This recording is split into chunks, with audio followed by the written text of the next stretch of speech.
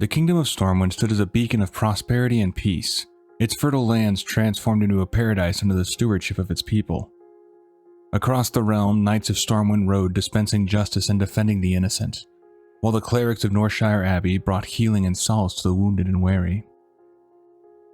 Since the triumph of the Knoll War, the King's well-trained armies had upheld an enduring peace, fostering a golden era for the citizens. Yet, unbeknownst to the people of Stormwind, a dark force was plotting their undoing. Medivh, the powerful mage once called the Guardian of Tirisfal, had succumbed to a sinister influence. His mind, twisted by the will of the Dark Titan Sargeras, sought the kingdom's destruction. Medivh forged an unholy alliance with Gul'dan, a warlock from another world, a realm torn by chaos and corruption. Together, they worked in secret to create a gateway between their two worlds, a link that would become known as the Dark Portal. From this infernal rift emerged the Orcish Horde, a savage and bloodthirsty army unlike anything Azeroth had ever seen. The humans were caught off guard. They were baffled by the reports of strange creatures prowling the Black Morass. Rumors spread like wildfire, speculating the nature of these things. Vengeful spirits, empowered trolls, or perhaps a race from distant lands across the Great Sea. But none of them could fathom the truth. The orcs were brutal and relentless. Their warriors wielded axes and spears with deadly precision, their war cries echoing through the forest as they marched. Others rode fearsome wolves as black as a starless night, their mounts just as ferocious as their riders. But it was their magic that struck the deepest fear into their enemies. Malevolent spells fueled by the fires of the Twisting Nether. The orcs, tainted by the demonic blood of Manaroth, were driven by an insatiable lust for war, tearing apart anything and anyone that dared stand in their way. Seeking answers about the mysterious invaders, King Llane entrusted Sir Anduin Lothar with a crucial mission: uncover the truth behind the strange new creatures sighted throughout the kingdom. Lothar, a seasoned and trusted warrior, gathered a small contingent of knights and set out to investigate the foreboding Black Morass. It was there, amidst the swamp's dense foliage and treacherous terrain, that the Knights of Stormwind first clashed with the orcs, a savage enemy unlike any they had faced before. Though Lothar's men managed to secure a handful of victories in these early skirmishes, each fallen orc seemed to be replaced by two more. With every encounter, the invaders' numbers grew, and the battles became increasingly one-sided. Realizing the futility of pressing deeper into the heavily fortified Black Morass, Lothar made the difficult decision to retreat. His forces had failed to locate the source of the orcs' reinforcements, the ominous Dark Portal. But their sacrifices had not been in vain. Lothar returned to Stormwind with a grim report for King Llane. The invaders were not a mere raiding party, but an organized force drawing reinforcements from an unknown location. Meanwhile, the orcs, under Warchief Blackhand's command, took note of the humans' growing awareness. The time for subtlety was over. Preparations and reconnaissance gave way to open aggression, and the First War erupted in earnest. During this time, while patrolling near the Black Morass, Lothar crossed paths with the Guardian Medivh and his young apprentice Khadgar. Ever the loyal friend, Lothar urged Medivh to lend his immense power to Stormwind's defense. He knew the Guardian still wrestled with the memory of the catastrophic magic unleashed upon the Gurubashi years ago, and respected his reluctance to wield such power again. Yet, unknown to Lothar at the time, Medivh's hesitation was little more than a facade. Corrupted by the malevolent influence of Sargeras, Medivh sought only to delay Stormwind's efforts while the Horde continued to grow stronger. During their brief time together, Lothar confided in Khadgar, recounting Medivh's troubled past and imploring the young mage to act not just as an apprentice, but as a caretaker. However, Medivh's behavior became increasingly erratic. He vanished for days without explanation and returned to Karazhan drained and irritable, his mental state fraying further with each passing day. As the flames of war spread across Azeroth, alliances were tested, secrets begun to unravel, and Stormwind found itself fighting for survival against an unrelenting foe. The First War was no longer a distant threat. It had become a grim reality. Warchief Blackhand unleashed a terrifying strategy upon Stormwind, ordering his raiding parties to strike deep into the kingdom's heartland. The idyllic regions of Brightwood, Westfall, and the southern Redridge Mountains became grim battlefields. Villages were destroyed, their inhabitants slaughtered or forced to flee in terror. By the time Stormwind's patrols arrived to defend their lands, the orcs had already vanished into the shadows, leaving only destruction and despair behind. For the first time, the human kingdom faced an enemy as swift as it was brutal. an enemy unlike anything they had encountered before. Amid the chaos, King Llane turned to his most trusted general, Anduin Lothar, bestowing upon him the title of King's Champion, the highest military honor in Stormwind. Lothar, a brilliant tactician, sought to turn the orcs' own mobility against them. He studied the raiders' patterns, predicting their movements and setting ambushes along their retreat routes. Aiding him in this effort was the steadfast knight Gavinrad the Dire, whom Lothar entrusted with commanding large contingents of troops. In a series of decisive strikes, Lothar's forces dismantled several orc raiding parties. In some battles, small units of knights overwhelmed entire bands of orcs without suffering a single casualty. The Horde, once confident in its supremacy, soon came to fear these humans as much as they respected them. Recognizing the scale of the threat, King Llane sent urgent messengers to the other human kingdoms, warning them of the mysterious green-skinned invaders. Yet, the pleas fell on deaf ears. Stormwind's isolationist policies of the past, once a point of pride, now cast a long shadow over the kingdom. Many neighboring nations saw Stormwind's self-reliance as arrogance and dismissed its cries for aid. Even Lordaeron, the most likely ally, offered little more than empty words of encouragement. Adding to the kingdom's woes, Deathwing, masquerading as a Stormwind noble named Davil Prestor, spread deliberate misinformation throughout the courts of the north. He mocked King Llane's warnings, dismissing the orcs as nothing more than rebels within Stormwind's borders.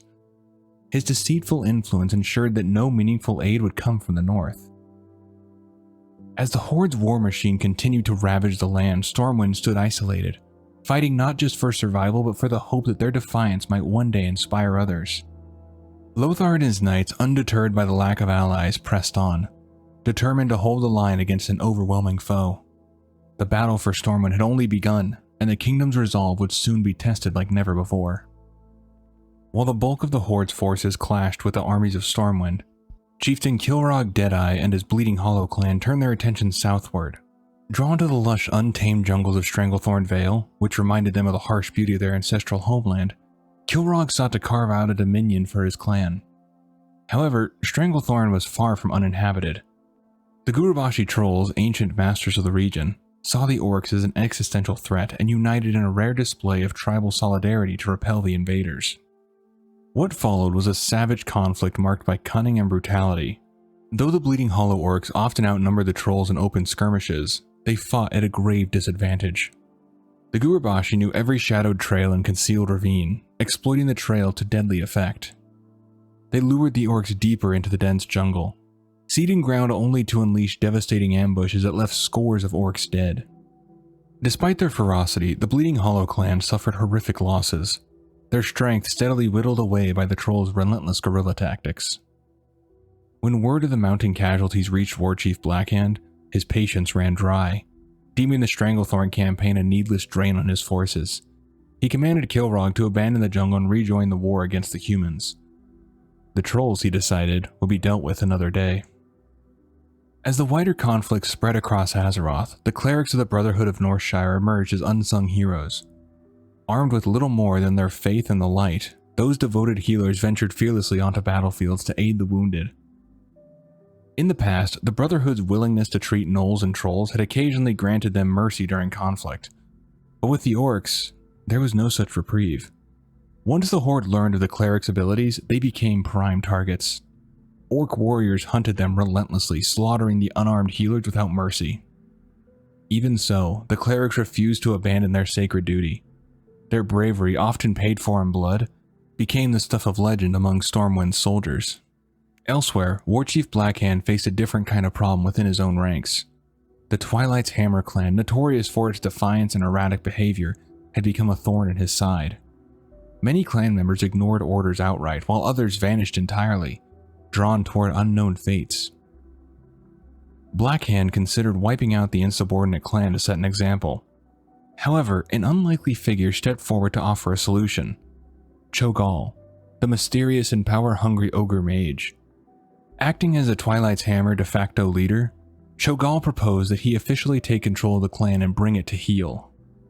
Blackhand reluctantly agreed, and to his surprise, the clan's discipline improved almost immediately. Under Cho'Gall's command, the Twilight's Hammer became an effective and obedient force. Yet their transformation was far from genuine.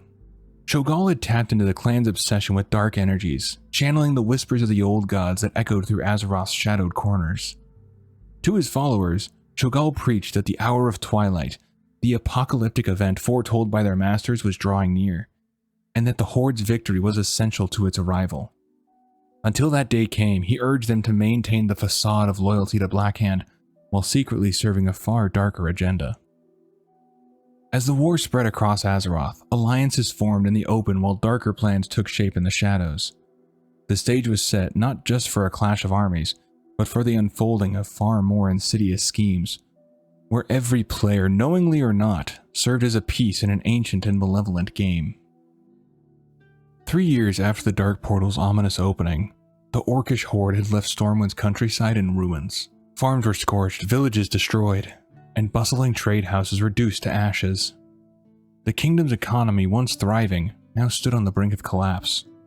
Worse still, the destruction of critical food supplies and the Horde's control over fertile lands threatened a grim future for Stormwind City itself, which faced the prospect of famine within months. Seizing on this advantage, Warchief Blackhand devised a bold strategy. The Horde would march north to claim the Red Ridge Mountains, using them as a staging ground for the direct assault on Stormwind City. Confident in their superiority, the Horde advanced into the Red Ridge foothills with minimal resistance. To them, it seemed the humans were too broken to mount a defense before the Horde reached the city's gates. This belief played perfectly into the hands of Commander Lothar, who had carefully orchestrated their complacency. When an Orc raiding party led by Blackhand himself ventured deeper into the Red Ridge Mountains, aiming to capture the town of Lakeshire, Lothar sprang his trap. Without warning, his knights thundered down the slopes, encircling the Orcs in a breathtakingly swift and devastating ambush. The raiders, though fierce, were overwhelmed by the suddenness and precision of the attack. Nearly all of them fell beneath the blades of Lothar's forces. In the heat of battle, Lothar came perilously close to slaying Blackhand, but 2 Shadow Council warlocks accompanying the Warchief intervened. Their fellfire turned the tide just enough to force Lothar to retreat. Though Blackhand survived, the encounter left him humiliated.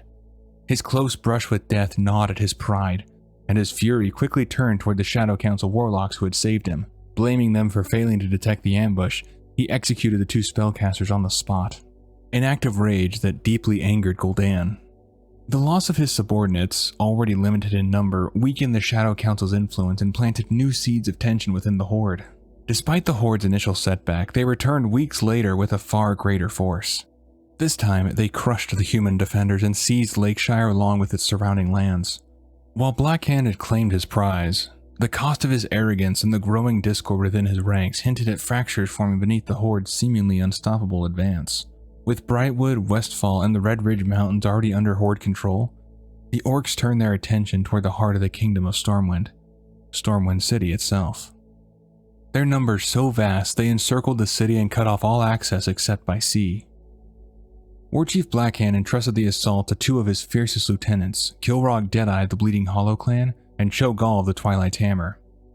Together, they prepared to deliver what they believed would be the final blow. Throughout the night, the Horde's siege engines hurled flaming projectiles against Stormwind's walls, shaking the city to its core. As dawn broke, Kil'jaeden and Cho'Gall launched their assault. Orc warriors surged toward the battlements in endless waves while warlocks unleashed torrents of fellfire, engulfing Stormwind's defenders in chaos. The city's soldiers fought valiantly, but their losses mounted quickly. By midday, it seemed inevitable that Stormwind would fall. Then suddenly, a roar erupted from the Horde's rear lines. Shouts of alarm and the clash of steel echoed through Elwyn Forest as Commander Lothar and the majority of Stormwind's knights struck from behind. In a daring maneuver, Lothar had transported his forces by sea, landing beyond the Horde's encirclement before charging directly into their vulnerable rear guard. The battlefield erupted into chaos. As Kil'jaeden and Cho'Gall scrambled to reposition their forces, Stormwind's great gates burst open and fresh waves of soldiers poured outward in a devastating counterattack. With Lothar's knights hammering the Horde from behind and Stormwind's defenders surging from the front, the Orcs found themselves completely outflanked. Facing mounting casualties and no opportunity to regroup, Kil'jaeden and Cho'Gall were forced to order a retreat. What was meant to be the Horde's greatest triumph instead became one of its most humiliating defeats. Blackhand's fury was boundless. The war chief came dangerously close to executing both Kil'jaeden and Cho'Gall for their failure. but stayed his hand knowing their clans might rebel if their leaders were slain.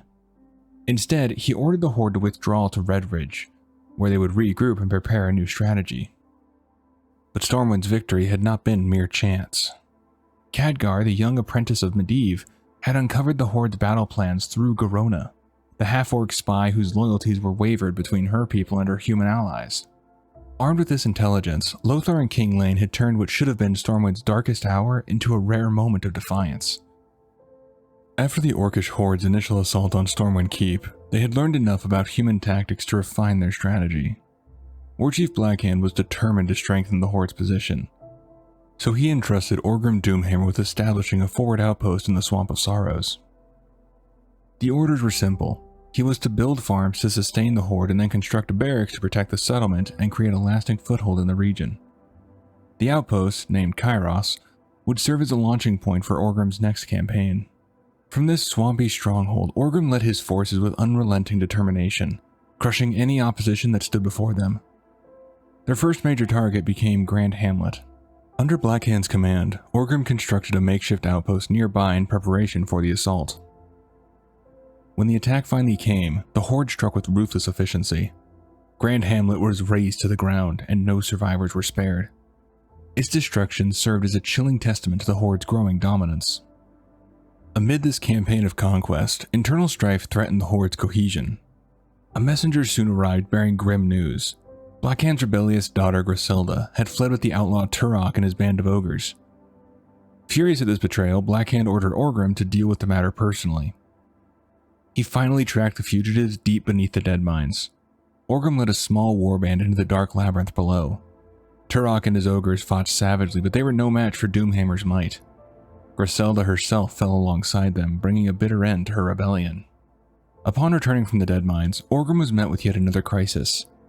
Scouts reported that a newly established outpost near the Redridge Mountains had come under siege by human forces. With no time to waste, Orgrim dispatched raiders to reinforce the position.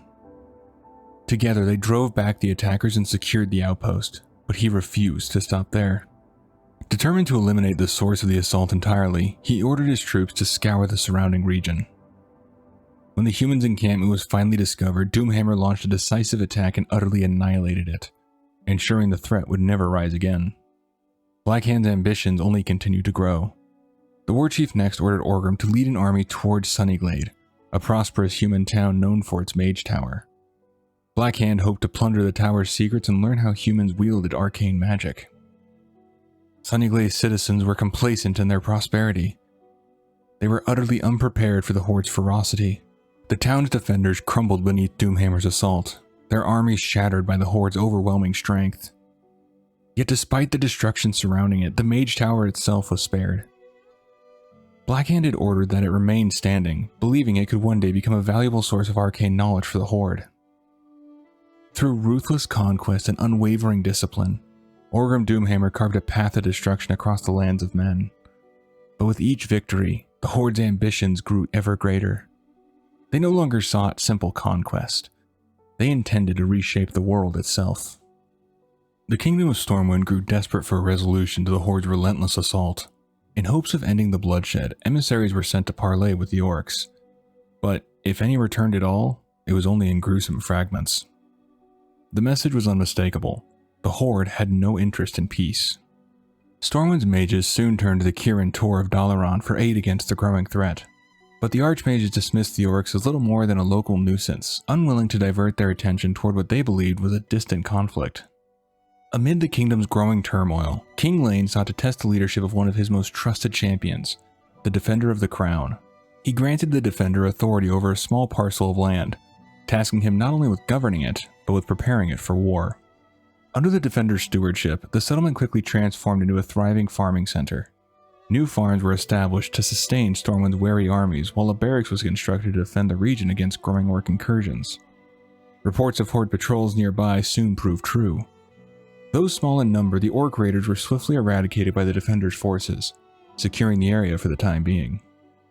But the peace didn't last. Spies soon brought troubling news.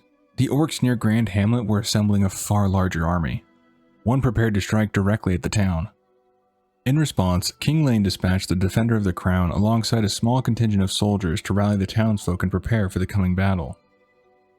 Through determination and steady leadership, the Defender transformed Grand Hamlet's frightened civilians into a capable militia.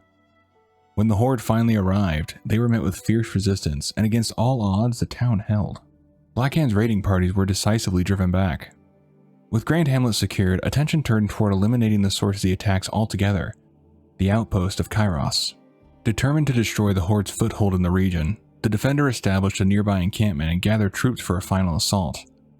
When the attack came, the battle was fierce, but under the Defender's command, the Orcish stronghold was utterly destroyed, leaving the Horde's operations in the area in ruins. Through courage and strategic brilliance, the Defender of the Crown had not only saved Grand Hamlet, but delivered a devastating blow to the Horde's growing campaign. Despite the setbacks inflicted by Stormwind's defenders, the Horde's advance showed no signs of slowing. Blackhand was consumed by ambition and eager to cement his legacy as the greatest war chief the Orcs had ever known, and he prepared for one final march to take the heart of the kingdom. The Horde surged through Elwyn Forest once more, leaving destruction in its wake. Villages burned beneath blackened skies while terrified civilians fled toward the safety of Stormwind City. The roads became crowded with refugees carrying what little remained of their lives, as the sounds of distant war drums echoed through the forests. Within the capital, tension spread rapidly. Supplies dwindled, soldiers grew exhausted, and the kingdom's people could feel the weight of the coming battle pressing down upon them. Even so, Kil'jaeden wouldn't abandon his people. Alongside Anduin Lothar, he continued organizing the city's defenses while Stormwind's remaining forces prepared for what many fear to be their final stand. Amid the growing chaos, Khadgar's suspicions surrounding Medivh deepened. The Guardian's behavior had become increasingly unstable, his disappearances more frequent, and strange dark energies now lingered throughout Karazhan's halls. Though Khadgar had once admired Medivh as one of the greatest mages to ever live, he could no longer ignore the signs that something was terribly wrong. Garona too found herself torn between loyalties. Though raised among the Horde, her time spent with the humans of Stormwind had begun changing her perspective. She had witnessed both the cruelty of the Horde and the humanity of those they sought to destroy, leaving her caught between two worlds that increasingly demanded she choose a side. As the Horde gathered for its final assault, Stormwind stood battered but defiant. The kingdom had survived every attack thus far through sacrifice, courage, and determination. But few could deny the grim reality looming over the war. The end was approaching. Determined to uncover the truth behind Medivh's corruption, Khadgar sought answers within Karazhan itself. What he discovered confirmed his worst fears. The Guardian had fallen completely under the influence of Sargeras. The Dark Titan's spirit, which had lingered within Medivh since birth, now consumed him entirely. The opening of the Dark Portal, the Horde's invasion, and Stormwind's suffering had all been orchestrated through Medivh's betrayal. Realizing there was no longer any hope of saving his old friend, Anduin Lothar made the painful decision to act. Accompanied by Khadgar and Garona, Lothar journeyed to Karazhan, where the tower itself seemed alive with dark magic. Twisted creatures stalked its halls while unnatural whispers echoed through the corridors, as though the very walls recoiled from the corruption festering within. Deep within the tower, they confronted Medivh. The battle was brutal. Empowered by the spirit of Sargeras, Medivh wielded terrifying arcane power capable of tearing reality apart.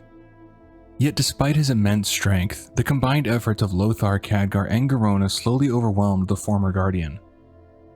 In the end, it was Lothar who struck the final blow.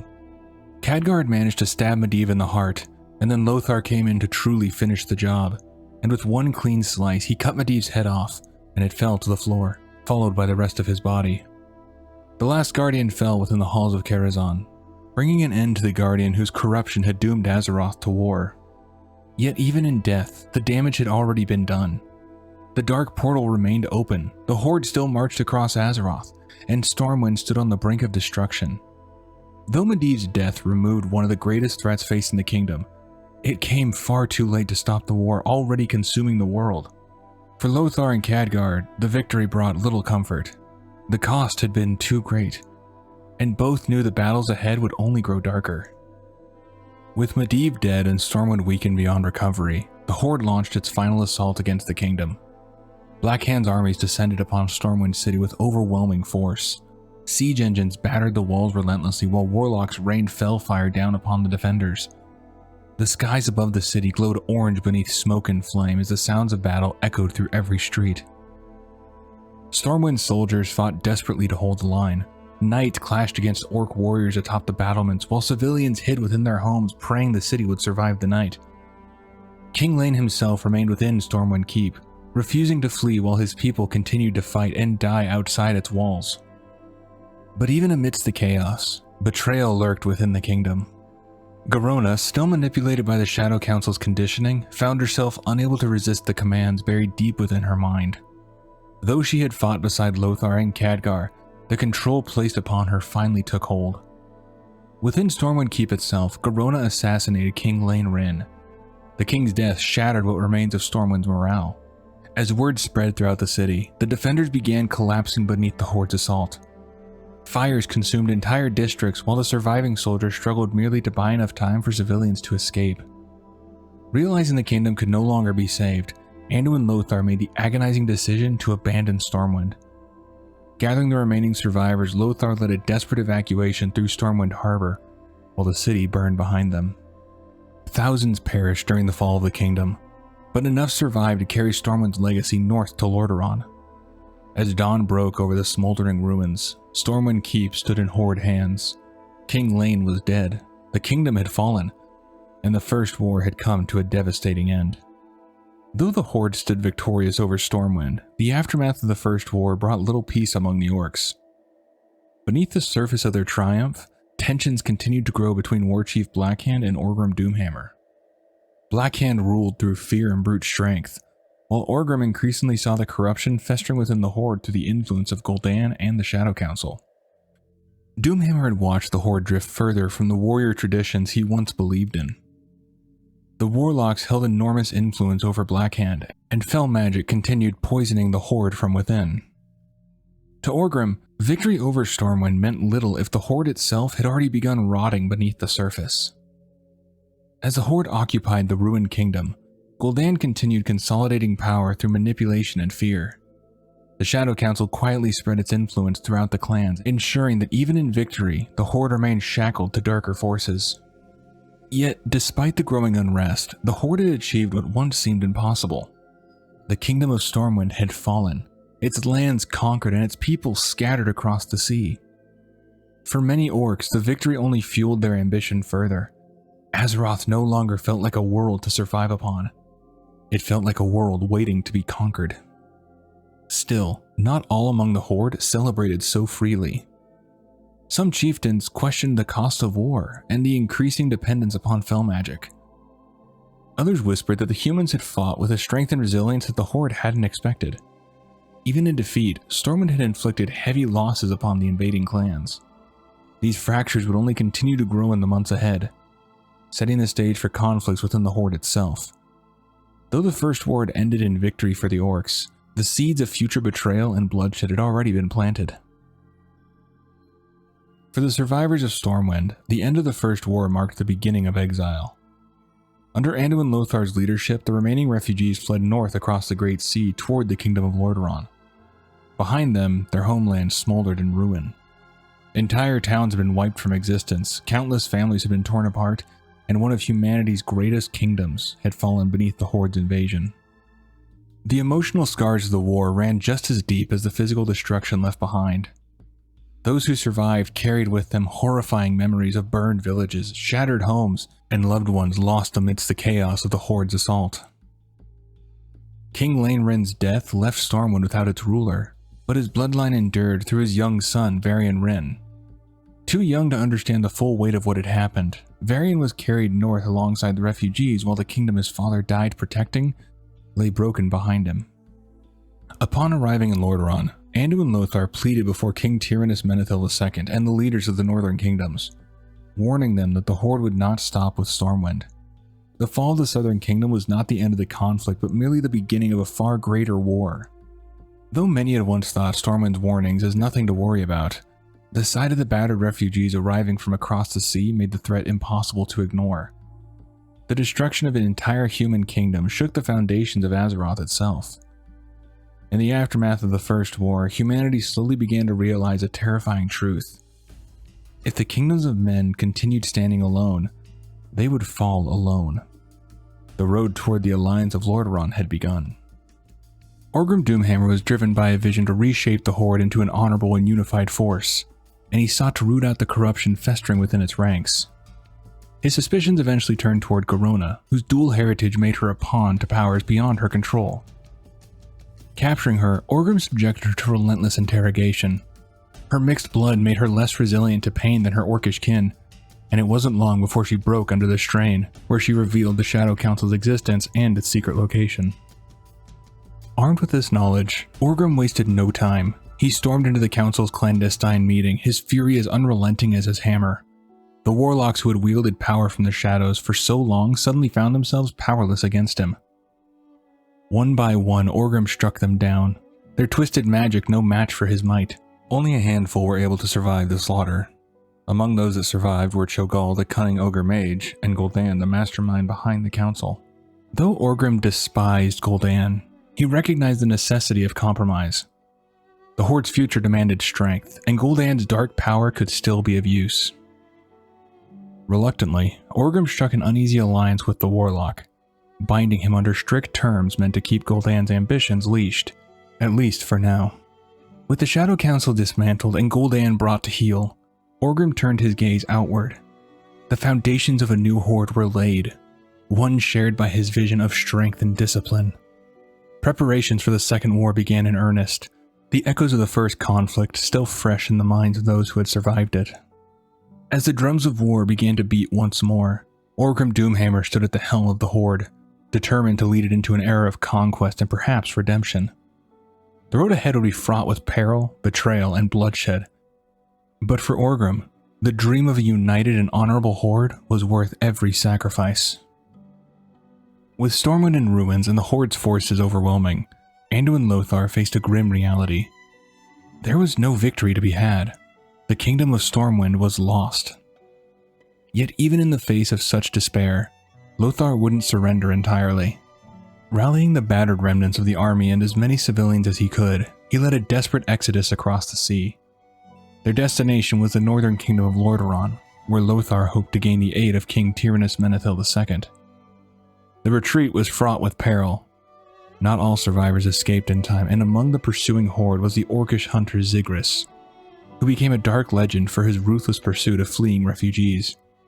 Zigris hunted the defenseless for sport, his cruelty adding yet another horror to the memories carried by Stormwind survivors. Upon reaching Lordaeron, Lothar delivered an impassioned plea to King Tyrannus and his court, recounting the horrors of the Horde and warning them of the danger facing all humanity. His speech galvanized the king, who immediately called for an emergency council of war. In a masterful display of diplomacy, Tyrannus petitioned the rulers of Stromgarde, Kul Tiras, Alterac, Gilneas, and the magical city of Dalaran to unite against the orcish threat. The response was mixed. Most of the human nations pledged themselves to the burgeoning alliance, recognizing that unity was their only hope of survival. Yet, there were dissenters. King Aedan Paranold of Alterac hesitated, believing the Horde's might was too great to oppose. King Gen Greymane of Gilneas believed his kingdom could stand alone, and withheld his support. Despite these fractures in unity, the alliance was forged and preparations for the Second War began in earnest. Years after the war's end, a solemn monument was erected to honor those who had fallen in defense of Azeroth. The Stone of Remembrance, standing proudly at Heroes' Vigil in the heart of Stone Cairn Lake, became a symbol of sacrifice and resilience. Its inscription served as a reminder of the countless lives lost, and the courage of those who stood against overwhelming odds, ensuring their memory would endure through the ages. Warchief Doomhammer sought to understand his enemy beyond the battlefield. From captured prisoners, he gained valuable insights into human culture and politics, eventually grasping the immense strategic and symbolic value of Lordaeron's capital city. Its fall would shatter human morale and solidify the Horde's dominance. But such an ambitious conquest required mightier weapons than the Horde currently possessed. 4 years had passed since the orcs first set foot on Azeroth, and constant war had taken its toll. The Horde's once great strength was now stretched thin, and their efforts to scavenge Stormwind's ruins yielded little of value. The kingdom's infrastructure lay in shambles, offering no easy means to rebuild their war machine. But amidst these challenges, hope stirred in the form of the Dragonmaw clan. In their relentless pursuit of power, the Dragon Maw had unearthed a relic of unimaginable strength, the Demon Soul, an ancient artifact forged during the War of the Ancients. Though its true power remained locked away, its potential was undeniable. Tasked with unraveling its secrets, Necro's Skullcrusher began the painstaking work of unlocking the artifact's destructive capabilities. With time, Doomhammer believed the Demon Soul would tip the scales in the Horde's favor, paving the way for the conquest of Lordaeron and the total subjugation of Azeroth. The Orcs had also forged a tenuous alliance with the Amani Forest Trolls, a savage people whose hatred for humanity burned just as fiercely as the Orcs' thirst for conquest. News of Stormwind's destruction was met with glee by the Trolls, who eagerly pledged their support to the Horde's war efforts. Their loyalty, however, came with a condition. Warchief Doomhammer would first need to rescue their imprisoned leader, Zul'jin, who was being held captive near the human settlement of Hillsbrad. Around the same time, the warlock Gul'dan stirred from the magical coma that had claimed him during the First War, the result of his ill-fated attempt to probe the mind of the fallen guardian Medivh. Doomhammer, who had already purged much of Gul'dan's network of warlocks alongside the Shadow Council, was determined to finish the job and rid the Horde of their poisonous influence once and for all. But Gul'dan begged for life and offered a proposition in exchange for his survival. Denying any allegiance to the demonic Burning Legion, the warlock promised to create warriors of unparalleled strength, beings that would rival humanity's most skilled magi and clerics. Skeptical but intrigued, Doomhammer allowed Gul'dan to prove his worth. To this end, he sanctioned the creation of a new clan, the Storm Reavers. Under Gul'dan's leadership, this new faction would channel the dark magic needed to forge Doomhammer's secret weapon. Though the Warchief's distrust of the warlock remained as sharp as ever, it was a dangerous gamble. But in war, Doomhammer knew even the most treacherous tools could sometimes serve a purpose. True to his word, though with a cunning twist, Gul'dan set out crafting new warriors he had promised. His plan, however, was riddled with treachery, as he sought to ensure their loyalty was his alone. Alongside his ogre lieutenant Cho'Gall, Gul'dan gathered the spirits of his fallen Shadow Council. While the Orcs held their dead as sacred, human corpses, abundant in the wake of the Horde's conquests, would serve as perfect vessels for these vengeful souls. Through his grim rituals, Gul'dan achieved his goal.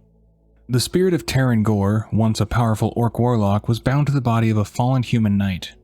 From this macabre union rose the first Death Knight, Terran Gorefiend. These twisted creations wielded the chilling power of necromancy rather than fell magic. Their grotesque forms and violent nature revolted even Doomhammer, yet the Warchief could not deny their effectiveness. In the face of looming war, the Horde would need every weapon it could muster, no matter how unholy. As Doomhammer rallied ogre enforcers to bolster his forces, another harsh reality loomed before him. Many of the Horde's warriors on the far side of the Dark Portal could not be mobilized in time for the coming conflict. Turning his gaze closer to home, Doomhammer instead set his sights on the dwarven kingdom of Khazad-dûm. The mines and forges of the dwarves promised the Horde the resources needed to replenish its dwindling supplies of weapons and armor. The home of the Bronzebeard clan within the rugged mountains of Khazad-dûm was a land of untold wealth. Rich veins of ore crisscrossed its depths, reservoirs of oil lay waiting to be tapped, and the mighty dwarven forges produced weapons and armor of unparalleled quality. For the Horde, it was a treasure trove capable of fueling their war machine and securing their growing dominance. Recognizing the strategic value of Khazad-dûm, Doomhammer made a bold decision. Before turning the Horde's fury northward toward Lordaeron, the dwarven stronghold would first have to fall. A full-scale invasion was unleashed upon the region as Orcish warbands swept across the mountains, seeking to wrest control of its riches from the Bronzebeards. The battle for Khazad-dûm had begun, and the dwarves would soon face the unstoppable tide of the Horde's ambition. 6 years after the Dark Portal had first opened, the Horde's war machine rumbled into Khazad-dûm, braving a ferocious blizzard that blanketed the mountains in ice and snow. The dwarves of the Bronzebeard clan, however, were far from unprepared. Anticipating the Orcs' advance, demolition teams expertly collapsed mountain tunnels and passes, forcing the Horde to navigate a labyrinth of obstacles.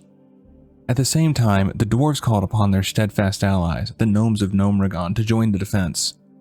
Together, the two races pooled their ingenuity and resources, fortifying defensive positions throughout the rugged terrain of the region. Yet even with their skill and determination, the dwarves and gnomes struggled to stem the Horde's relentless advance. Outnumbered and facing an enemy of brutal strength, their fortified outposts and settlements fell one by one beneath the fury of the orcish assault. Yet even with their skill and determination, the dwarves and gnomes struggled to stem the horde's relentless advance. Outnumbered and facing an enemy of brutal strength, their fortified outposts and settlements fell one by one beneath the fury of the orcish assault. The snowy slopes of Khazad-dûm became battlefields soaked in blood, with hundreds of defenders sacrificing their lives to protect their homeland. As the ferocity of the horde's assault proved too much to withstand, the defenders were forced to make a grim decision. The dwarves retreated to the safety of their ancient mountain city of Ironforge, while the gnomes withdrew to their home in Gnomeregan. Though the heart of their civilizations endured behind unyielding stone and steel, much of Khazad-dûm lay in ruin, a grim testament to the unstoppable advance of the horde.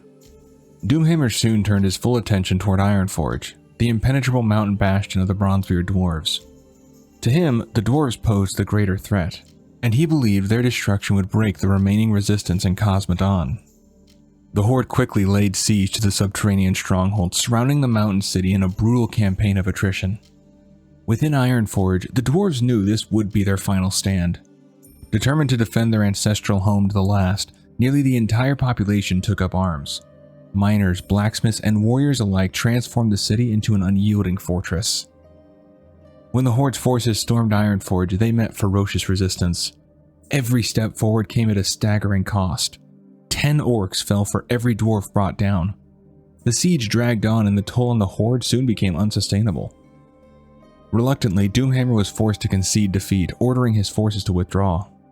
Meanwhile, a similar scene played out at Gnomeregan. Orcish forces advanced upon the gnome city, but the defenders proved more than ready. The gnomes used their ingenuity and advanced technology to devastating effect. Explosive traps rigged throughout the forest surrounding their city ripped through the orcish ranks, claiming countless lives before the horde even reached Gnomeregan's gates. When the attackers finally got to their target, they were met by the city's colossal iron gate, which withstood weeks of relentless bombardment from horde siege engines. Like Ironforge, Gnomeregan remained unconquered, and the siege was eventually abandoned. The twin defeats at Ironforge and Gnomeregan were a bitter blow to Doomhammer's campaign in Khazad-dûm. Though the horde had claimed much of the region, the unyielding resistance of the dwarves and gnomes ensured their mountain citadels remained untouched, standing as proud symbols of defiance against the horde's might. The sieges of Ironforge and Gnomeregan had bled the horde of valuable time and manpower, but Doomhammer understood that victory did not require the cities themselves to fall. The wealth of Khazad-dûm's resources, its abundant ore, oil, and forges, was already within his grasp. It was a prize worth the cost. Rather than waste more lives on futile assaults, Doomhammer redeployed his forces strategically. The Bleeding Hollow clan was stationed outside both Ironforge and Gnomeregan, tasked with keeping the dwarves and gnomes bottled within their mountain strongholds for the remainder of the war.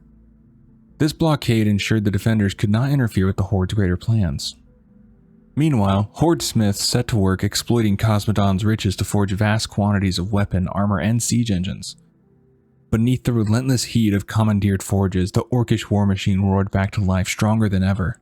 With their armies now fully equipped and bolstered by the spoils of the dwarves' homeland, the horde moved one step closer toward achieving its ultimate goal, the total conquest of Azeroth. While the horde forged its war machine in the south, the human leaders of Azeroth convened within Lordaeron's grand capital city. The Council of Seven Nations was a gathering unlike any in history, bringing together the rulers of humanity's fractured kingdoms to debate the growing orcish threat and the possibility of unity in the face of annihilation.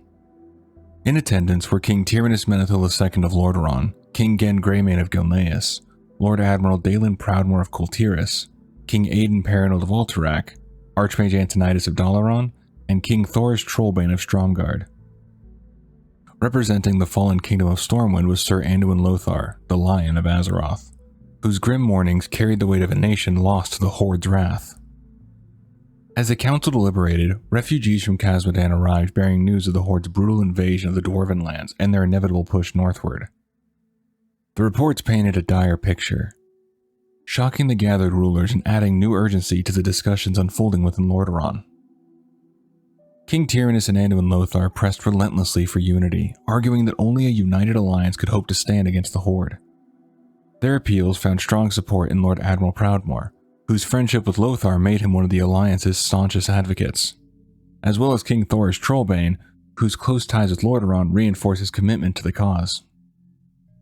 Archmage Antonidas, having studied the Horde's dark magic and witnessed its destructive potential firsthand, also lent his voice in favor of an alliance.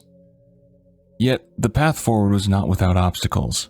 Centuries of rivalry and mistrust still lingered between the kingdoms, and several rulers remained wary of sacrificing their sovereignty. Even so, the tide of opinion slowly began to shift as the reality of the Horde's advance became impossible to ignore. The Council of Seven Nations would soon shape the fate of humanity and of Azeroth itself. Amid the growing calls for unity, two voices stood firmly opposed: King Genn Greymane of Gilneas and King Aden Paranold of Alterac. Their initial resistance stemmed from doubt. Both rulers questioned whether the orcs truly posed a threat great enough to warrant the creation of a grand alliance. But as reports of the Horde's brutality became harder to ignore, their objections gradually shifted towards something more self-serving: the fear of losing their regional power within a united front. For Paranold, the stakes were especially grim. Deep down, he feared humanity stood little chance of defeating the Horde. To him, resistance seemed futile, and he was unwilling to risk his kingdom for what he believed was a hopeless cause. Greymane, on the other hand, cloaked his defiance in pride, confident in Gilneas' isolationist policies and the strength of its defenses. He insisted his kingdom could stand alone against any threat. While the rest of the council argued that unity was humanity's only hope for survival, the two kings remained entrenched in their fear and stubbornness, casting long shadows over the council's efforts. Their reluctance underscored the deep divisions that had long plagued the human kingdoms, divisions the Alliance would need to overcome if it hoped to stand against the Horde's advance. Tensions within the Council of Seven Nations soon reached a breaking point as heated arguments threatened to tear the fragile negotiations apart. King Greymane and King Paranold came dangerously close to abandoning the talks altogether. For a time, the prospect of unity itself seemed ready to collapse beneath the weight of mistrust and pride. It was then that Turalyon, one of Lordaeron's most revered priests, rose to speak. Standing tall with Stormwind's young prince, Varian Wrynn, at his side, Turalyon's voice cut through the chaos within the council chambers. In an impassioned address, he painted a grim picture of what awaited humanity if the kingdoms were to remain divided. Using Stormwind's fall as a warning, he urged the gathered rulers to look beyond their pride and ambition, reminding them that humanity's survival depended upon unity. With conviction in his voice, Turalyon invoked the shared virtues of humankind: bravery, devotion, and leadership. He spoke of these qualities as the foundation of their strength, proof that together they could overcome even the Horde itself. His words resonated deeply throughout the hall, silencing the room and commanding the attention of even the most skeptical rulers. As he concluded, the chamber erupted into applause. Turalyon's speech had broken through the walls of doubt and mistrust, inspiring even the most reluctant kings to reconsider their positions. That very day, the council cast their votes, and for the first time in history, humanity's kingdoms stood united. The Alliance of Lordaeron was born, a coalition forged through necessity, courage, and the shared resolve to stand against the Horde's advance. It was swiftly decided that Anduin Lothar was the ideal choice to lead the Alliance's military forces. Hailing from the fallen kingdom of Stormwind, Lothar held a unique neutrality among the often squabbling nations, making him a unifying figure in a time of division. When the mantle of Supreme Commander of the Alliance was placed upon him, Lothar accepted it with humility and a deep awareness of the burden now resting upon his shoulders. Never before had one man commanded the combined strength of humanity's kingdoms, a force unprecedented in both scale and purpose. Lothar's first act as Supreme Commander was decisive. He ordered the armies of the Alliance to gather within the Hillsbrad foothills, a critical region standing between the Horde and the Northern Kingdoms. There, the disparate forces of humanity would begin training together, fortifying their defenses and preparing for the coming war. Yet even as the armies rallied, Lothar recognized the need for something greater, an ideal capable of inspiring unity among the Alliance's many cultures and traditions. The answer came through the Church of the Holy Light. Archbishop Alonzus Fowl, a close ally of Lothar and one of humanity's most revered spiritual leaders, proposed the creation of a new kind of champion. Warrior priests capable of wielding both martial skill and the divine power of the light upon the battlefield. A select group of knights and other chosen individuals underwent intense training in both combat and the teachings of the Holy Light. These men and women would come to embody the ideals humanity sought to defend: courage, faith, sacrifice, and selflessness. This new order became known as the Knights of the Silver Hand. Their creation marked a turning point for the Alliance, giving humanity not only a cause to fight for, but heroes to rally behind. With the armies gathering and the paladins preparing to take the field, the Alliance stood united in purpose and strengthened by newfound resolve. Archbishop Alonzus Fowl subjugated the fledgling paladins to a grueling training regimen, forging them into warriors as steadfast in battle as they were in faith. When the Alliance armies began massing within the Hillsbrad foothills, the paladins marched beside them, gleaming figures amid the growing storm of war. Each paladin was entrusted with the sacred librum personally bestowed by Fowl, a tome representing a specific virtue they were sworn to uphold. These librums served not only as tools of devotion, but as reminders of the ideals they represented: courage, compassion, justice, and sacrifice. Fowl's wisdom shone through in the champions he had chosen. Each paladin stood as a reflection of humanity's highest ideals. Lothar watched the paladins' progress with growing admiration. Their discipline and dedication impressed him deeply, and their effectiveness on the battlefield soon became undeniable. Recognizing their potential, Lothar selected two of the finest among them, Turalyon and Uther, to serve as his lieutenants. With the paladins now at the heart of the Alliance's preparations, they became living symbols of humanity's unity and determination. Under Lothar's command, and with the light shining among their ranks, the armies of humanity grew stronger and more resolute with each passing day. As the threat of war drew ever closer, Lothar worked tirelessly to strengthen the Alliance's forces, seeking aid from any quarter willing to stand against the Horde. His attention soon turned toward Quel'Thalas, the ancient homeland of the High Elves. Drawing upon his heritage as a descendant of King Thoradin, Lothar invoked an ancient oath sworn by the High Elves during the Troll Wars, a pledge to come to humanity's aid in times of great need. Yet, the High Elves did not see the Horde as their concern. King Anastarion's Sunstrider dismissed the Orcish threat as far removed from the safety of his kingdom. He honored only the bare minimum of Quel'Thalas' ancient obligation, sending a small token force to aid the Alliance. Despite this lukewarm response, not all High Elves shared their king's indifference. Among them was the legendary ranger captain Alleria Windrunner, who defied Anastarion's wishes and rallied a band of like-minded elves to join the war effort. Driven by duty and a growing sense of foreboding, Alleria led her rangers south to answer Lothar's call. Though disappointed by Quel'Thalas' limited support, Lothar welcomed the elves who had come with open arms. Alleria and her rangers quickly proved themselves invaluable to the Alliance, their unmatched precision and battlefield expertise becoming a vital asset in the battles to come. Even amid hesitation and political division, Lothar's call to arms began to unite those willing to fight for Azeroth's survival. As the human kingdoms rallied their forces in the north, Orgrim Doomhammer and the Horde prepared for their next decisive strike. After carving a bloody path through the wetlands north of Khazad-dûm and shattering dwarven defenses at Dun Algaz and Dun Modra, the orcs faced a critical obstacle: the Thandal Span. This narrow crossing was the only land route into Lordaeron, a choke point the Alliance could easily fortify and defend. Rather than commit his forces to a costly frontal assault, Doomhammer devised a far bolder plan. The Horde would bypass the Thandal Span entirely by constructing a fleet of warships capable of launching a surprise invasion deep into human territory. It was an audacious gamble, one that required the Horde to embrace a style of warfare far removed from their traditional strengths. With support from Gul'dan and the Stormreaver clan, Doomhammer rallied the orcs behind his vision.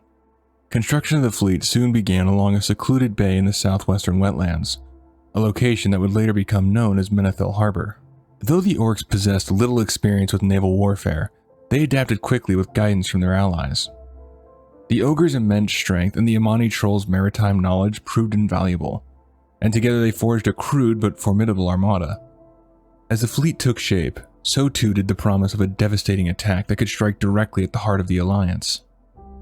Despite efforts to conceal the operation, human scout ships eventually uncovered the Horde's growing fleet.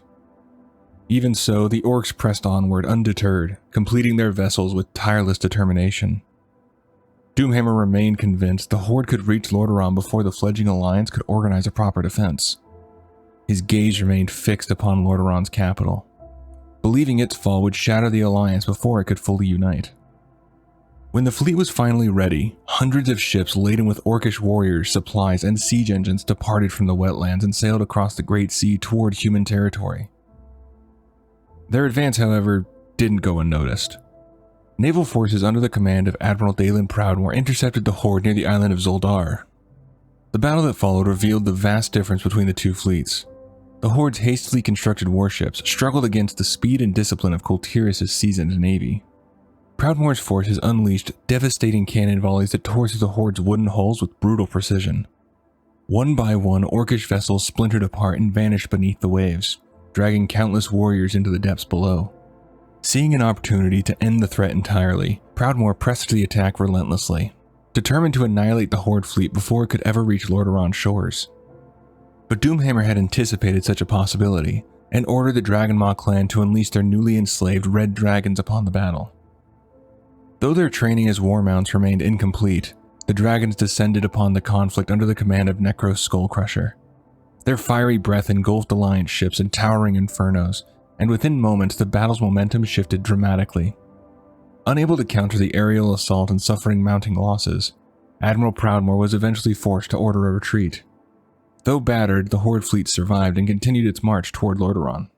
With their victory at Zuldar, the Horde secured an uncontested landing within the Hillsbrad foothills. The region was unprepared for such an invasion, and thus offered little resistance. As human forces scrambled to respond, Doomhammer marched his armies inland with ruthless efficiency. Though the enslaved red dragons wouldn't continue slaughtering humans and remained behind, the Horde continued advancing toward the Alterac Mountains, a treacherous but direct route to Lordaeron's capital. Supreme Commander Lothar anticipated Doomhammer's movements and hastily ordered the Alliance armies to block the Horde's advance. While the northern and western approaches to the capital had been fortified, the Alliance remained in a fragile state, its morale shaken by the Horde's ferocity and growing numbers. Yet the newly trained paladins of the Knights of the Silver Hand helped steady the Alliance ranks as they rode among the soldiers preparing for battle. In the shadows of the Alterac Mountains, the full strength of the Horde finally clashed with the united armies of the Alliance. Despite their fragile state, the Alliance held firm. Lothar's paladins wielded the light with unwavering conviction, inspiring their comrades to endure. Valeria Windrunner's rangers unleashed deadly volleys into the advancing horde, while Khadgar and the Magi of the Kirin Tor turned the battlefield itself into a weapon through devastating arcane magic. As the battle raged, a dense and unnatural mist rolled across the battlefield, cold and heavy with the scent of decay. Wherever the fog spread, the dead began to rise once more. Alliance soldiers watched in horror as their slain comrades staggered back to their feet and turned their weapons upon those they had been fighting with. From within the mist emerged a new terror, the Death Knights. Mounted upon skeletal steeds and cloaked in shadow, these dark champions wielded necromantic powers unlike anything the Alliance had ever faced. Already strained to their limits, the Alliance lines began to buckle beneath the pressure of the Horde's assault and the horrors unleashed by these new adversaries. The Death Knights were terrifying opponents.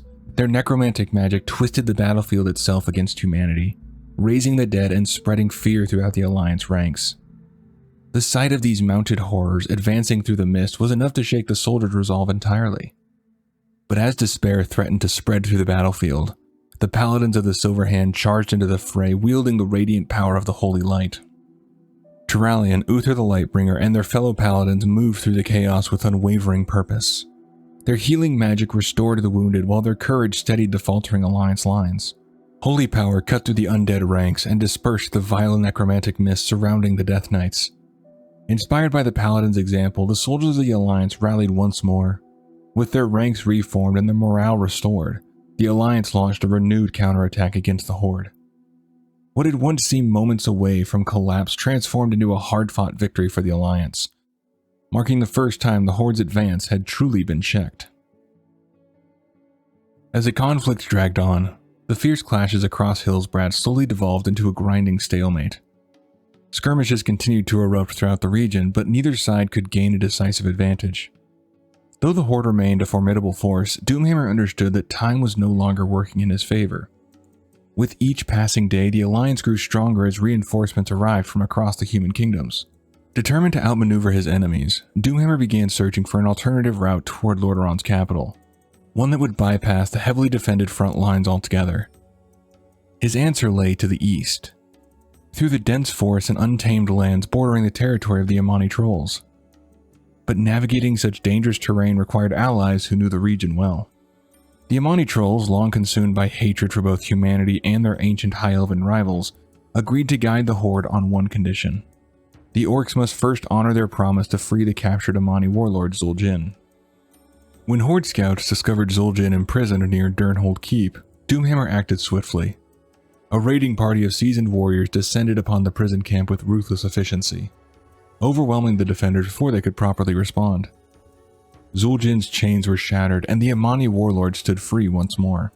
In return, Doomhammer offered the trolls a permanent place within the Horde, believing their strength would prove invaluable in the war ahead. At first, Zul'jin scoffed at the proposal. To him, an alliance with the Horde sounded little different from servitude, another path that would force the Amani beneath the ambitions of a foreign power. Doomhammer, however, assured the troll leader that his people would stand beside the Horde as equals rather than subjects. Even so, Zul'jin demanded one final guarantee. If the trolls joined the Horde, then the orcs would aid them in destroying their ancient enemies, the High Elves would quell the loss. Doomhammer understood the weight of the demand immediately. Marching on Quel'Thalas would push the Horde farther north than he had originally intended, delaying any direct assault upon Lord'Aran's capital. Yet, he also recognized the reality of his situation. The Alliance remained powerful, its leadership formidable, and the Horde needed every advantage it could secure. Reluctantly, Doomhammer accepted Zul'jin's terms, forging a pact that would reshape the course of the war. With the Amani now standing beside them, the Horde gained powerful allies and a path through the eastern wilderness toward Quel'Thalas itself. The campaign ahead would be brutal, but Doomhammer understood that victory would require bold decisions and uneasy alliances.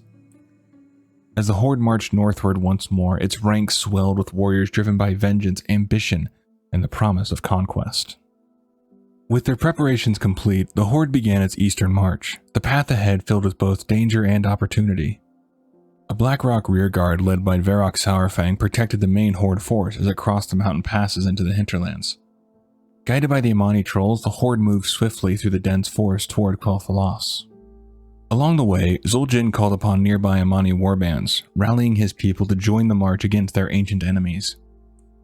For a time, the Horde's advance remained largely unhindered. The trolls' deep knowledge of the hinterlands allowed the army to avoid dangerous terrain and bypass many natural obstacles that would have slowed a less experienced force. The relative calm ended when dark shapes appeared overhead. These were not the Horde's enslaved red dragons, but the griffin riders of the Wildhammer dwarves, the fierce and reclusive defenders of the region. The Wildhammers, who were isolated within their mountain stronghold of Airy Peak, knew little of the Horde or its campaign across Azeroth until the orcs entered their lands. Viewing the invading army as a direct threat, the dwarves wasted little time striking back. Led by Kil'jaeden Wildhammer, the Griffin Riders descended from the skies and unleashed enchanted stormhammers upon the Horde below. The attacks were devastating. The Wildhammer struck with precision, diving from above before retreating back into the safety of the mountains before the orcs could mount an effective response. Their stormhammers, which were empowered by shamanic magic, tore through Horde formations and left destruction in their wake. With the Horde's dragons left behind alongside the fleet, the orcs found themselves dangerously vulnerable to aerial assault. Unprepared for such tactics, the Horde suffered heavy losses as entire battalions were steadily worn down beneath the dwarves' relentless bombardment. Despite their discipline and strength, the orcs struggled to find any reliable counter to the Wildhammer attacks. Yet even as casualties mounted, Doomhammer wouldn't abandon the campaign. Driven by necessity and the promises made to the Amani trolls, the Horde continued pressing northward toward Quel'Thalas. Realizing the Wildhammer dwarves couldn't simply be ignored, Doomhammer launched a daring assault upon Airy Peak itself. The towering mountain fortress served as the heart of the Wildhammer resistance, and threatening it directly forced the dwarves into action. As the Horde laid siege to the stronghold, the Wildhammers recalled their scattered forces to defend their homeland. But the assault on Airy Peak was never meant to be a true siege. It was a calculated diversion. While the Wildhammers focused their attention upon the battles surrounding the fortress, Doomhammer quietly led nearly half the Horde northward beneath the cover of chaos. The remaining orcs continued the assault in the hinterlands, ensuring the dwarves and their allies remained occupied while the war chief slipped away undetected. It was during this pivotal moment that Anduin Lothar arrived at the head of the Alliance army. Marching into the hinterlands, Lothar swiftly joined forces with the embattled Wildhammers. Together, the combined strength of the Alliance and the Griffin Riders broke the Horde's assault and drove the remaining orcish forces back into the forests. Grateful for the Alliance's intervention, Kil'jaeden Wildhammer pledged his people to Lothar's cause. The Griffin Riders' very peak, armed with their stormhammers and unmatched aerial skill, became a vital addition to the Alliance warfront. Their arrival especially relieved Lothar, who had long feared the Horde's growing aerial dominance through the Dragonmaw clan and their enslaved dragons. Yet the victory at Airy Peak brought troubling news. Kil'jaeden informed Lothar that a large Horde force had slipped northward beneath Doomhammer's command during the battle. The realization immediately alarmed the Alliance commander, who understood that the war chief had successfully outmaneuvered them. Lothar reacted swiftly, dispatching his trusted lieutenant Turalyon alongside a large portion of the Alliance army to pursue Doomhammer's forces. Meanwhile, Lothar and the remaining soldiers stayed behind in the hinterlands to finish driving out the Horde forces still lingering in the region. Doomhammer and his formidable army marched unimpeded toward the shimmering spires of Quel'Thalas, the heart of the High Elven Kingdom. Having successfully outmaneuvered the Alliance forces in the hinterlands, the Horde pushed forward with grim determination. Their path carried them through shadowed forests surrounding Zul'Aman, the ancient capital of the Amani Trolls, where Zul'jin seized the opportunity to rally his people for vengeance once more. Within the sacred city, Zul'jin's words reignited the long-burning hatred the Amani held toward both humanity and the High Elves. Thousands of forest trolls answered his call, pouring from Zul'Aman to join the Horde's march northward. Their war cries echoed through the forest as they marched beside Doomhammer's army, united by a shared desire for conquest and revenge. As the Horde advanced into Quel'Thalas, they shattered the kingdom's outer defenses with alarming speed. The High Elves, though masters of magic and warfare in their own right, were unprepared for an invasion of such overwhelming scale. Villages and defensive fortifications that had endured for centuries fell beneath the Horde's assault, their defenders overwhelmed by the combined fury of orcs and trolls. Yet as the Horde pushed deeper into Elven territory, something strange began to occur. The spells cast by warlocks, death knights, and other Horde spellcasters steadily weakened the farther they advanced into the kingdom. Magic that had once devastated battlefields now faltered unpredictably, its power diminishing with each step toward the heart of Quel'Thalas. The cause of this phenomenon was eventually uncovered by Gul'dan himself. The source of the disruption was the Bandonoriel, also known as the Gatekeeper, an immense magical barrier woven into Quel'Thalas thousands of years earlier. Anchored by a vast network of ancient runestones, the Bandonoriel served two vital purposes. It concealed the kingdom's immense arcane energies from outside forces, most importantly the Burning Legion, while also weakening the power of foreign magic wielders who entered the realm uninvited. For the Horde, the effects were devastating. Their warlocks, troll mystics, and even the feared death knights all found their powers diminished beneath the shield's influence. Though the Bandonoriel slowed the Horde's advance and disrupted much of their magical strength, Doomhammer remained undeterred. The Horde's power did not rest upon magic alone. It was built upon brute strength, discipline, and relentless momentum. Even as their spells weakened, the Horde continued driving deeper into Quel'Thalas, determined to bring the High Elven Kingdom to its knees. Though wary of Gul'dan's motives, Doomhammer reluctantly granted the warlock and his followers permission to dismantle the ancient runestones of Quel'Thalas. Gul'dan assured the war chief that destroying the stones would remove the magical dampening effect, weakening their casters. Driven by ambition and arcane hunger, Gul'dan and his acolytes wasted little time targeting one of the massive runestones and reducing it to rubble. Yet Gul'dan's ambitions extended far beyond simply restoring the Horde's magic. From the shattered remains of the stone, his lieutenant Cho'Gall began a dark and intricate ritual, drawing upon the immense magical energies bound within it. Through this terrifying feat of sorcery, Cho'Gall transformed ordinary ogres into ogre magi, monstrous two-headed creatures gifted with both immense physical strength and newfound mastery of magic. With their spellcasters' powers restored and their ranks strengthened by the ogre magi, the Horde resumed its advance deeper into Quel'Thalas. Villages burned as ogres and trolls swept across the countryside, leaving destruction in their wake. The Horde showed little mercy as it carved a brutal path toward its ultimate objective, the shining capital of Silvermoon City. King Anasterian Sunstrider quickly called upon his finest generals and warriors to defend the kingdom. Though the High Elves fought with skill and discipline honed through centuries of warfare, they struggled against the Horde's overwhelming numbers and relentless onslaught. As the fighting intensified and the pressure upon Quel'Thalas mounted, the kingdom's defenders found themselves pushed closer and closer toward collapse. Yet before the Horde could reach Silvermoon itself, aid finally arrived. Turalyon marched into Quel'Thalas at the head of a large alliance force, the banners of humans, dwarves, and elves now united beneath a common cause.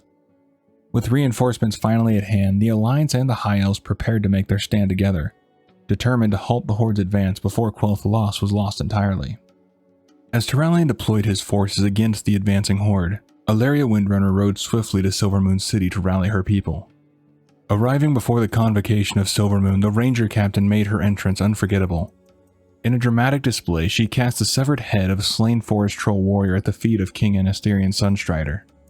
The grisly trophy silenced the chamber, serving as a stark reminder that the war had already reached Quel'Thalas' borders. With her voice filled with urgency and conviction, Alleria implored her king to abandon isolation and fully commit Quel'Thalas to the Alliance before the Horde consumed their homeland entirely. The sight of the troll's head, combined with Alleria's impassioned plea, finally pushed Anasterian toward decisive action. With a mixture of rage and resolve, the king ordered the full mobilization of Quel'Thalas' military forces. The elven war machine, dormant for centuries, surged back to life. Rangers and archers, renowned for their unmatched precision, joined the fighting in force, while sleek elven destroyers patrolled the waterways surrounding the kingdom. Elven craftsmen also began supporting the broader Alliance war effort by aiding nearby lumber operations and reinforcing supply lines. Leading many of these defensive efforts was Sylvanas Windrunner, the Ranger General of Silvermoon, who directed her forces with unwavering discipline as the Horde continued pressing deeper into the kingdom. For the first time in generations, humans and elves fought side by side against a common enemy. Their combined strength gradually began slowing the Horde's momentum as Alliance forces pushed back across parts of Quel'Thalas. Yet even as the defenders regained ground, Doomhammer still possessed one devastating advantage the Alliance had yet to overcome. The skies above Quel'Thalas darkened beneath the shadow of wings as the enslaved red dragonflight descended upon the battlefield. Having fully mastered their draconic mounts, the Dragonmaw clan unleashed the dragons with terrifying effect. Their fiery breath engulfed the battlefield in destruction, scattering Alliance formations and devastating defenders below.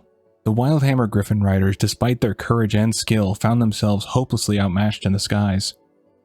Griffins fell in drove beneath dragonfire, while soldiers and rangers alike were consumed by the flames unleashed from above. The devastation soon spread far beyond the battlefield itself. As the Horde continued its march and the dragons ravaged the land, much of Eversong Woods was set ablaze. The ancient forest of Quel'Thalas, untouched for generations, burned beneath the smoke-choked skies as war consumed the kingdom. Though the combined forces of humanity and the High Elves had slowed the Horde's advance, the arrival of the Red Dragons shifted the balance once again. Facing mounting losses, many of Quel'Thalas' surviving civilians and defenders withdrew toward the safety of Silvermoon City itself. Yet, where steel and armies had failed, the elves turned instead to magic. Drawing upon the power of the sacred Sunwell, the High Elven Magi conjured a colossal magical barrier around Silvermoon. For thousands of years, the Sunwell had stood at the heart of Elven civilization, fueling their mastery of arcane magic and sustaining their kingdom's greatest achievements. Now its power became Silvermoon's final line of defense. Again and again, Doomhammer's forces hurled themselves against the shields surrounding the city, but the barrier held firm beneath the radiant power of the Sunwell. Even the flames of the Red Dragons proved unable to break through its defenses, leaving the Horde stalled outside the Elven capital. Doomhammer grew increasingly frustrated as the siege dragged on. Every day spent before Silvermoon was another day lost in his larger campaign against Lordaeron. Time no longer favored the Horde, and with each passing moment, the Alliance continued strengthening its position elsewhere across the continent. Though his pact with the Amani trolls remained unfinished, Doomhammer ultimately made the difficult decision to abandon the siege. The Horde turned southward once more, shifting its focus back toward the human kingdoms. The path ahead would lead through the harsh and treacherous Alterac Mountains, where new challenges awaited. As the Horde departed, Quel'Thalas smoldered in the aftermath of the invasion. Though the Sunwell had spared the kingdom from destruction, the land and its people carried deep scars from the conflict. Yet survival still offered the High Elves a chance to rebuild. The Amani trolls, however, wouldn't abandon the war so easily. Unknown to Doomhammer, Gul'dan had taken this opportunity to enact his plan of abandoning the Horde entirely. But before he left, he tried to get the Amani to join him on his quest to the Tomb of Sargeras, promising them unimaginable power. But they were uninterested in Gul'dan's broader ambitions and opted to continue the siege on Silvermoon instead. With that, the Stormreaver and Twilight's Hammer clans began moving southward under Gul'dan's command. The Amani remained behind, determined to destroy their ancient enemies once and for all. But without the Horde's support, their efforts slowly collapsed. The High Elven defenders, led by their skilled rangers, gradually forced the trolls back towards Zul'Aman itself. Eventually, the ancient troll capital came under siege, and Zul'jin was captured during the fighting by a ranger force led by Haldoran Brightwing. Though Zul'jin narrowly escaped captivity and vanished into hiding, the defeat shattered the remaining Amani offensive and marked the collapse of their campaign against Quel'Thalas. While the trolls fought their losing war in the north, Gul'dan and his followers moved swiftly southward. The Stormreaver clan and the Twilight's Hammer encountered little resistance as they reached the largely abandoned Hillsbrad foothills, where Gul'dan seized a portion of the Horde fleet for himself. His ambitions had shifted far beyond the Horde's war against the Alliance. Rather than pursue Doomhammer's campaign, Gul'dan instead sailed westward into the Great Sea in search of the tomb of Sargeras. Elsewhere, during the early stages of the Horde's invasion of Quel'Thalas, a splinter group of orcs broke away from the main force and descended upon the human settlement of Blackwood. The village was reduced to ashes despite the desperate last stand led by Baron Garithos. Among the dead were much of his family, a tragedy that would profoundly shape the future of his surviving son, Othmar Garithos. Though Othmar would continue fighting alongside the defenders of Quel'Thalas, the destruction of Blackwood left him deeply embittered. In time, he came to blame the High Elves for the deaths of his family, planting the seeds of resentment that would one day define much of his life. Doomhammer and his forces pressed westward, their advance leaving burning settlements and shattered defenses in its wake. The capital of Lordaeron was tantalizingly close, and they would finally claim the prize they sought. Yet before them stood the towering Alterac Mountains, a natural barrier that could potentially delay the Horde for months if properly defended. A prolonged campaign in the mountains threatened to stall Doomhammer's momentum and give the Alliance valuable time to regroup. But events soon unfolded in a way few could have anticipated. As the Horde approached the Alterac Mountains, they were not met by Alliance defenders, but by King Aiden Perinold himself. Reluctant to oppose the Horde since the beginning of the war, Perinold had become convinced the Alliance could not defeat Doomhammer's army. The sight of the Horde's vast forces, bolstered by Death Knights, Ogre Magi, and Dragons, only reinforced the King's belief that the Alliance could not ultimately win the war. Rather than resist the Horde alongside his allies, the King secretly sought terms with Doomhammer, offering safe passage through the treacherous mountain routes, in exchange for the preservation of his kingdom. It was an act of outright treason against the Alliance, but to Perinold, it was the only way to spare Alterac from annihilation. Doomhammer accepted the offer without hesitation. Guided through the mountains by Alteraki forces, the Horde bypassed the heavily defensible passes entirely and emerged from the Alterac range largely unopposed. With the mountains behind him and the road to Lordaeron now open, Doomhammer wasted little time pressing the attack. The Alliance, though battered and scattered, still remained capable of regrouping if given the opportunity. Determined to end the war before that could happen, Doomhammer ordered the Horde to march directly upon Capital City itself. As the Horde advanced into Tirisfal Glades and prepared to lay siege to the heart of Lordaeron, the fate of the Alliance hung in the balance. Perinold's betrayal had opened the road for Doomhammer's advance, but the consequences of his treachery would reach far beyond the mountains of Alterac and leave lasting scars upon the kingdoms of Azeroth. While Doomhammer's Horde advanced on Lordaeron's capital with alarming speed, Turalyon and the Alliance forces in Quel'Thalas scrambled to respond. Though the Alliance had expected the Horde would eventually strike at the heart of Lordaeron, the speed of Doomhammer's advance came as a devastating shock. King Perinold's betrayal had unraveled much of the Alliance's defensive strategy, allowing the Horde to go through the critical mountain passes that should have delayed their march for weeks, if not months. Commanding the remaining Alliance forces in Quel'Thalas, Turalyon wasted little time rallying his troops for a forced march southward toward Capital City. He understood that time would now be the greatest threat to the Alliance. Even as he drove his soldiers onward, doubt lingered in his mind. Within the walls of Capital City, King Tyrannus Menethil took personal command of the defense. Though not a battlefield commander by trade, Tyrannus possessed unwavering resolve and a rare ability to inspire those around him. He rallied both soldiers and civilians alike, reminding them that the survival of humanity itself now depended upon the city's defense. Against the advice of many of his advisors, Tyrannus remained upon the battlements throughout the siege, overseeing the defense with his own eyes. His presence improved the resolve of the city's defenders, many of whom drew courage simply from seeing their king standing beside them as the Horde battered the walls. Even Doomhammer found himself respecting Tyrannus' determination and the unity displayed by the defenders. Yet respect did nothing to change the warchief's objective. Horde siege engines hammered relentlessly against the city's fortification while fires spread across the outskirts of the capital. With each passing day, Doomhammer remained convinced the city would eventually fall. especially once the remainder of the Horde clans returned from Quel'Thalas. As the siege continued, the defenders placed their hopes upon the approaching alliance reinforcements led by Turalyon. Yet uncertainty hung heavily over the city. No one knew whether the alliance army would arrive before the walls finally collapsed beneath the Horde assault. At the same time, the absence of the Stormreaver, Twilight's Hammer, and Dragonmaw clans began creating growing concern within the Horde itself. Left behind during the campaign in Quel'Thalas, the clans had still not returned to rejoin Doomhammer's forces. What had initially seemed like a temporary delay slowly became a source of unease among the Horde commanders. That concern deepened further when Turalyon and the Alliance army finally arrived from the east. His sudden appearance forced Doomhammer to divert warriors away from the siege itself in order to confront the approaching Alliance forces. The pressure upon Capital City lessened slightly as Horde troops were pulled away from the front lines to contain the growing threat outside the city walls. Doomhammer did not fear Turalyon's army alone. The war chief remained confident in the Horde's strength on the battlefield. What troubled him far more was what Turalyon's arrival represented. If one Alliance army had already reached the capital, others would soon follow behind it.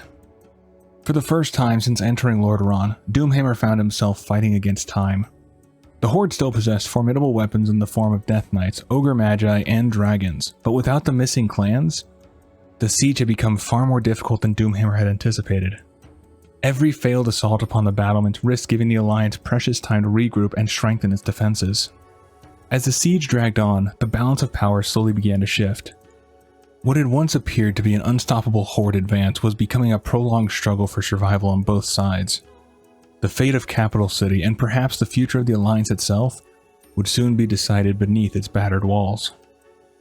The arrival of the Dragonmaw clan brought grim news to Warchief Doomhammer. Marching into the Horde's besieged encampment outside Capital City, the battered warriors reported that Gul'dan had abandoned the Horde entirely. In a final act of betrayal, the Warlock had taken both the Stormreaver and Twilight's Hammer clans with him, vanishing westward in search of power of his own. Before Doomhammer could fully process the loss, another devastating report soon followed. The Alliance had uncovered Kil'jaeden Perinold's treachery. Forces from Stromgarde under the command of King Thoris Trollbane had seized control of Alterac and fortified the mountain passes, effectively severing the Horde's remaining connection to the south. Any hope of reinforcements arriving from the Hillsbrad foothills or the hinterlands had vanished. For the first time, Doomhammer was forced to confront a bitter reality. The Horde army, exhausted from prolonged fighting and trapped deep within Tirisfal, had become dangerously isolated. Even if Capital City eventually fell, the Horde no longer possessed the strength needed to hold its position against the growing Alliance armies converging from across Lordaeron. The campaign had been lost. Fury burned within the Warchief as the full weight of the situation settled upon him. Gul'dan's betrayal, the discovery of Perinold's treachery, and the steady arrival of Alliance reinforcements had slowly unraveled everything the Horde had fought to achieve. Yet despite his anger, Doomhammer understood there was only one choice left to make. The Horde would retreat to Cosmodan. It was a desperate attempt to preserve what remained of his army and regroup before the Alliance could destroy them completely. Determined to prevent the retreat from collapsing into total disaster, Doomhammer organized his remaining forces carefully. The Dragonmaw clan and their red dragons were unleashed upon the pursuing Alliance armies, using dragonfire and aerial attacks to delay the enemy advance, and to buy the Horde precious time to withdraw. At the same time, Doomhammer entrusted the Blacktooth Grin clan with another critical task: hunting down Gul'dan. The Warlock's betrayal had cost the Horde thousands of warriors and shattered the momentum of the entire campaign. Doomhammer had no intention of allowing such treachery to go unanswered. As the Horde began its retreat northward, the once unstoppable army now marched battered and divided beneath the shadow of defeat. The dream of conquering Azeroth had slipped from Doomhammer's grasp. Yet even in failure, the Warchief wouldn't surrender entirely. So long as the Horde endured, there remained the possibility to rebuild and fight again another day. The Horde now found itself in full retreat, scrambling to reach friendly territory as Alliance forces pursued them relentlessly across Lordaeron. Elsewhere in the hinterlands, the Orcs barely managed to break through Lothar's advancing army as they fought desperately to reach Thandal's span to the south. Close behind them marched the main Horde force under Warchief Doomhammer. Having had weeks of constant marching and brutal fighting, they were exhausted. They stumbled back into the wetlands battered and weary. Yet there could be no rest. Knowing the Alliance would show no mercy if they were caught in the open, Doomhammer pushed his warriors onward toward the mountains of Cosmodan. Meanwhile, the Alliance rapidly reclaimed territory across the north. Supported by naval forces from the recently liberated island of Tol Barad, Alliance armies retook Thandalspan before continuing southward into Cosmodon itself. Both Dun Modra and Dun Algaz soon fell back into Alliance hands as the Horde withdrew deeper toward its remaining strongholds. However, there was still one place that remained hidden from the advancing Alliance armies. Buried deep within the mountains, Grim Batal continued concealing both the Dragonmaw clan and the enslaved Red Dragons still held within its halls.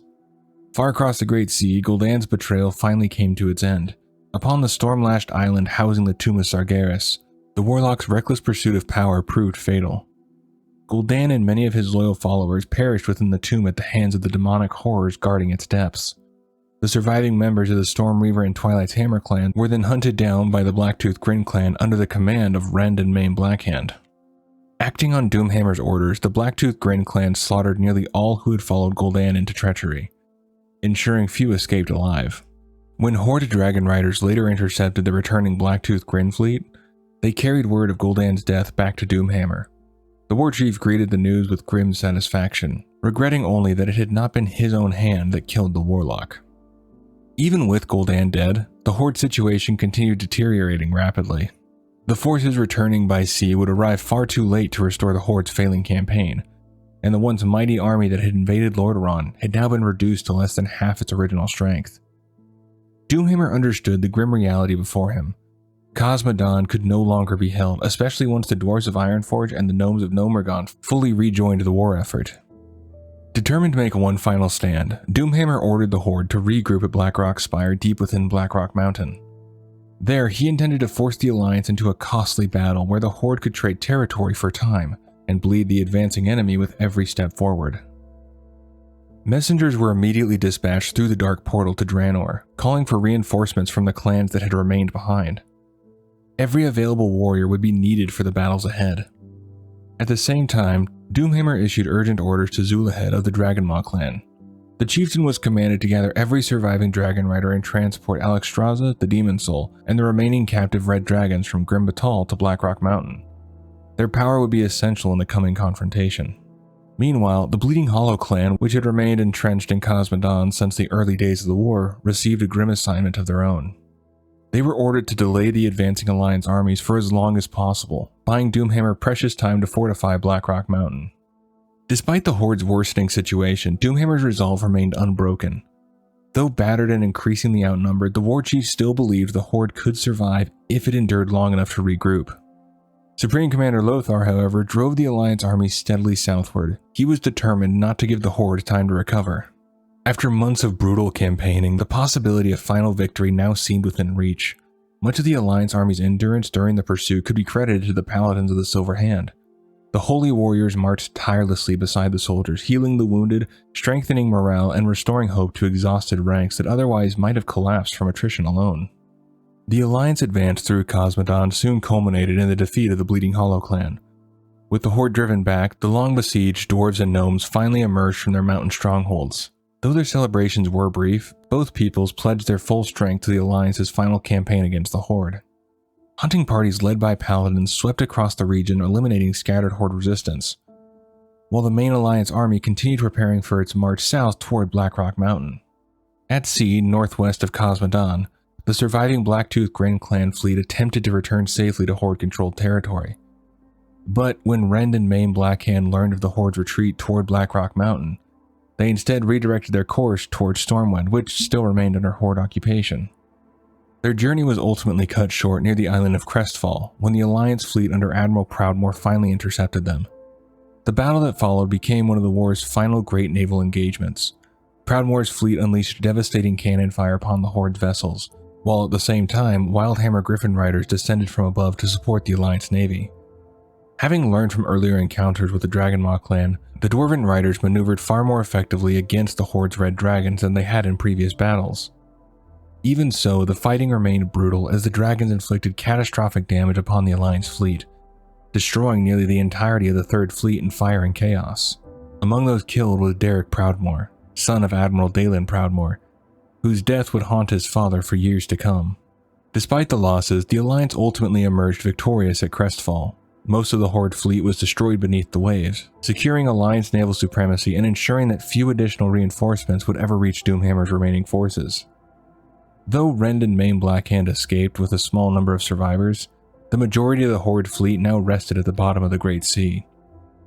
The Alliance army marched into the burning steppes in overwhelming force, advancing toward the Horde's final stronghold of Blackrock Mountain. Humans, dwarves, elves, and gnomes moved side by side beneath the shadow of the volcanic peaks ahead, while massive siege engines rolled across the scorched earth toward the mountain fortress. Inside Blackrock Mountain, Warchief Doomhammer faced a grim reality. The reinforcements he had desperately hoped for were nowhere to be found. The Dragonmaw clan and their dragons had yet to arrive from Grim Batol. The Blacktooth Grin clan had been shattered at Crestfall, and any aid from Draenor would come far too late to change the course of the war. Even so, Doomhammer wouldn't surrender to despair. If the Horde was to fall, then it would do so fighting. Calling upon his warriors to remember the strength and fury that had carried the Horde across Azeroth, Doomhammer sought to turn their desperation into rage.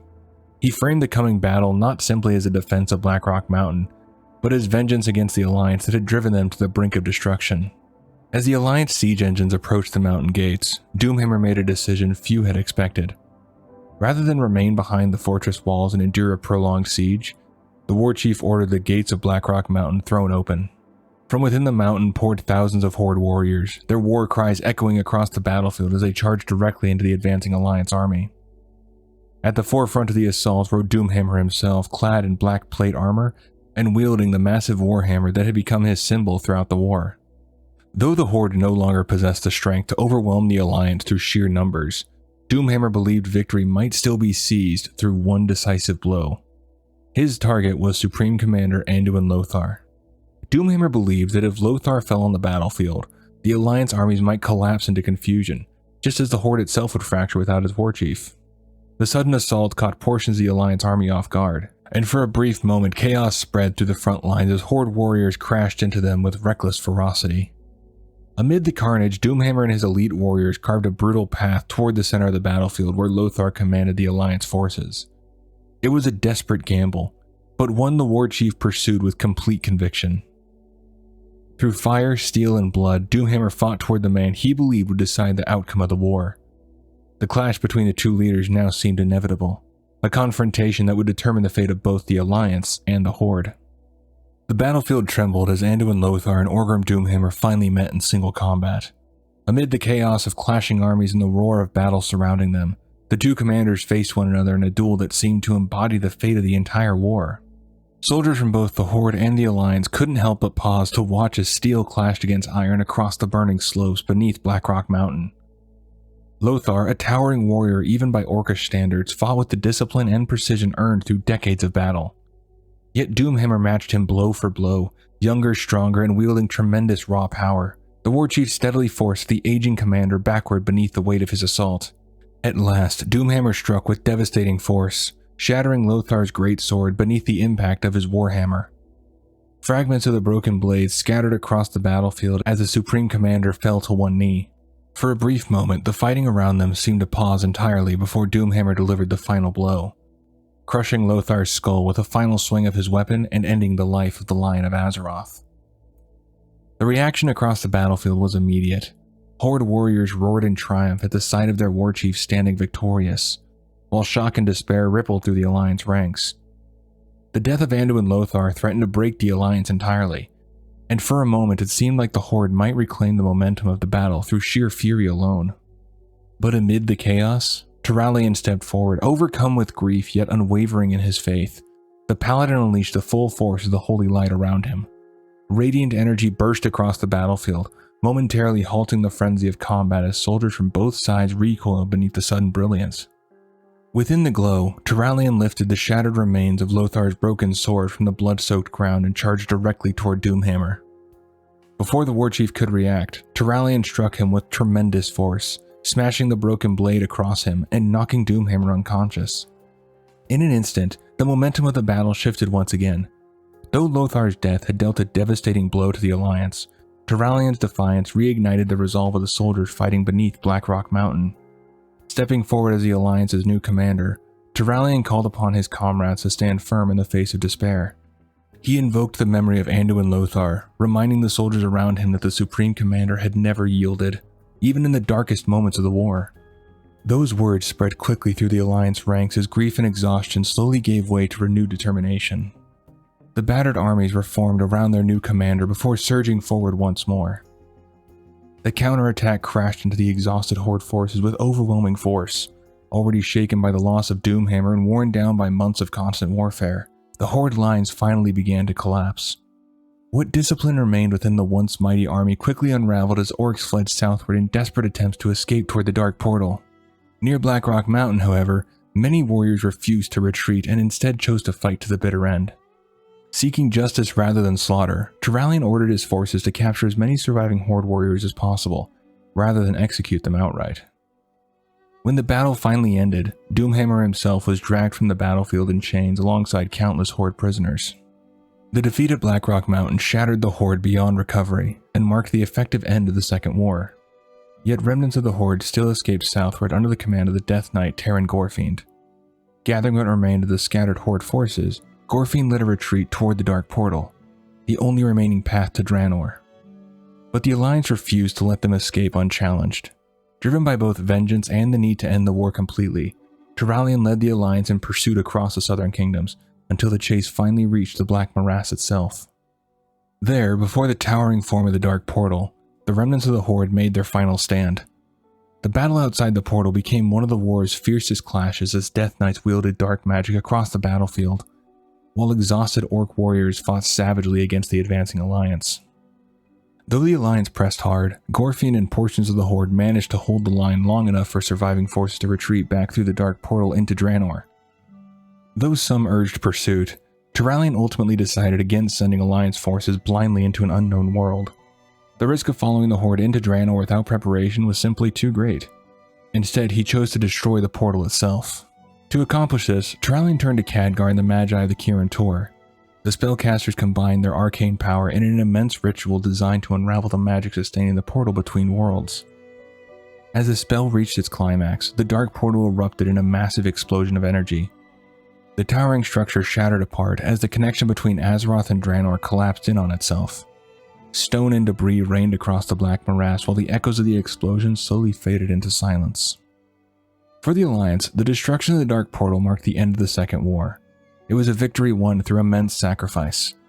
Across Azeroth, kingdoms lay scarred by years of devastation, and countless lives had been lost to the conflict. Even as celebrations spread across the Alliance armies, many stood in quiet reflection, remembering those who had fallen to bring the war to its end. Though the portal had been destroyed and the Horde defeated, the scars left behind by the Second War would continue shaping Azeroth for generations to come.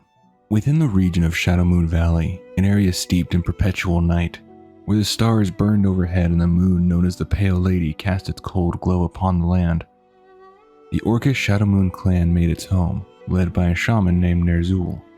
He didn't have a family of his own. The only family he truly had was his wife and his mother-in-law, but both were gone. His wife had died years earlier and he missed her deeply. Her warmth, her strength, everything about her. At times, her spirit would visit him, offering comfort and easing whatever burdens weighed upon his mind. Within Orc society, Ner'zhul was admired and widely respected among the clans, something rare in a culture as fragmented as theirs. He served as an advisor to other shamans across the clans, regardless of allegiance. Unfortunately for Ner'zhul, that very reputation would one day be used against him. Unknown to the Orcs of the time, Kil'jaeden, the second in command of the Burning Legion, had dispatched his servant Talgoth to observe them. Gathering the information Kil'jaeden would need to manipulate the Orcs into doing his bidding and enacting the vengeance the Deceiver believed was owed to the Draenei. Beyond that, he intended for the Orcs to one day join the Legion and serve as their instrument of the Draenei's destruction. But Kil'jaeden did not want slaves, he wanted willing servants. To achieve that, he would have to craft a tale the Orcs would believe, one that would stir them to fight with the same fervor they already displayed on the battlefield. When Talgoth learned of this plan, he was furious. He had hunted the Draenei for a millennium, and believed it was his right to end their lives and spill their blood, not the Orcs. He urged his master to reconsider, but Kil'jaeden would not be swayed. Though he often answered doubt with death, this time he did not strike Talgoth down. Instead, he ordered him to leave Draenor. Begrudgingly, Talgath obeyed. Now, Kil'jaeden needed the right instrument. He scoured the land in search of an orc he could shape to his purpose, and he found one, Gul'dan. Born smaller and weaker than the others in his clan, Gul'dan became the target of constant torment. Many believed his frailty was an ill omen. After years of mistreatment, he was exiled from his village. Though he believed no one cared for him, one figure did, the village shaman, who urged him to seek the throne of the elements. Gul'dan, bitter and consumed by anger, ignored the advice at first, but after struggling to survive alone in the wilds, he finally relented and made his way to the throne, desperate for aid. After a long trek, he arrived and fell to his knees within the circle of stones, pleading with the elements to restore him, to give him strength, to grant him power. The elements answered in a beautiful display, merging together before him. As they drew closer and Gul'dan stretched out his hand to receive their gift, they hesitated, and then withdrew. They sensed his rage, his hatred, every festering emotion within him, and rejected him.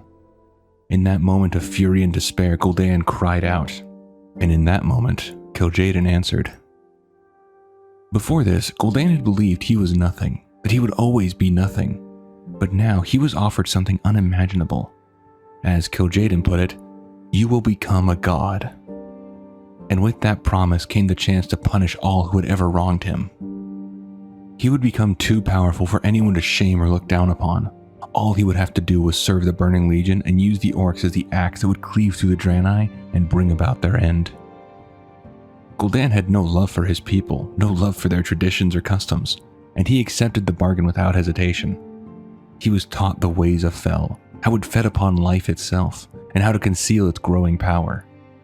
He would wield it only when necessary, careful not to draw attention before the time was right. Thus was born the first Orc Warlock. With the first step of the plan secured, Kil'jaeden turned his focus toward ensuring the orcs would become desperate, plagued by fear, anger, and loss, so they could be forged into a single unified force. Gul'dan spoke of a time when the Throne of the Elements had been attacked by ogres, forcing the orcs to unite and restore balance among the elements. Kil'jaeden wanted that unity again, but this time through abandonment. He needed the elements to turn away from the orcs entirely. Gul'dan returned to the Throne of the Elements, and his anger, resentment, and hunger for vengeance swelled within him. With a joy he could barely contain, he allowed Kil'jaeden to guide him as Fel energy seeped into the land. Draenor's elemental furies of fire, earth, water, and air came to the throne in an attempt to stop him. But even their combined strength could not withstand Gul'dan's newfound power. After he dragged them to the brink of death, they were forced to flee. In their retreat began the slow unraveling of the orcs' bond with the elements. With the throne corrupted and the elements thrown into turmoil, Draenor itself began to suffer. The weather turned unnatural. Floods tore through once dry regions of Gorgrond and parts of Nagrand. Snowstorms buried sections of Tanan jungle and Terakar forest beneath ice. Rivers and streams withered away, and wildlife, Talbuks and Clefthoofs alike, died in staggering numbers. The orcs believed it could not grow worse. They were wrong. Disease spread, water grew scarce, food supplies dwindled. The shamans found themselves powerless, for the spirits were tormented by Fel and didn't answer their calls for help. As if that were not enough, Gul'dan unleashed the Red Pox upon the clans. With no cure and no relief, it became the most devastating outbreak in their history. Ner'zhul was desperate for answers, as were the other chieftains. Led by Ner'zhul, they gathered to discuss what was afflicting their people and how it might be stopped, but their counsel yielded little. When the Kasharg festival ended and the clans prepared to depart, signs of sickness had already begun to appear among them. In an effort to prevent further contamination, Ner'zhul proposed a harsh solution. The afflicted would remain behind in Nagrand, where a village would be built for them. Garad, chieftain of the Frostwolf clan, was among those showing symptoms. Though he did not wish to accept it, he understood that Ner'zhul's reasoning was sound. His son, Durotan, volunteered to remain with him, but with a heavy heart, Garad sent his son home to lead their people. Durotan obeyed. Yet he knew the odds were not in his father's favor. And sadly, he was right. Garad passed only weeks after Durotan departed and the village had been established. Though his time as leader was brief, he guided the afflicted with the compassion and strength they desperately needed. In his honor, the village was named Garadar. As time wore on, violence and desperation spread unchecked across Draenor. Kil'jaeden understood that the clans needed a single leader to unite them. Gul'dan was a capable servant, but he was not a chieftain. Knowing this, Kil'jaeden commanded him to find one who could rally the orcs beneath a single banner. But before that could happen, Gul'dan had to erase his past, ensuring no one would live to speak of who he had once been. He returned to the village that had exiled him and made his life miserable for years. There, he destroyed the settlement completely, leaving no survivors. Never again would he grovel before another. He would forge a world that would grovel before him. As he walked away from the burning ruins of his former home, he knew its name would die with him. Afterward, he traveled to the Shadowmoon clan settlement under the guise that ogres had destroyed his village. The clan accepted him in. Over the following weeks, Gul'dan quietly observed Ner'zhul and the elder shamans, weighing who would best serve his master's design. After careful consideration, he chose Ner'zhul. He had known the chieftain's name, but little else. Watching his interactions with his people confirmed the decision. Ner'zhul was a strong leader, guided by ancestral wisdom, yet he possessed a singular focus. When he set his sights upon a goal, he pursued it relentlessly, at times bordering on obsession. It was a trait the Legion could use, but Gul'dan discovered something more. He learned of Ner'zhul's wife, Wilkan, who had died years earlier. Though Ner'zhul had once made peace with her passing, the suffering brought on by the Red Pox reopened old wounds. The memories returned. In the past, he would have sought comfort through communion with the elemental spirits, but now they were silent. With no answers from the elements, he found himself dwelling in memory instead of guidance. The silence pressed in around him, and despair began to take root.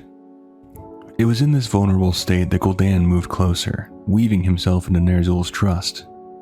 He spoke of the family and friends he had supposedly lost, of grief that lingered like a weight upon the soul. Slowly, Ner'zhul came to see him as a friend. In time, Gul'dan was accepted as his apprentice in the ways of shamanism. With this final piece in place, Kil'jaeden's influence reaching Ner'zhul through Gul'dan, the stage was set. It was time for the orcs to turn their hatred toward the Draenor, and Gul'dan would ensure it happened. The next phase of the plan began with the Bladewind clan, the largest of the orc camps situated near the Draenor city of Shatroth. For decades, tensions between the Draenor and the Bladewind clan had been stretched thin. Orc raiders would strike at Draenor caravans along the roads, capturing or killing those who failed to escape. It was here that Ner'zhul's strong reputation among the clans would begin to work against him. Gul'dan approached the Bladewind clan with a promise. Their suffering, he claimed, could be ended. If they offered blood sacrifices from the Draenor they captured, the elements would return their favor, and the drought would break. After long deliberation, he convinced them that the Red Pox ravaging their people was the work of the Draenor. Desperation took root. Believing they were saving their clan, they began the sacrifices. Back in Shatroth, Prophet Velen felt his prophetic sight stirring once more. The visions were unclear, fractured, but he sensed something guiding the orcs. A dark force hovered over them, moving them like puppets upon unseen strings. Before he could dwell further on that revelation, scouts arrived with grave news. They had witnessed executions. Among the fallen was Loran, sister of the Vindicator Maraud. When Maraud learned of her fate, he wasted no time. Gathering warriors, he rode for the village. There, among the bodies within the village, he found her. Her blood mingled with the crimson current made by the other sacrifices. Rage consumed him. The sister he had sworn to protect lay dead at the hands of these butchers, and he vowed that those responsible would pay. As Draenor and orc forces clashed, Gul'dan watched from a distance. The pieces were falling into place. Any survivors who attempted to escape were cut down by his hand, ensuring that only one version of the story would survive. And so he shaped it carefully. The Draenor had attacked without cause, slaughtering every soul within the Bladewind camp, man, woman, and child alike. The lie spread quickly, and with it, the first true seeds of hatred among the clans. While this manipulation unfolded, Kil'jaeden turned his attention fully to Ner'zhul. In the quiet hours of sleep, when the world grew still, Ner'zhul would hear her again. Rolkan's voice. Soft, familiar, comforting. She told him that the Red Pox was the work of the Draenor, that they sought the orcs' destruction. Yet Ner'zhul hesitated. There had been conflict between the two peoples, yes, but rarely. The Draenor did not seem a race driven by war. Then Gul'dan returned with the news of the Draenor assault upon the Bladewind village. The doubt began to fracture. If the Draenor were capable of such brutality, then perhaps something had changed. Perhaps the spirits had been warning him all along. Still, the clans were fractured and weakened. They could not stand united. Kil'jaeden, disguised as Rolkan, spoke again, telling him he was destined to save his people, that he would lead the orcs to victory. The Shadowmoon clan had always heeded the spirits, and in his grief, in his silence, Ner'zhul listened. Believing himself chosen, he resolved to unite the clans. He sent word to the other chieftains to gather at Oshagun, where they would speak of what had transpired. But Oshagun was no ordinary place. It was the crashed Draenor vessel, the Genedar, and within it dwelled the Naru Quore. Orc spirits were drawn there, gathering in great numbers, and Kil'jaeden ensured none of them would answer. He blocked the true spirits from appearing, and instead, he came in their place. Over the following weeks, the chieftains arrived at Oshagun one by one. Gromosh Hellscream, Kilrog Deadeye, Kargath Bladefist, Blackhand, Fenris, Durotan, and many others. Durotan came with his mate Draka, along with the elder shaman Drekthar. At Blackhand's side stood Orgrim Doomhammer, Blackhand's second in command and one of Durotan's oldest friends. When all had gathered, Ner'zhul spoke of the warning he claimed to have received from Rolkan. He declared that the Draenor sought the extermination of the Orcish race. Many chieftains agreed swiftly, but not all. Chiefs Sugrel and Durotan stood against the call for annihilation. Years earlier, Durotan and Orgrim had walked within Shatroth itself. They had spoken with Velen. They had been offered shelter. The Draenor had not seemed a people bent on genocide. Durotan could not reconcile the shaman's words with what he had seen and experienced personally. But Gul'dan stood firmly at Ner'zhul's side. Through careful manipulation, through whispered fears and stoked anger, he swayed those still uncertain. When the vote was called, the majority chose unity through war. From that day forward, they would be known as the Horde. In the months that followed, Draenor hunting parties were ambushed. Hostility met them wherever they traveled. Velen and his leaders did not fully understand the sudden shift, but they were not blind to the turmoil afflicting the orcs. The elements were in chaos. The orcs were desperate. Even as sacrifices were made in misguided attempts to restore balance, the Draenor sought to avoid widening the bloodshed. Instead, they strengthened their cities. Envoys sent in peace were met with silence or slaughter. Exarch Akama oversaw preparations, and artificers reinforced strongholds such as the Temple of Karabor and Shatroth. They prepared for a coming Legion invasion, unaware that the Legion had already rooted itself deep within the orcs. As the war intensified, so did the toll upon Ner'zhul.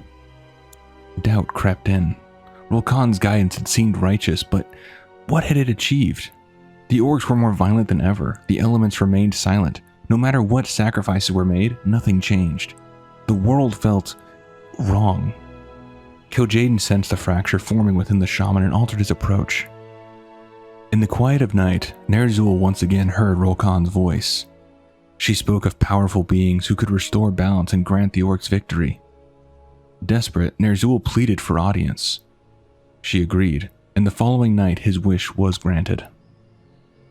That night he was able to speak with the radiant beings, but they were no such spirits. It was Kil'jaeden once more, cloaked in another guise. The being repeated what had been promised the night before. At first, Ner'zhul stood in awe. Yet as the conversation continued, something unsettled him.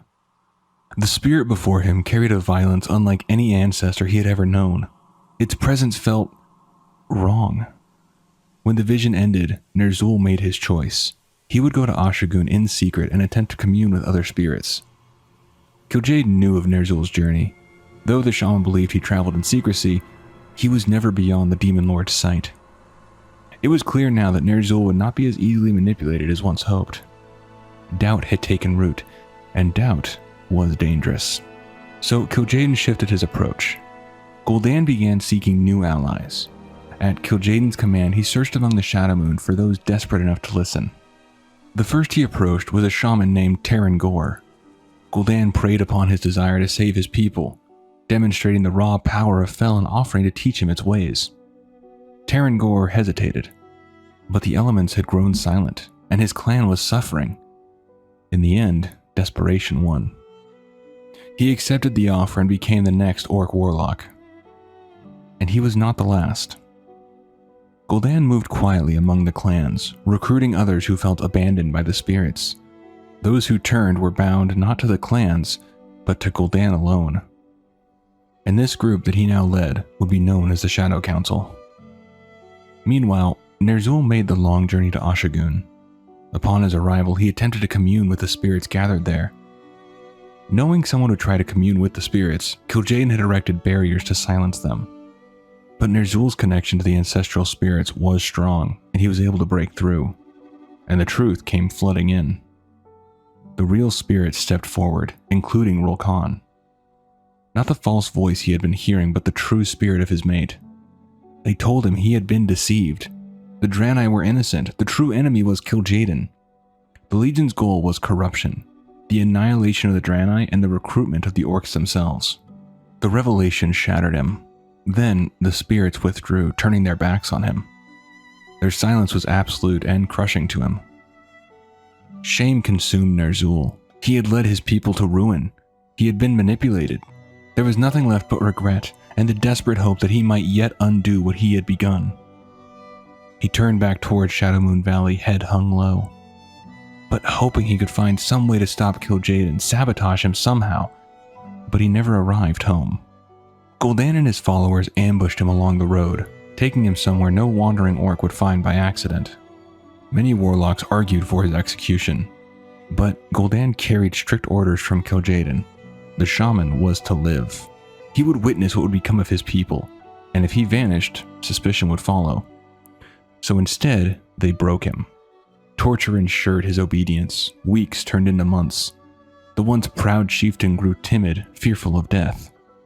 Slowly, he faded from public sight, and Gul'dan stepped forward as the voice and face of the Shadowmoon clan. The Horde turned its attention to Karabor. In one massive assault, they struck. Even with reinforced defenses, even with Velen blessing his warriors and fighting beside them, the Draenor could not withstand the tide. Waves of orcs crashed against the temple walls, siege engines roared, the bombardment shook the foundations. For a moment, it seemed the Draenor might hold. Then, the Shadow Council intervened. Gul'dan's warlocks drew upon the dark star in the sky, siphoning its power. They sensed its strength, though not its origin. The dark star was Kiara, a decaying Naru, its void energies vast and unstable, and that power tipped the balance. After the warlocks gathered their power, they unleashed it upon the unsuspecting Draenor. Before the defenders could react, a massive pillar of void energy crashed down, killing many instantly. Others were driven mad by the sheer force of it. Velen alone managed to hold back the darkness, raising a protective barrier around himself and those near him. Under its shelter, the surviving Draenor fled toward waiting vessels and escaped by sea. The Temple of Karabor was lost. The void energy that scarred it twisted the once peaceful sanctuary, darkening its halls and staining the land itself. From that day forward, it would be known as the Black Temple. And the desecration did not end there. The Horde marched through the fallen city, shattering sacred relics and hunting down survivors. Some were granted swift deaths. Others were taken in chains, interrogated for information, or simply tormented as vengeance against those they now believed to be their mortal enemies. Gul'dan quickly claimed the Black Temple for himself. Publicly, he declared it a place for extracting intelligence from prisoners. In truth, it became the hidden seat of the Shadow Council, where plans were forged far from prying eyes. As the war progressed, Ner'zhul faded further from the orcs he once led. To the Shadow Council, he appeared broken, a relic of a past era. They saw no need to kill him. But he was not as shattered as they believed. He was present for their councils, he heard their plans. Kil'jaeden had intended for him to witness the corruption of his people and be crushed by it. And for a time, it worked. Until he learned of the next step. The orcs were to drink demon blood, specifically the blood of Manaroth, one of the Legion's highest generals. The promise was strength. The reality would be enslavement. That was something Ner'zhul could not allow. When missives were sent to gather the clans once more, Ner'zhul found a way to slip in a secret message. It was directed to the only remaining chieftain who had opposed the Horde from the beginning, Kil'jaeden. The warning was simple: do not drink the blood. It will not grant what Gul'dan promises. And once the message was sent, the Shadow Council remained unaware that the fallen shaman had made his quiet move. During the closing days of the Second War, Teyrn Gorfyn and his Death Knights led what remained of the Horde in a desperate retreat following Doomhammer's capture by the Alliance. Turalyon and the Alliance forces pursued them relentlessly, hoping the fleeing orcs would reveal the location of the Dark Portal. At that point, the Alliance did not know precisely where it stood. The chase led into the Black Morass, where the Horde made its final stand to buy time. The battle was vicious. Death Knights unleashed necromantic magic upon the Alliance ranks, and it bought the Horde the time it needed. Orc after orc poured back through the Dark Portal, retreating to Draenor. On Draenor, Ner'zhul stood near the gateway as surviving orcs flooded back through in chaos. Among them came figures unlike any he had ever seen. Death Knights, their flesh rotting, their eyes burning with an unnatural glow. He did not know what to make of them. Then one stepped forward and spoke. It was an old ally, Teyrn Gor. Now he called himself Teyrn Gorfyn. Gaz Soulripper stood beside him. Like the others of their kind, they had once been warlocks of the Shadow Council, slain by Orgrim Doomhammer at the end of the First War. Their souls bound into the bodies of fallen Knights of Stormwind. There was no time for more questions. The destruction from the Azeroth side reached them. A violent backlash of unstable magic tore outward from the portal. Explosions thundered across the site. Stone pillars shattered and fell. The gateway imploded in a surge of arcane force, nearly crushing those nearby, Ner'zhul among them, until Dentarg, his bodyguard, pulled him clear. The Dark Portal was gone. The orcs were home, but they were stranded on a dying world. Food and water were scarce. Draenor itself was failing. If starvation didn't claim them, then they would turn on each other. Sometime later, Gaz and Teyrn Gor sought out Ner'zhul. He had withdrawn from leadership, becoming little more than a hermit within his own village. When the Death Knights entered and demanded to see him, another orc blocked their path, insisting that the shaman saw no one. The matter, however, was not one that could be ignored. Now fetch your master, lest your arrogance bring you swift death instead. The orc did not waver. Ner'zhul sees no one. Teyrn Gor sighed. A cold stillness fell over the gathered orcs. Swift death then, he said as he unleashed his power upon the unsuspecting orc. Raising his armored hand, he whispered something. The orc was lifted off the ground, gasping for air. As Teyrn Gor tightened his fist, the orc struggled more and more until he stopped moving, and was dropped lifeless to the ground. The village erupted into violence. The orcs fought fiercely, but they were no match for the Death Knight sorcery. Gaz joined the slaughter as Teyrn Gor called out, "If you all die, so be it. I will speak with Ner'zhul." With both hands raised, he cast another spell, and the orcs howled in agony, until Ner'zhul himself ordered them to stop. When he emerged, he looked nothing like the chieftain he had once been.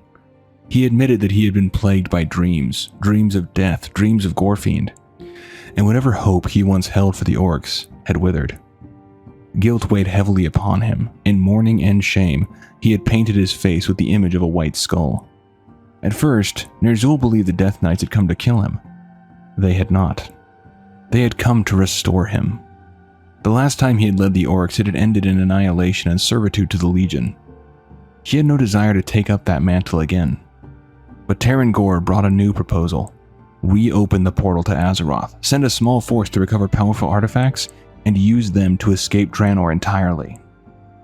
And so, after much persuasion, Ner'zhul agreed to listen. Together they withdrew into his tent to speak further. The plan was daring. 3 artifacts from Azeroth were required: the Jeweled Scepter of Sargeras, the Book of Medivh, and the Eye of Dalaran, representing the Staff, the Tome, and the Seer. These corresponded to constellations in the sky, which aligned only once every 547 years. When that alignment came, and the artifacts were used in concert, Ner'zhul believed he would wield enough power to tear open gateways in other worlds, and lead the Horde away from Draenor entirely.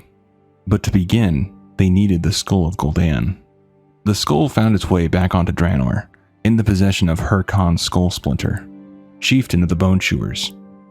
Aware of its potency, he wore it around his neck as a symbol of dominance and refused to surrender it. Grommash Hellscream attempted diplomacy first, urging the chieftain to join Ner'zhul's cause. When words failed, Grom killed him in combat and reclaimed the skull, turning it over to Ner'zhul. With it in hand, Ner'zhul, Gorfind, and the Death Knights combined their powers to reopen the Dark Portal. Then a small strike force crossed into Azeroth to retrieve the artifacts. But Ner'zhul had not anticipated one thing. The skull spoke. The voice of Gul'dan, his former apprentice, whispered once more, seeking to manipulate him as he had before. Ner'zhul believed himself wiser now, less vulnerable. Yet even the strongest resolve can erode beneath constant pressure. As Gorfind hunted the artifacts, the whispers persisted. Ner'zhul resisted them for now, clinging to his own plan. This time he would not be led astray. Sometime later, Gorfind returned with the artifacts and with an unexpected guest. Deathwing in his human visage stood before Ner'zhul in Hellfire Citadel. Ner'zhul was informed that Deathwing's dragons had aided in securing the relics, and without them, the mission might have failed. In exchange, Deathwing had requested that certain cargo be transported safely from Azeroth to Draenor, though he never revealed what it contained. The agreement was honored. But Deathwing's interest lingered on the skull of Gul'dan. Sensing its power, he declared that since it was no longer needed for the spell, he would like it for himself. Deathwing was not a being to deny. Fighting back the anxiety he felt, Ner'zhul surrendered the skull. He knew refusal was not an option. With the skull in hand, Deathwing departed, and Ner'zhul turned his full attention to completing the spell. He labored over the incantations while Dentar guarded him faithfully. Kil'rogg, Deadeye, and the Bleeding Hollow clan stood watch as well. Though the Shadow Moon distrusted the Bleeding Hollow, Ner'zhul respected Kil'rogg and his warriors. Finally, after months of work, the spell was ready. It required a nexus of powerful ley lines, either at the Dark Portal or the Black Temple. Ner'zhul chose the Black Temple. But he didn't realize the Sons of Lothar had caught his scent as they had at first, tracking his movements across Hellfire Peninsula and Terakar Forest. To evade them, Ner'zhul led his forces through the maze of Auchindoun, slipping beyond the reach of the Griffin Riders. After a long trek, they reached the Black Temple. After setting up what was needed, the ritual began. Portals tore open across Draenor's sky, reality fractured. In that moment, Ner'zhul no longer cared for the Horde, only for power. When Obrys, one of the orcs guarding the ritual, protested and refused to abandon their people, Ner'zhul struck him aside without hesitation. There was no pause, no doubt. In that moment, only the hunger remained. He felt what had fallen away from him, the guilt, the shame, the endless need to save everyone around him. All of it had weighed on him like iron. He had carried it for so long that he had mistaken the burden for purpose. And when he realized he no longer felt it, something inside him broke. He surrendered to the emptiness, and he shouted, "The orcs are lost. They have served their purpose. From this point on, all that we gain will be ours alone. I am the Horde, and I will survive. Choose me or choose death." And with that, he stepped through the portal. The spell spiraled beyond his control. Draenor shattered. Outland remained. The Sons of Lothar followed through the rifts and would be separated for years to come. Before the war began, actions were already being taken within the Twisting Nether that would shape the conflict we know today as the Third War. Kil'jaeden had taken Ner'zhul after he and his followers escaped from Draenor and subjected him to endless torment, seeking to convince him to become the weapon that would allow the Burning Legion to invade Azeroth. The Dreadlords, Tychondrius, Mal'Ganis, Balnazzar, Deatharok, and Varimothras carried out this torture for so long that time lost all meaning, stretching his suffering beyond measure. Through that torture, the suffering drove Ner'zhul to beg for death, but Kil'jaeden had no intention of granting it. Instead, he offered a deal. If Ner'zhul agreed to serve the Legion as its next weapon, he would be freed from the torment and bound to a set of armor and a blade known as Frostmourne. In doing so, he would become the Lich King.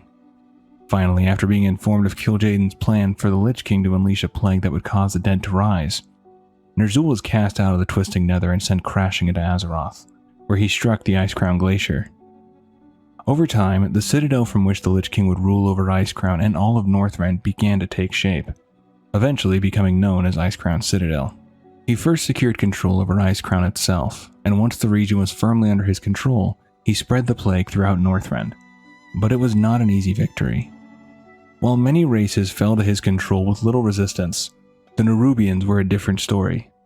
Their conflict with the Lich King would come to be known as the War of the Spider, a brutal struggle in which they held out for as long as they could. Though a resilient and formidable race, led by the powerful Anu-Barak, they ultimately fell. Anu-Barak himself was then raised into undeath, bound to the will of the Lich King to serve him along with the rest of his kind that fell that day. But to expand his influence further, the Lich King would need help. Reaching out with his vast psychic power, he searched for someone willing to listen. In time, he found a man who sought greater knowledge, one who would journey to Icecrown to uncover what was unfolding there, and to learn the dark process by which the Lich King raised the dead. Before Kel'Thuzad heard the Lich King's call, he was a mage within the Kirin Tor and was introduced to Jaina Proudmoore as one of the finest magi. Though something seemed off about him. Something Jaina couldn't quite put her finger on. That feeling would turn out to be correct. No one was aware that Kel'Thuzad had a keen interest in the dark arts of necromancy, and following the Death Knights attacking Dalaran at the end of the Second War, his interest in that practice only grew stronger. He knew he had to study and dive deeper into it, but he also knew that none within Dalaran would understand. When the Lich King's voice came into his head, he knew he had to seek him out and learn what he had to offer, and with that he began his trek to the north.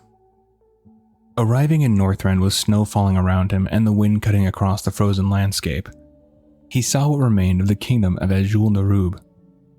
There, he ventured into a labyrinth-like structure buried deep underground where he even met with the conquered ruler, Anu-Barak.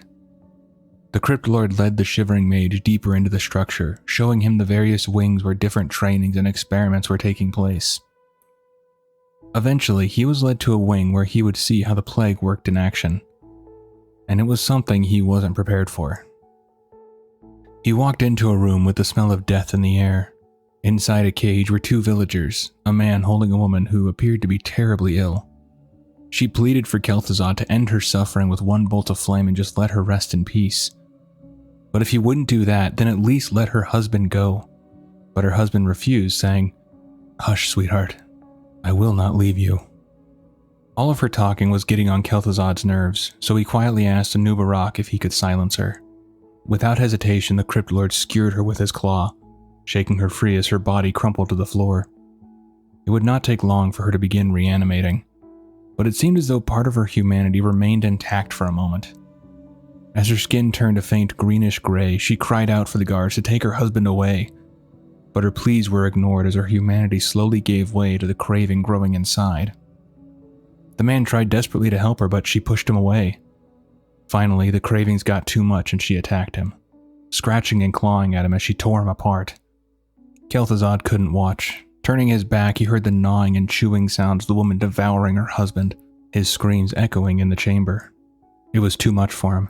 Kel'Thuzad teleported outside into the snowy terrain, but before he could attempt to teleport again, wraiths appeared in front of him and stopped him in his tracks. He knew he would die if he tried to fight, and he couldn't run. He would never be given enough time to cast another spell, so he agreed to be taken to their master, believing that working with the Lich King would allow him to strengthen his own skills, and eventually catch the Lich King by surprise and destroy him. However, Kel'Thuzad would soon be in for a shock when he began his trek up to meet the Lich King. He quickly realized there was no way he could defeat such a being. As Kel'Thuzad made his way upward, eventually forced onto his knees and crawling toward the frozen throne, the Lich King began to explain the true scope of his power in a voice that sent terror screaming through the mage's body. "Let this be your first lesson. I have no love for you or your people. On the contrary, I intend to scour humanity from this planet. And make no mistake, I have the power to do it." Kel'Thuzad continued ascending as the icy winds blew and the wraiths behind him refused to let him rest. The Lich King continued to speak, his voice inescapable within his mind. "You will never catch me unaware, for I do not sleep. And as you should have already guessed, I can read your thoughts as easily as you might read a book. Nor can you hope to defeat me. Your puny mind is incapable of handling the energies I manipulate on a whim. Immortality can be a great boon. It can also be agony the likes of which you have not yet begun to fathom. Defy me, and I will teach you what I have learned of pain. You will beg for death. Kel'Thuzad reached the summit, the frozen throne looming before him. The moment he stepped closer, an unseen force struck, driving him hard into the stone, pinning him there without mercy. He begged for release. For a moment, the pressure continued, having him wishing for death at this point. Then the weight vanished, but his strength did not return. He couldn't rise, perhaps he was never meant to. Still, he forced his gaze upward, and for the first time he saw the Lich King. A set of plate armor was seated within the throne, rather than upon it. Kel'Thuzad might have thought the armor merely black, but blinking hard, he saw that no light at all was reflected from its surface. In fact, the longer he looked, the more it seemed to devour all light, hope, and sanity. The ornate spiked helm obviously doubled as a crown. It was set with a single blue gem and, like the rest of the armor, appeared empty.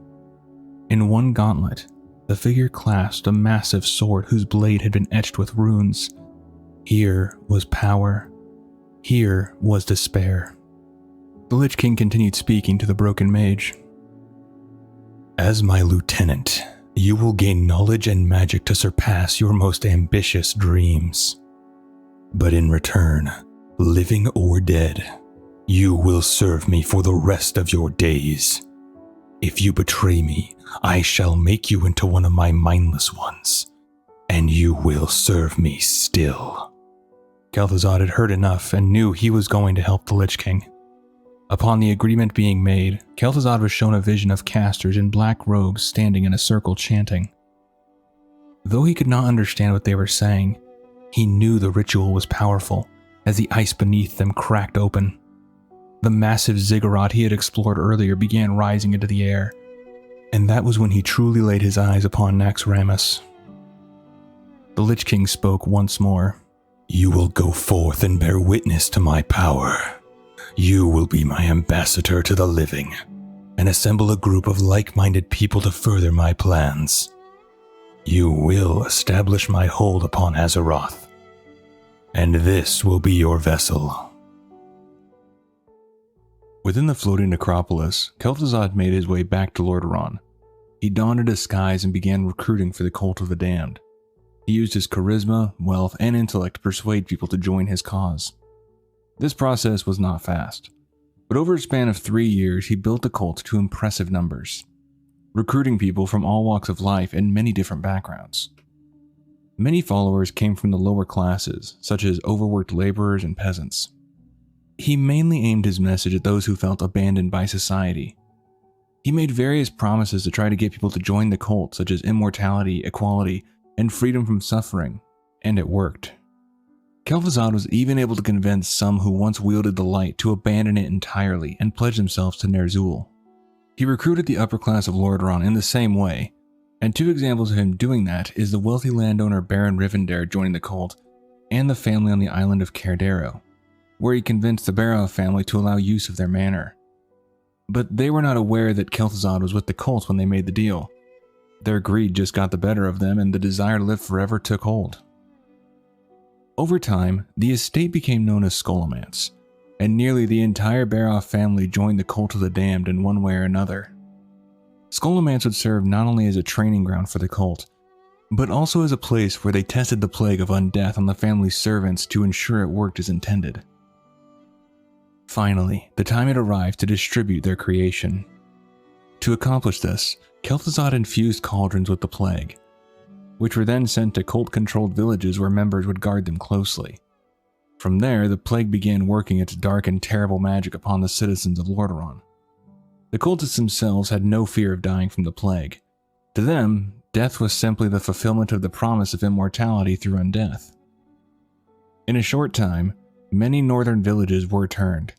The plague spread further and further until the Northlands were flooded with feral zombies ready and willing to destroy anything the Lich King commanded. Kel'Thuzad looked upon the growing army with excitement, knowing that soon Lordaeron itself would feel the strength of the Lich King. Back in Icecrown, the Lich King could think only of breaking free from his icy prison, of destroying his jailers and striking down Kil'jaeden himself, the one who had condemned him to this new hell. But he knew he had to be patient. The power he wielded was great, yet it was not enough. He needed more forces and the perfect moment to strike. Though he commanded the undead, he understood their weakness as individuals. Their true strength lay in numbers, and until those numbers were sufficient, any attempted escape would be useless. And beyond that, he knew a champion would serve him far better. Someone he could one day merge with, gaining a physical body through which he could enact his revenge. For that, he already had the perfect instrument, Frostmourne. The Runeblade would be both gift and curse to its wielder, granting immense power while binding them to the Lich King's will. So he set to work, sowing the seeds of a plan that would allow him to act without revealing his true intentions. The Dreadlords had to believe the idea was their own, that granting the Lich King a champion was in the Legion's best interest, and he knew exactly how to manipulate them. Their greatest fear was Kil'jaeden. They understood that if the plague failed, it would be their heads that paid the price. While the Lich King already had Kel'Thuzad, he was occupied with leading the Cult of the Damned and couldn't serve as a battlefield commander. A champion was needed, one who could lead, conquer, and ultimately serve a greater purpose. Over time, through subtle influence, the Dreadlords were convinced. Kel'Thuzad alone knew the Lich King's true plan and remained absolutely loyal, ready to turn on the Dreadlords when the moment came. At last, they gave their approval. And so the Lich King began channeling his power into the ice that held him. He broke a piece of the ice that held Frostmourne, sending it crashing down into the glacier below, where it would lie in wait for its next victim. Sometime later, just before the Third War would begin, Thrall was asleep when he was granted a vision. In it, he saw a battle, orcs and humans in great numbers charging toward each other. Just as the two were about to clash, meteors wreathed in green fire fell from the sky, and a bright light appeared before him just before they were about to crash into the battlefield. From that light, the scene changed, and it was raining with a mysterious man before him, who told Thrall that he must save his people by traveling to Kalimdor, and to seek him out once he arrived. Thrall suddenly awoke, shooting up from his bed, his heart and mind racing. Yet even through the confusion, he knew it would be wise to follow this warning, and so he decided to lead his people west, toward Kalimdor. Elsewhere in the Eastern Kingdoms, within the capital of Lordaeron, King Tyrannus is holding a meeting with his advisors. They inform him that the Horde has begun attacking the internment camps, but even more concerning are the rumors coming from the north of a mysterious plague. One of his advisors suggests that quarantine may be necessary, but Tyrannus will not hear of it. The people of Lordaeron, he says, have suffered enough without becoming prisoners in their own land. In the middle of the discussion, Tyrannus notices a raven flying into the throne room. The bird flies before him and lands in the center of the chamber. Moments later, it transforms into a mysterious man carrying a staff and wearing a hooded cloak, one who would later be revealed as the former guardian, Medivh. Medivh delivers the same warning he had given to Thrall. The king must lead his people west to Kalimdor if they are to survive the coming threat. But after everything his people endured during the Second War, Tyrannus refuses to listen, telling Medivh that they will decide how best to protect their people, not him. At those words, Medivh departs, but before he leaves, he declares that he once failed humanity and will not allow it to happen again. Elsewhere in the kingdom, Prince Arthas is sent to meet with Uther the Lightbringer to deal with the orcs in the region who have been kidnapping villagers. After fighting their way through the orc forces, they come face to face with the leader, slay him, and rescue the townspeople.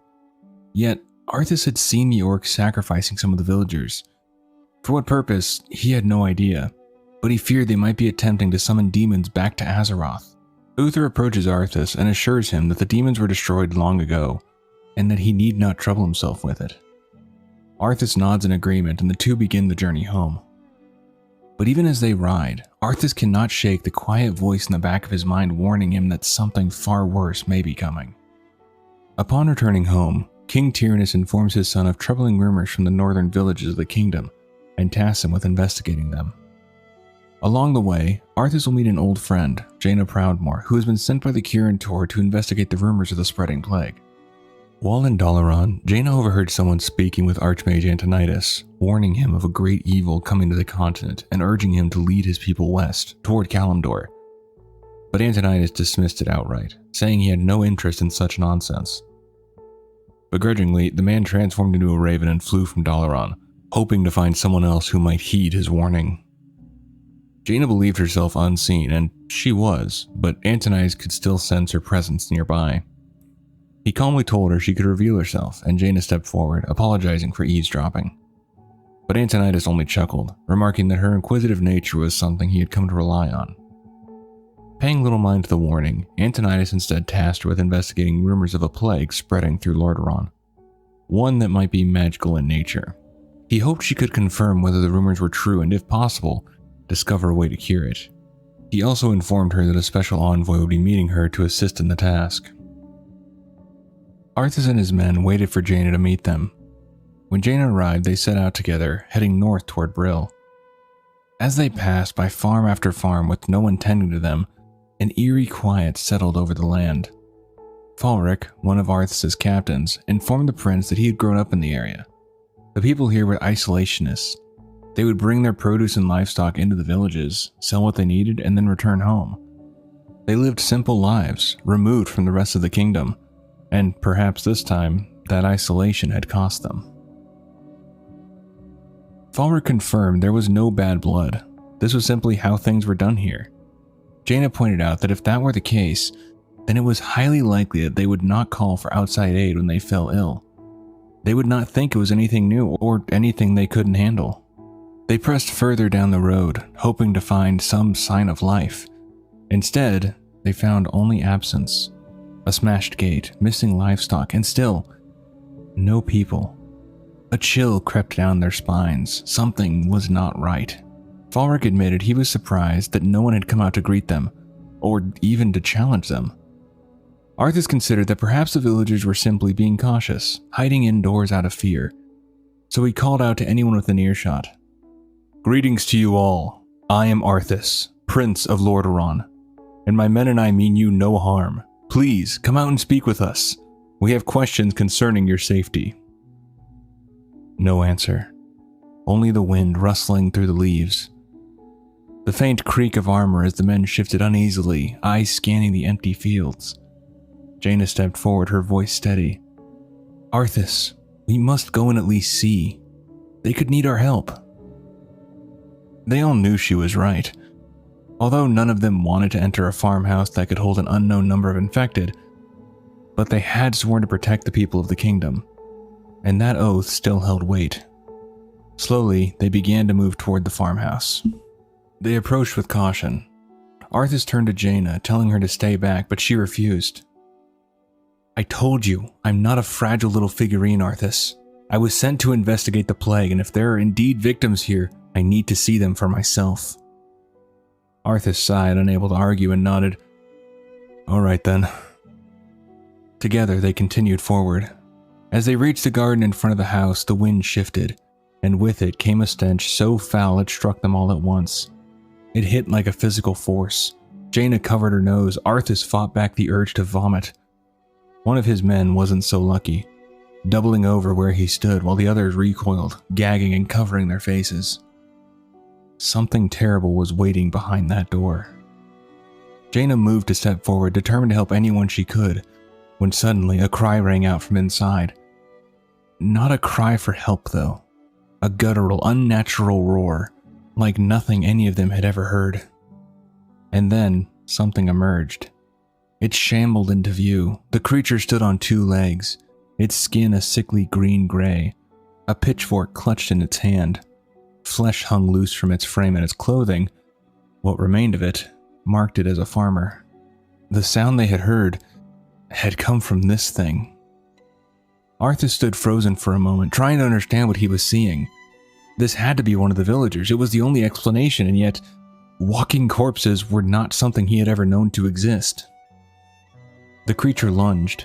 Arthas reacted just in time, his hammer flaring with light as he snapped back to reality. He raised it to block the attack, then struck back, knocking the creature off balance. With a powerful swing, he crushed its torso. The body collapsed to the ground, crumbling under the force. and did not rise again. The air filled with the smell of burning flesh as the soldiers cried out and engaged the creatures now emerging from the house. Steel rang out as weapons struck their marks in a desperate fight for survival. Arthas turned and saw Jaina behind him, casting fireballs into the advancing undead. In the chaos, he noticed one of the creatures walk mindlessly into the flames. It didn't react, it didn't scream. It simply burned and collapsed. That was enough. Arthas called for a retreat, ordering his men to fall back. Then he turned to Jaina and gave the command to burn the farmhouse, reduce it to ash.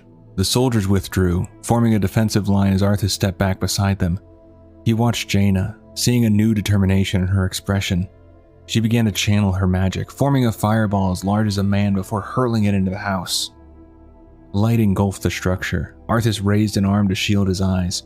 When he looked again, the farmhouse and the creatures within it were being consumed by the flames.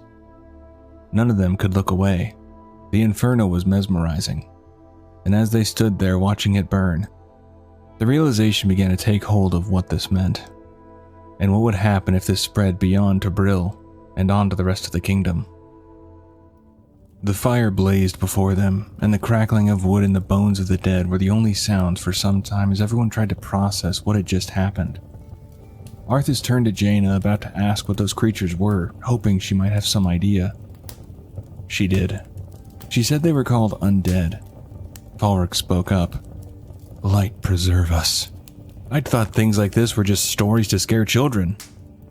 Jaina replied, "No, they're real enough. I've never seen one. Never expected to." She took a deep breath to steady herself. The dead sometimes do linger on, if their deaths were traumatic. It's what gave rise to ghost stories. She spoke with a calmness that helped ease the minds of those around her, drawing the attention of every soldier as she continued. The animation of corpses by powerful individual necromancers is not unheard of. We saw examples of this in both the first war when the orcs were able to animate skeletal remains, and in the second with the appearance of what would come to be known as Death Knights. Jaina paused, then turned to Arthas and asked to speak with him for a moment while the troops absorbed what she had said. With the realization that necromancers could be behind this, and with all signs pointing to the plague having a magical origin, unease spread through the ranks. If this was happening here, what would they find in Brill or elsewhere in the kingdom? They prepared to move out and continue toward Brill when Jaina's eyes caught something atop a nearby hill. Arthas asked what was wrong, and she said that the land didn't look right. She guided her horse forward for a better look. As she rode toward it, the soldiers and Arthas followed close behind. As they approached the silo, Jaina dismounted and took a handful of dirt, examining it closely. The earth was dry, little more than dust. The grass had withered away. Even a small insect in her hand crumbled at the lightest touch. A faint breeze passed through and the soil in her palm simply fell apart. "It's as if the land around the granary is dying," she says. Arthas looked around and saw that she was right. Just a short distance behind them, the land was full of life, green grass, healthy soil, but here, there was nothing. The sight reminded them of the Black Morass, at how it had been twisted into the blasted lands when dark energies poured through the dark portal. Once lush, now barren and lifeless. Then a thought struck Arthas. Could the grain itself be plagued? Let's hope not, she said, pointing to the crates the soldiers were carrying out of the granary. Those crates bear the regional seal of Anderhall, the distribution center for the northern boroughs. If this grain can spread the plague, there's no telling how many villages might be affected. At once, Arthas ordered his men to wear gloves as a precaution. Fortunately, most were already equipped, either wearing gloves or full armor with gauntlets. But just as quickly, concern overtook him. He took Jaina's hand and spoke a quiet prayer. A warm light flowed from his hands into hers, ensuring that any sickness within her would be purged. Thankfully, he didn't sense anything that needed to be purged. Now, their mission had changed. It was no longer just about protecting the people. It was about stopping the spread of the plague itself. They would have to destroy the infected grain before it could reach more villages. But they had not even reached Brill yet, let alone Anderhall, which still lay some distance ahead. But first, they would press on to Brill and see what remained of its people. On their continuing journey the next day, they crossed paths with a pair of Quel'Dorei priests who could feel that something was wrong, something creeping through the soil, and had come to offer what healing they could in hopes of stemming whatever was spreading through the kingdom. There wasn't any immediate healing to be done, but they were able to point Arthas toward a warehouse on the far edge of the village they were approaching. They continued on when suddenly a thunderous blast echoed through the air, an explosion.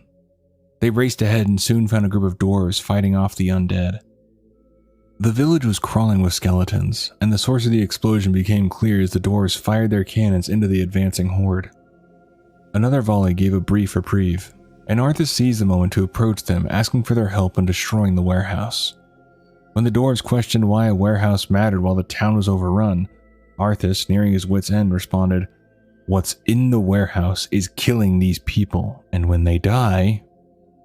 He pointed to the skeletons littering the ground, and the dwarves' expression shifted as realization set in.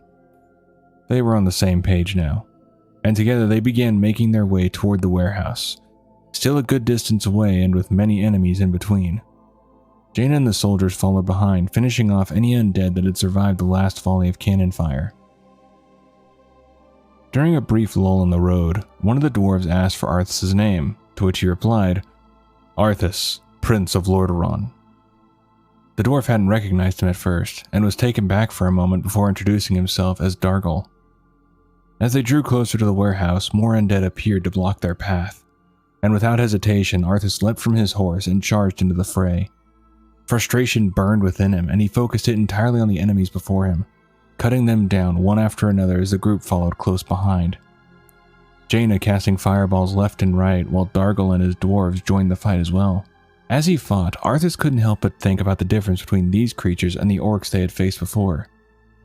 Jaina had once told him that the orcs were still people, individuals.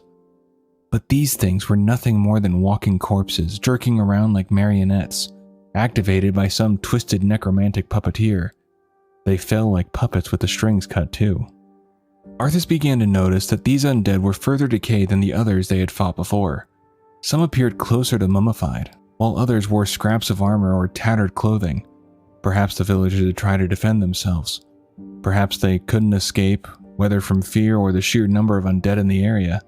But in the end, they all fell the same way, becoming mindless creatures driven only to end the living. The putrid scent filled the air, mixing with the burning of their flesh. In a brief moment, Arthas glanced around and saw his men still standing, fighting alongside Jaina, who, though pale from the strain of her magic, remained on her feet. He hadn't lost a single man. The thought grounded him, and just as quickly he threw himself back into the fight, continuing the push toward the warehouse. As they struck down foe after foe, Jaina suddenly called out a warning, and just in time, Arthas dodged a scythe swinging toward his neck from behind. With a swift turn and a crushing blow from his hammer, he ended the threat. But Jaina had seen something else.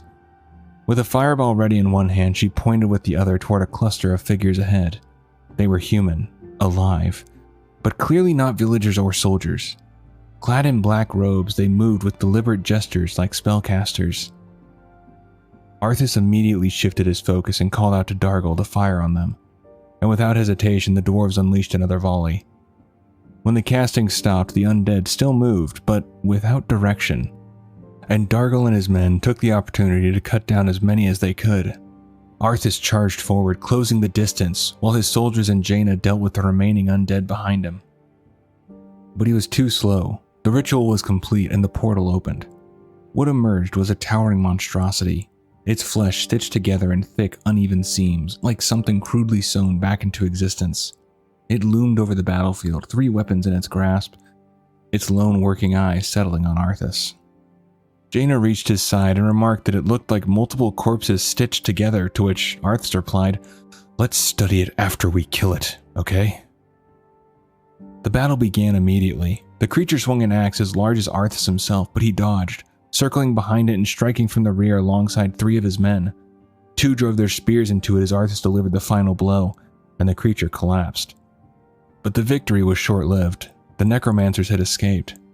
Anger surged through Arthas. Jaina tried to comfort him, but he refused it. There was still work to be done. He called to Dargel and ordered the warehouse destroyed, and the dwarves gladly opened fire. He then called to Jaina to burn the rest. But before he could finish, she was already charging a fireball. When she released it, the remains of the warehouse and everything within it were consumed by flames, reduced to ash as they all stood watch to ensure nothing remained. As they prepared to move on, they explained the situation to Dargel. The necromancers, the plagued grain, all of it. And Arthas could no longer contain his anger, saying, Necromancers, creating a plague to get more raw material for their unholy army. I want them. No, I want their leader. I want that bastard who is deliberately slaughtering my people. And it's a good bet that we'll find him and the answers we're looking for at Anderhall. Arthas drove his men forward harder than he should have, and he knew it even as he did it. But there was no time to slow down. Every moment they wasted meant more people falling ill, more people dying. Jaina rode alongside him, chewing on dried meat as they pressed onward. The light still sustained Arthas, giving him strength beyond normal limits. But Jaina was not so fortunate. Mages drew from different energies, and what she had endured, the spells she had cast, the strain she had pushed through, was beginning to show. Even so, she had given everything she had in the fighting before, just as the soldiers had. Arthas' purpose was clear: understand what was happening and stop it. But as the truth unraveled before him piece by piece, doubt began to creep in. Could he actually stop this? Could any of them? It didn't matter, he had to. It was his duty as prince to protect his people, and no matter how grim the path ahead became, Arthas would not turn from it. They had not reached the gates of Anderhall, but already smoke billowed into the sky ahead of them, stirring a fragile hope that perhaps the grain had been destroyed before it could spread any further. But as they entered the town, that hope was quickly extinguished. Flames consumed everything around them, buildings burned and the streets were empty.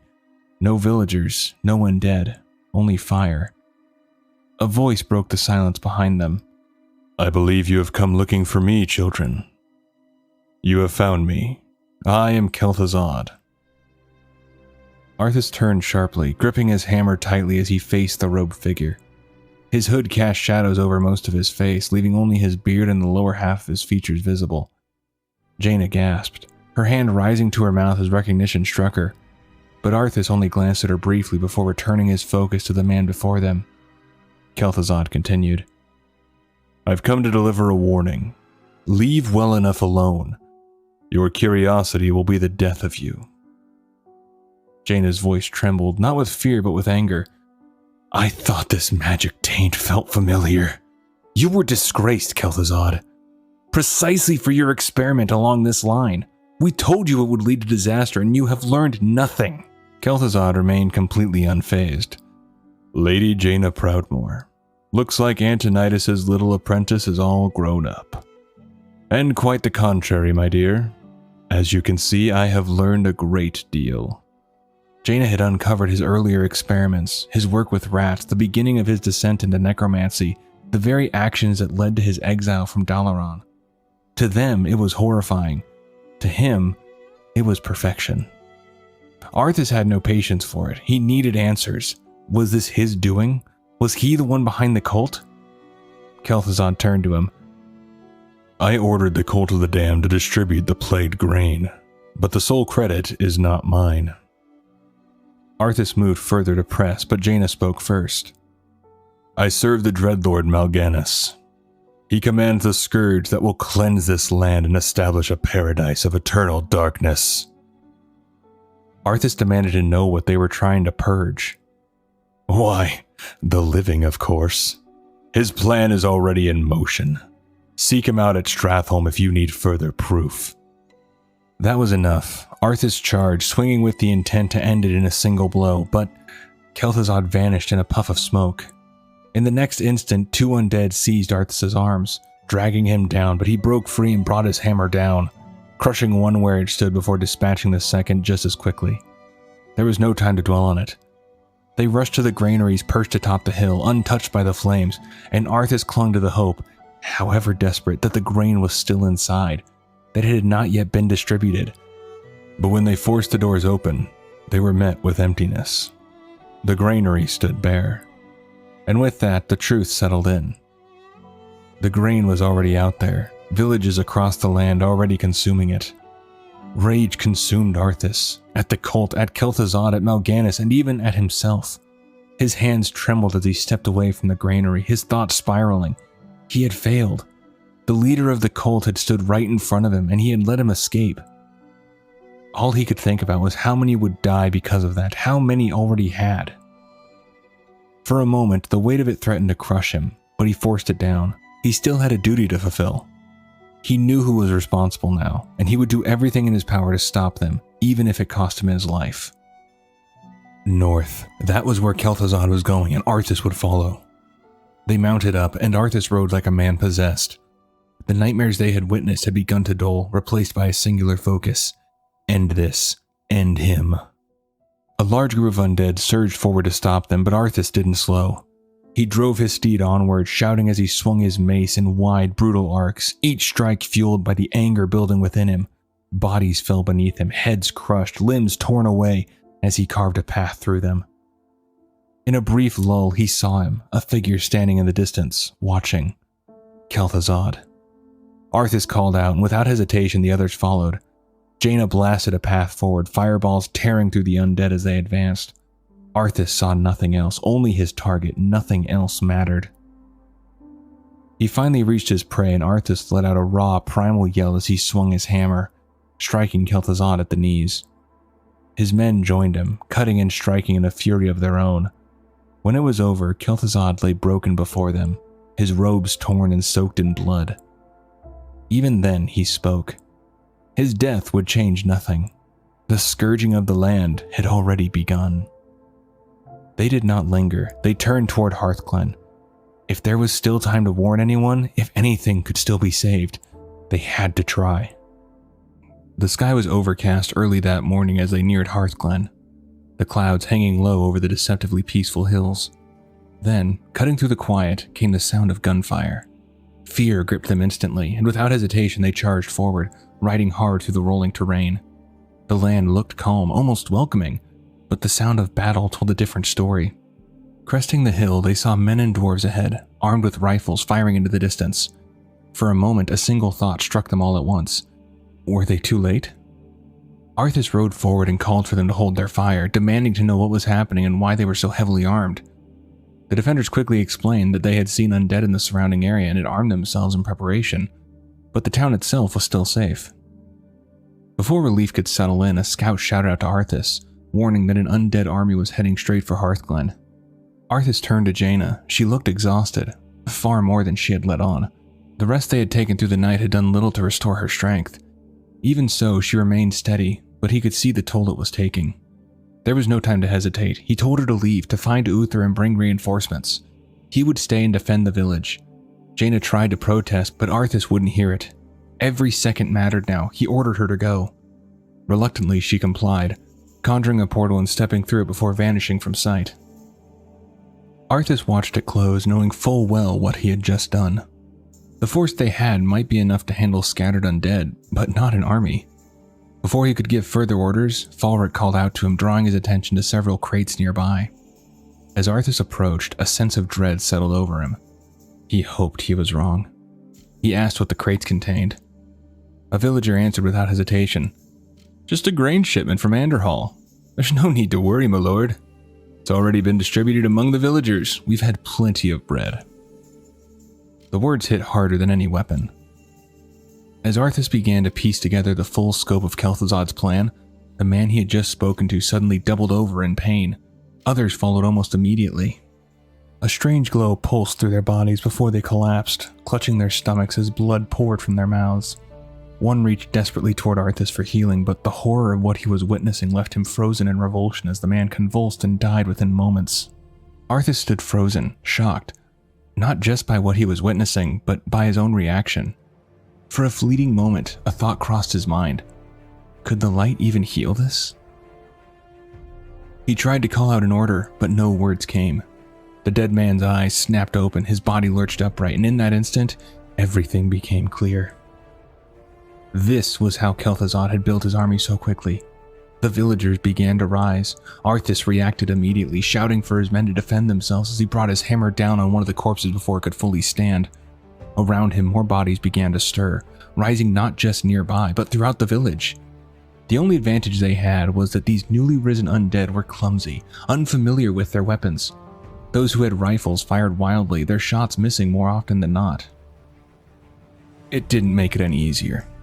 Arthas' men fought for their lives, faces set with grim determination as they struck down the very people they had come to protect. Skulls were crushed, bodies cut down, each blow landing heavier than the last as the reality of what they were doing set in. Then the true threat arrived. The undead army descended upon Hearthglen. Skeletons long dead marched alongside freshly turned victims, while others wore remnants of armor from lives long past. And among them were the abominations, hulking masses of stitched flesh that had taken multiple men to bring down before. But Arthas did not falter. He would not. Raising his hammer high, its light flaring brilliantly against the darkened sky, he called out to his men, "Hold your ground. We are chosen by the light. We shall not fall." Arthas had lost track of how many he had been fighting. He never stopped swinging his hammer, his arms trembling and his lungs burning with every breath. The light was the only thing keeping him and his men moving, steadying them when their bodies should have given out.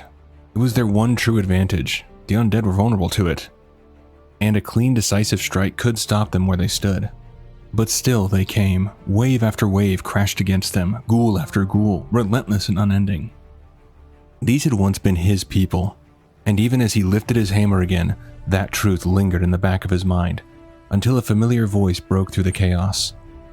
Uther had arrived, leading his knights into the fray, fresh and battle-hardened. With them came Jaina, despite the exhaustion weighing heavily on her. The tide shifted almost immediately. The undead began to fall faster, and with it came renewed strength for Arthas and his men. Uther's forces didn't hesitate at what they faced. Jaina had prepared them well. Each new wave was met with hammer, sword, and flame, driven back by sheer will. At last, the final of the walking dead fell to Jaina's fire, and as the flames died, so too did her strength. Her legs gave out beneath her and she quickly reached for her water skin, drinking deeply as her hands shook. She forced herself to eat as well, pulling out dried meat in a desperate attempt to restore even a fraction of her strength. Uther stood in silence, looking out over the sea of dead before them. Arthas, however, did not. His gaze had drifted elsewhere, to the bloated, fly-ridden corpse of a horse lying among the carnage. His thoughts had already moved beyond Hearthglen, Stratholme, Mal'Ganis. This was where it would end, and so he decided to start heading to Stratholme ahead of everyone, despite objections from the others. Uther tried to reason with him to slow him down, but Arthas wouldn't listen. He even tried to draw Uther into his anger, reminding him that Stratholme was where he had become a paladin. But Uther refused to take the bait. "Easy, lad. Brave as you are, you can't hope to defeat a man who commands the dead all by yourself." Arthas said nothing. He mounted his horse and rode off without another word, needing to be alone. Behind him, Jaina and Uther watched him go. "He's feeling the weight of the crown for the first time," Uther said quietly. "He's never had to before. This is all part of it, my lady. Part of learning how to rule wisely. I watched Tyrannus struggle with the same thing when he was a young man. Both good men, both wanting to do the right things for their people, to keep them safe and happy. But sometimes the only decision is which is the lesser evil. Sometimes there's no way to fix everything. Arthas is learning that." Jaina could not let him go alone. Taking Uther's advice, she followed, keeping her distance. She cloaked herself in invisibility, watching him without interfering. Arthas rode hard, anger clouding his thoughts, at Kel'Thuzad, at the cult, at everything that had happened, even at his horse for not moving faster. So lost in it all, he nearly struck a man standing in the road. Even though Arthas nearly hit him with his horse going at a full gallop, the man didn't flinch. Medivh had come to reach the prince at last, hoping this time someone would listen. Arthas snapped at him, anger spilling over, but the man calmly replied that he would not have been harmed. He spoke of Arthas' father, of warnings that had gone unheard, and told him the truth, that this land was already lost. If Arthas truly wished to save his people, he would leave and go to Kalimdor. Arthas refused. He could not abandon his kingdom. Before leaving, the man offered one final warning. The harder you strive to slay your enemies, the faster you'll deliver your people into their hands. Then he transformed into a raven and disappeared into the sky. Arthas remained, too consumed by the weight pressing down on him to understand what had just been said. Jaina revealed herself then, explaining that this same prophet had come to Dalaran, warning Antonidas of the same fate. But there was no time to dwell on it. They continued on towards Stratholme with Uther following behind, until they were forced to stop for the night. By morning, Arthas informed Jaina of his grim realization. The plague was far worse than they had thought. It was not a matter of necromancers raising the dead later. The grain itself carried it. The bread killed them and turned them into undead. This was how Hearthglen had fallen so quickly. They reached Stratholme ahead of the others. Rain had fallen throughout the journey, turning the roads into mud. By the time Uther and his knights arrived, the cold had set in. Jaina, though cloaked and hooded, was soaked through and shivering. Arthas scanned the city and hoped that he would see no sign of the plague, but that was just wishful thinking. The wind turned and suddenly he smelt that same sickly sweet odor he smelt at Hearthglen before the townspeople had turned. It was too late. The plague had been made into the bread. He turned to everyone and told them that everyone in Stratholme had been infected. Uther refused to believe it, asking if Arthas had gone insane, but Jaina stepped forward backing him up. If they had eaten the grain, then they were infected, and if they were infected, they would turn. But even as she said it, her mind was racing, grasping for something, anything that could stop this. Antonidas once told her, if a thing is magical in origin, then magic can combat it. If they had a little time to think, if they could calm down and react from logic and not emotion, perhaps a cure could... Arthas didn't let her finish. Arthas proclaimed the city had to be purged. Uther was horrified. How can you even consider that? There's got to be some other way. This isn't a blighted apple crop. This is a city full of human beings. But Arthas didn't waver. Jaina cried out, unable to believe what she was hearing, telling him they couldn't do this. Arthas turned to her, eyes filled with anger and hurt, and in that moment she saw it clearly. He believed this was the only way. Listen to me, we don't know how many are infected. Some of them might not have even eaten any grain at all. Others might not have had a lethal dose. We don't even know what a lethal dose is. We know so little. We can't just slaughter them all like animals out of our own fear. I'm trying to protect the innocent, Jaina. That's what I swore to do. They are innocent. They are victims. They didn't ask for this, Arthas. There are children in there. We don't know if it affects them. There's too much unknown for such a drastic solution. What of those who are infected? They'll kill those children, Jaina. They'll try to kill us and spread out from here and keep killing. They are going to die regardless, and when they rise, they'll do things that in life they would never have wanted to do. What would you choose, Jaina? That would be my personal choice, yes, but we can't make that choice for them. Don't you see? No, I don't see. We need to purge this city before any of them have a chance to escape and spread the contagion. Before any of them turn, it's a kindness. And it's the only solution to stop this plague right here, right now, dead in its tracks. And that is exactly what I intend to do. Arthas, give me a little time, just a day or two. I can teleport back to Antonidas and we can call an emergency meeting. Maybe we can figure out some way to... We don't have a day or two, Jaina. This affects people within hours, maybe minutes. I saw it at Hearthglen. There is no time for deliberation or discussion. We have to act now, or it will be too late. There was nothing left to say. Arthas gave the order. Uther refused. Damn it, Uther. As your future king, I order you to purge this city. You are not my king yet, boy. Nor would I obey that command even if you were. Then I must consider this an act of treason. Treason? Have you lost your mind, Arthas? Have I? Lord Uther, by my right of succession and the sovereignty of my crown, I hereby relieve you of your command and suspend your paladins from service. Arthas, you can't just... It's done. Those of you who have the will to save this land, follow me. The rest of you, get out of my sight. You've just crossed a terrible threshold, Arthas. Jaina? I'm sorry, Arthas. I can't watch you do this. She left with Uther trembling, barely able to hold herself together as she rode away. Arthas called after her, but she closed her eyes, tears falling as she whispered her apology.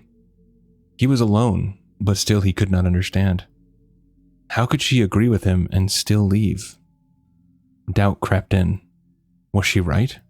No, she couldn't be. If she was, then he was about to become a mass murderer, and he knew that wasn't who he was. He knew it. When he came back to himself, he saw how few soldiers remained and wondered if they could truly take the city. Falric spoke up, agreeing with him, and others followed. Arthas gripped his hammer. There is no pleasure in what we do here, only grim necessity. Only the need to halt the plague here and now, with the fewest casualties possible. Those within these walls are already dead. We know it, even if they do not. And we must kill them quickly and cleanly before the plague does it for us. He looked at the men before him, the men who didn't turn away from their duty. They must be slain and their homes destroyed, lest the dwelling become shelter for those whom we are to save. The men nodded and gripped their weapons. This is not a great and glorious battle. It is going to be ugly and painful, and I regret its necessity with my whole heart. But it is with my whole heart that I know we must do this.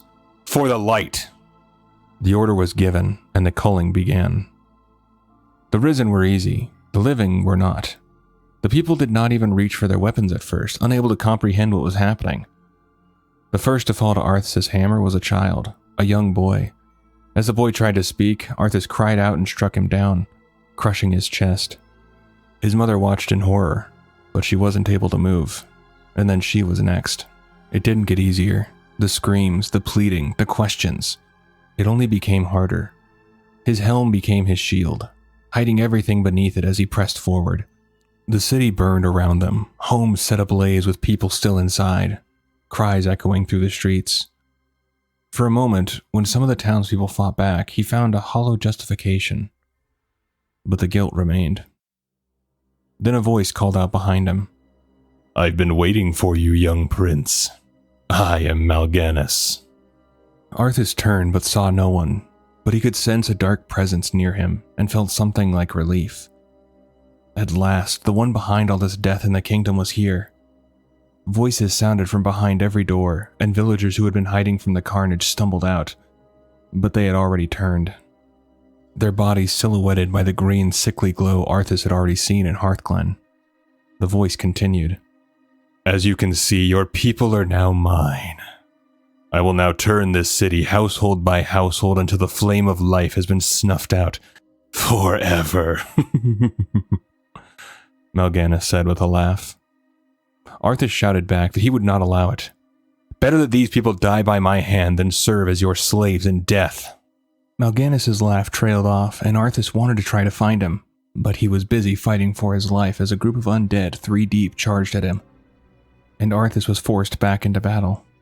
Time lost all meaning after that. He no longer knew how long he had been killing or how many living and dead had fallen before his hammer. At last, the culling was done. The city lay in ruins, and his people had been slaughtered by his hand and the hands of his soldiers. He stood there exhausted, shaking, nauseated by the smell of blood, smoke, and the sickly sweet scent of poisoned bread still lingering in the air, even though the bakery itself had become a burning shell. Blood and ichor covered his armor, but even after all that, one task still remained. One final enemy had to die. Mal'Ganis descended from the sky, his wings outstretched as he landed on the roof of the building near Arthas. Now Arthas had read of dreadlords in books at Dalaran, had seen pictures of them before, and knew they were enormous, with large wings and unnatural legs wrapped in armor along the thighs and lower portions of their limbs. But the thing that truly haunted him was not the size or the armor. It was the eyes. Those glowing green eyes, and the sharp teeth bared in an arrogant sneer. Terror was the dominant feeling Arthas had in that moment, and he fought to break through it. He was going to end this, he had to. He thought of all the souls in the city he had torn through, of the terrified men, women, and children who had not understood that he was doing this to save their souls. Hatred overrode the terror and the guilt, and in that moment he was ready to kill this dreadlord and end it here and now. Or so he thought. We are going to finish this right now, Mal'Ganis. Just you and me. The Dreadlord laughed. Brave words. Unfortunately for you, it won't end here. Your journey has just begun, young prince. Mal'Ganis told Arthas to come to the Arctic land of Northrend, and that was where he would find his true destiny. Then he disappeared, and Arthas went almost manic with rage, swinging his hammer wildly until exhaustion forced him to stop. He swore then that he would hunt Mal'Ganis to the ends of the earth, and he knew now that Northrend was where he had to go if he meant to end this threat once and for all. 3 days had passed since the slaughter at Stratholme, and Jaina could no longer stay away. She had to see the aftermath for herself. A day and a half earlier, Arthas had come to her, asking her to follow him to Northrend. She had tried to warn him, tried to convince him it was a trap, but just like before the culling, he refused to see reason. He saw only one path forward. With that, he set out on his quest to the frigid north. As she walked through the ruins of what had once been a peaceful city, she saw fires that should have long since died out still burning, and it was clear that dark magic lingered here, infecting the land itself. The smell was nearly unbearable, so she pressed a handkerchief to her nose, infused with peace bloom essence, trying to dull the stench as she moved deeper into the devastation. Everywhere she looked, there was death. The people hadn't even understood why this was happening, and they hadn't been given a chance. She had hoped that maybe they would let the children survive, but even the children had not been spared, their bodies lying among the many others who had been unarmed and defenseless. They never stood a chance once it began. Questions flooded her mind. Would they all have turned into undead? Most probably would have, but all of them? There was no way to know. They knew so little about the plague. Far too little. And then came the question that would haunt her, as it had haunted so many before her. Could she have done more to change the outcome here? Arthas had been so determined, so unwavering, that it was hard to imagine anything short of killing him would have stopped him. He hadn't been seeing reason. He hadn't been listening, and so those questions would remain unanswered, lingering in her mind long after she left this place. She stood there lost in her thoughts until a familiar voice broke through them. Uther approached, saying he had expected to find her here, and he needed to know where Arthas had gone. He told her that Arthas had taken the Lordaeron fleet with him, and while Uther couldn't understand why the men had followed him, Jaina answered simply, it was because he was their prince, and they loved him. They wanted to help him. They didn't know what he had done.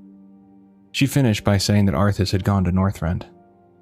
Before Uther returned to Capital City to inform King Tyrannus, the two spoke about everything that had happened. Jaina admitted that she was overwhelmed with doubt and regret. Before Uther returned to Capital City to inform King Tyrannus, the two spoke about everything that had happened. Jaina admitted that she was overwhelmed with doubt and regret, questioning whether she could have done more, whether she could have stopped him, whether she could have made him see reason. Uther listened intently and said, Anyone with a heart would wonder the same. I know I do. When she looked at him surprised, he nodded and continued, I could not fight him. He is still my prince, but I wonder, could I have stood in his path? Said something else, done something else? He sighed and shook his head. Perhaps not. But that moment is in the past, and my choices cannot be undone. You and I both look to the future now. Jaina Proudmoore, you had nothing to do with this slaughter. They spoke a while longer before Uther turned to leave, asking if she would be coming as well. But Jaina wasn't ready. Uther regarded her kindly before departing to inform the king of what had happened and where his son was heading, leaving Jaina alone in the middle of the devastation. She stood there, taking in everything around her. The smell was becoming unbearable, but she didn't move. She wanted to remember this. This would not become something forgotten, buried away in the footnotes of history. As she finally prepared to leave, a raven descended before her, transforming into the prophet she had seen before talking to Antonidas. This time he urged her to heed his warning and lead her people west to Kalimdor. A shadow had fallen over this land, and it would consume everything if they remained. With King Tyrannus, Antonidas, and Arthas brushing off his warning, this was their only chance for survival. Jaina hesitated, but she had seen enough. The death, the destruction, everything that had been lost.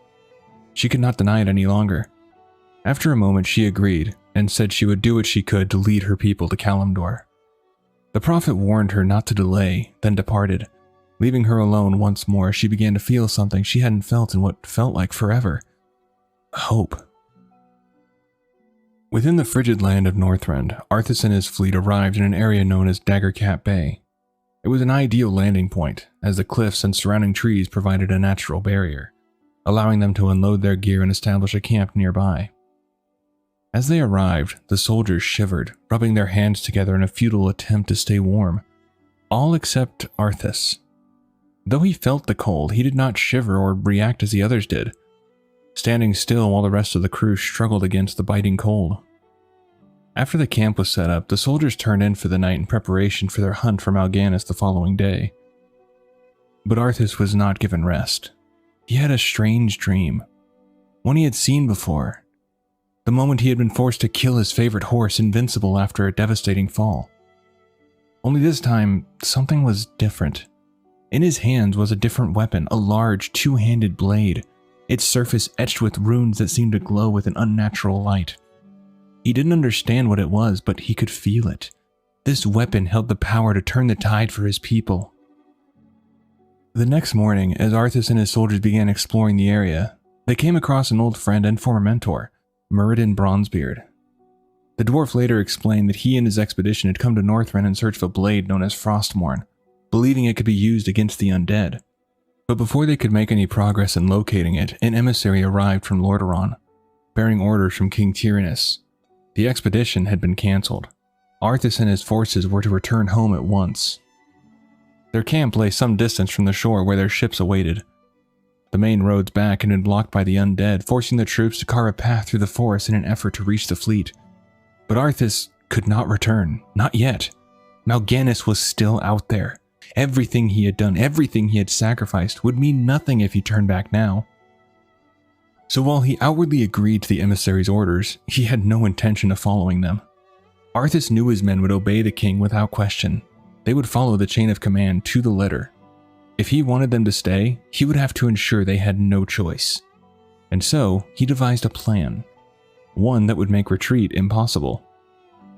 Slipping away through the woods, he sought out mercenaries and hired them to burn the ships. When Muradin learned of what Arthas intended to do, he tried to talk him out of it. But just as at Stratholme, Arthas would not be swayed. In his mind, this was the only path forward. By the time the ships were set ablaze, the soldiers had arrived, demanding to know what had happened. And it was here that Arthas took another step down his dark path. The mercenaries had served their purpose. Now, they were expendable. Declaring that they were responsible for the destruction of the fleet, Arthas drew his mace and charged, leading his men in the slaughter of the very mercenaries he had hired. Muradin didn't think Arthas would go this far, lying to his own men and then murdering the very people he had hired. He tried to confront Arthas outside, attempting to understand what had snapped in his former pupil. The undead assault had clearly taken its toll, but going to these lengths felt completely out of character for the man he once knew. Before he could press much further, cannon fire erupted as the undead launched another attack. Muradin told Arthas that he believed he knew where the sword was, though he was hesitant to seek it out. He had his doubts about how much it could truly help, but desperate times called for desperate measures. He agreed to guide Arthas using a map he had acquired, while Arthas informed Falric that he and the rest of the soldiers would need to hold off the undead for as long as possible. They would return as quickly as they could to help finish the fight. The trek was treacherous, the snowfall growing heavier with each step, but they managed to make their way to the cave. As they neared the entrance, a sense of unease settled over Muradin, but Arthas pressed forward without hesitation. A faint glow pulsed from within, and Muradin's instincts told him something was wrong, so they proceeded with caution, wary of any traps that might await those who ventured too far inside. It didn't take long for that feeling to prove true. Voices echoed through the cave, warning them to turn back, telling them that only death and darkness awaited those who continued forward, but Arthas was undeterred. He pressed on, with Muradin following close behind. Deeper they went, until finally they saw it. The sword, embedded within a massive shard of ice. The blade appeared to hover, suspended within it, glowing faintly. As they approached, Muradin spoke again, trying one last time to make Arthas see reason, but he refused. To Arthas, this blade was everything. It was his salvation and his kingdom's. It meant that everything he had done would not be in vain, and nothing was going to stop him now. In one final attempt, Muradin stepped closer to examine the blade, and he recognized the ancient script etched into it. Kalamag, the language of the elementals. He read aloud, "Whomsoever takes up this blade shall wield power eternal. Just as the blade rends flesh, so must power scar the spirit." The blade was cursed. Muradin made one last plea to his pupil. He had taught him to fight with many weapons, to use them when necessary, but the price this one demanded was too great. Arthas needed to walk away. But Arthas was done listening. He called out to the spirits, declaring that he would pay whatever cost was required, that he would do whatever it took. And despite every warning, every sign telling him to stop, he surrendered himself to the blade. The ice encasing the sword exploded outward, shards flying in every direction.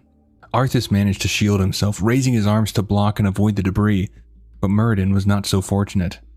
Arthas didn't see what happened to him, but he believed he was dead. At last, Arthas took hold of the blade from his dreams, the blade that promised the power to end his enemies.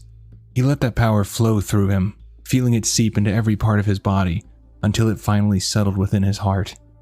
He was ready to face Mal'Ganis, ready to end the nightmare once and for all with the weapon he believed would bring salvation to his people.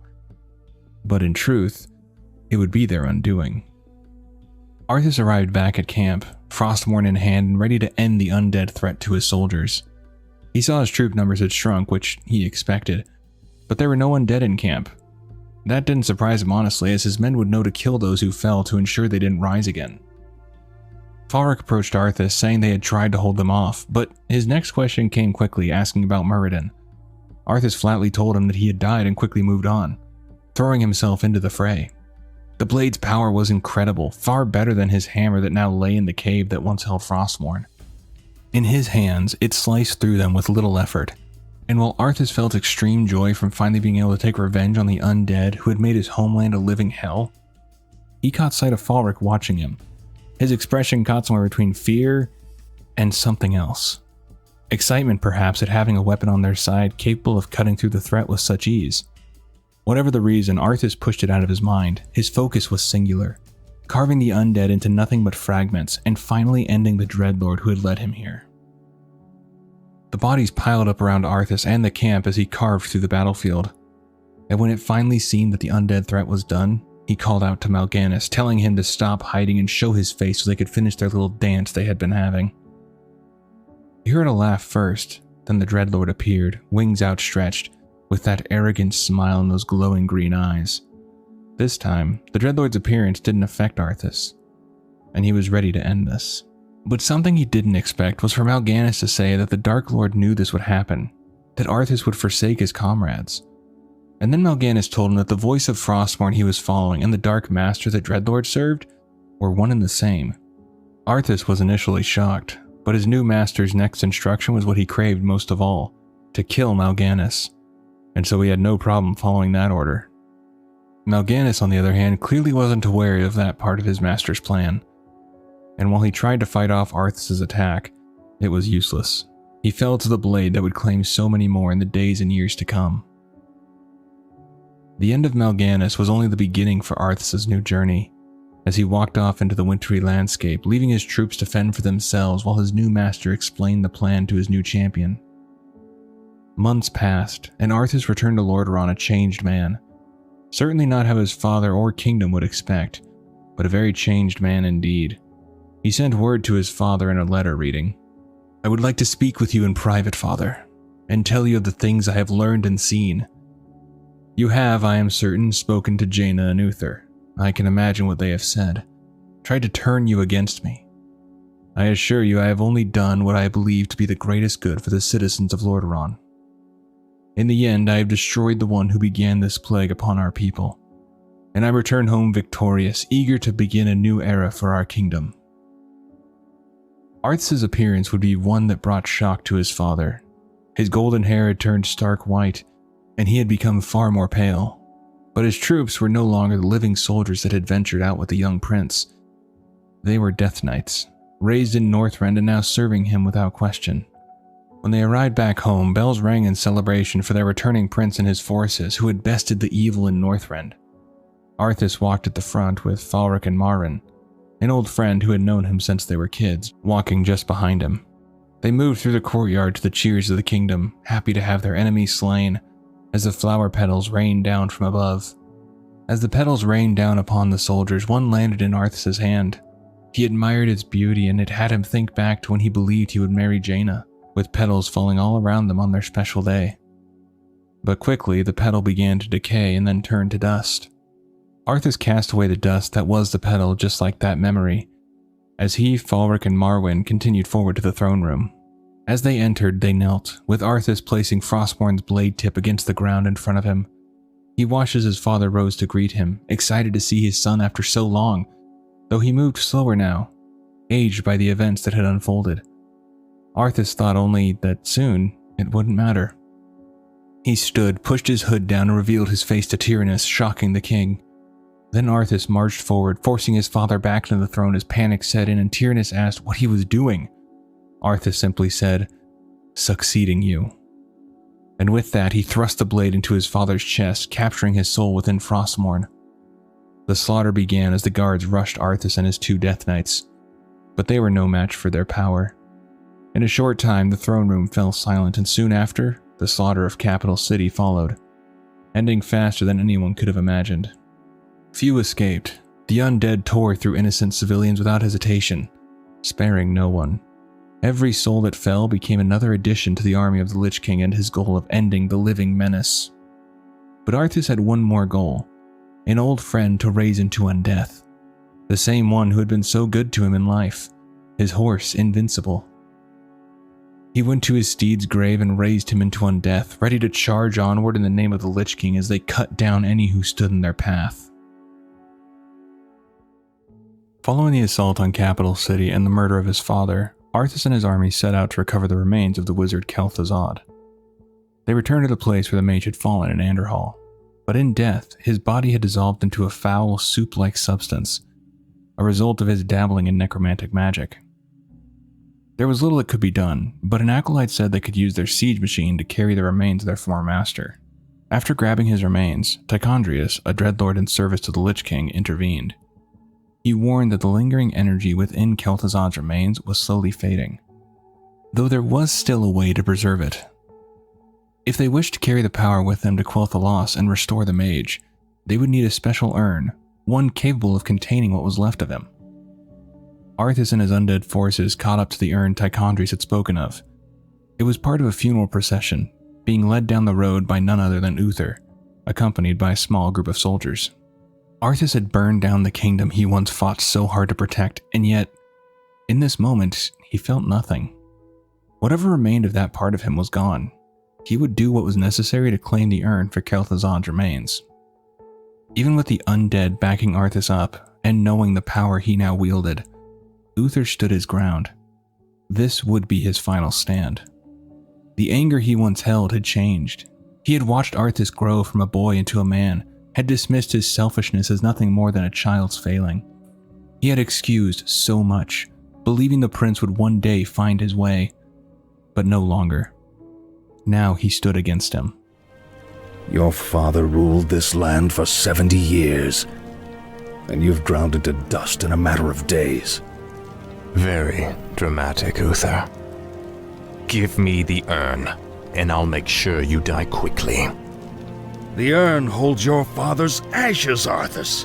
What, were you hoping to piss on them one last time before you left his kingdom to rot? I didn't know what it held. Nor does it matter. I'll take what I came for one way or another. Uther's final promise to Tyrannus, his friend and king, was to give his remains the burial they deserved after his own son had murdered him. But Uther simply answered that he would rather die honoring the promise he made than to live at Arthas' mercy. The battle between mentor and student began. Both showed their skill, Arthas wielding Frostmourne with unnatural precision, while Uther's years of experience kept him on the defensive. Still, Arthas pressed forward, relentless, until he found an opening and brought Frostmourne down in what should have been a killing strike. Uther blocked it. Their weapons locked as both men strained to end the other. Uther forced Arthas back, and for a moment, it seemed as though nothing had changed. Arthas had never been able to defeat him before, and now, Uther raised his hammer for the final blow. The light answered him, surging through his body in a radiant burst that burned Arthas as he was driven to his knees. Frostmourne slipped from his grasp as he waited to be struck down. And then, he felt it. The hilt of the blade was back in his hands. He didn't know how. His body moved without his command. Then his master's voice echoed in his mind. Every light has its shadow. Every day has its night. And even the brightest candle can be snuffed out. And so can the brightest life. Uther brought the hammer down, but Arthas moved. In an instant, he was back on his feet. Uther was powerful, but facing Arthas and Frostmourne was unlike any battle he had fought before. The blade fed him strength when he needed it most, and this was a moment of need. Arthas surged forward, striking with relentless force, blow after blow, crashing against Uther's defenses until at last, an opening revealed itself, and he took it. Frostmourne drove into Uther's shoulder, slipping through the gap in his armor. The blade bit deep, forcing the paladin to stumble. And Arthas pressed the attack in a frenzy. Though Uther fought to defend himself, it was no use. His strength failed him. His good arm gave way under the assault until he collapsed to his knees. He was defeated, but he would not surrender. His body could no longer answer his will. Blood loss stole what little strength he had left. Before Arthas struck the final blow, Uther spoke. I dearly hope that there's a special place in hell waiting for you, Arthas. We may never know, Uther. I intend to live forever.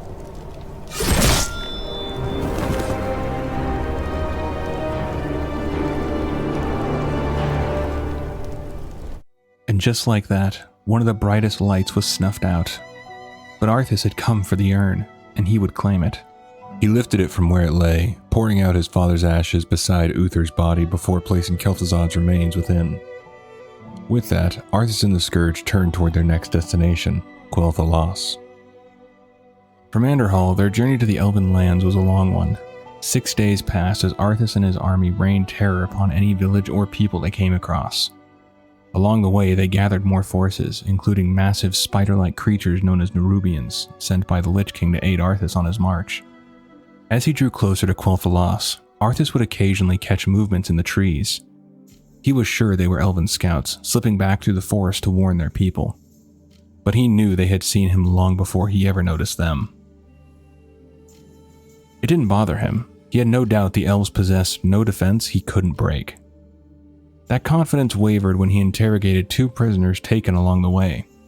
One, a priest, could offer little of use, but in his desperation, he revealed enough for Arthas to realize there was another way into the kingdom. And the second prisoner proved far more useful. Tempted by the promise of power, he turned on his own people, and just like that, Arthas was handed the keys to Quel'Thalas. Sylvanas listened as the scout reported on Arthas and his army. He warned that if their defenses were breached, Quel'Thalas would likely fall, but Sylvanas remained undeterred and turned to Kel'Marin. We are Quel'Dorai. Our land is impregnable. He will not enter. Do not fear. He must first know how to break the enchantments that protect Quel'Thalas. Then he must be able to do so. Better and wiser foes than he have tried to take our realm before now. Have faith, my friend, in the Sunwell's strength and in the strength and will of our people. Sylvanas and her Farstriders waited at the outer gate as the fallen prince approached. When she first laid eyes on his army, even she was taken back.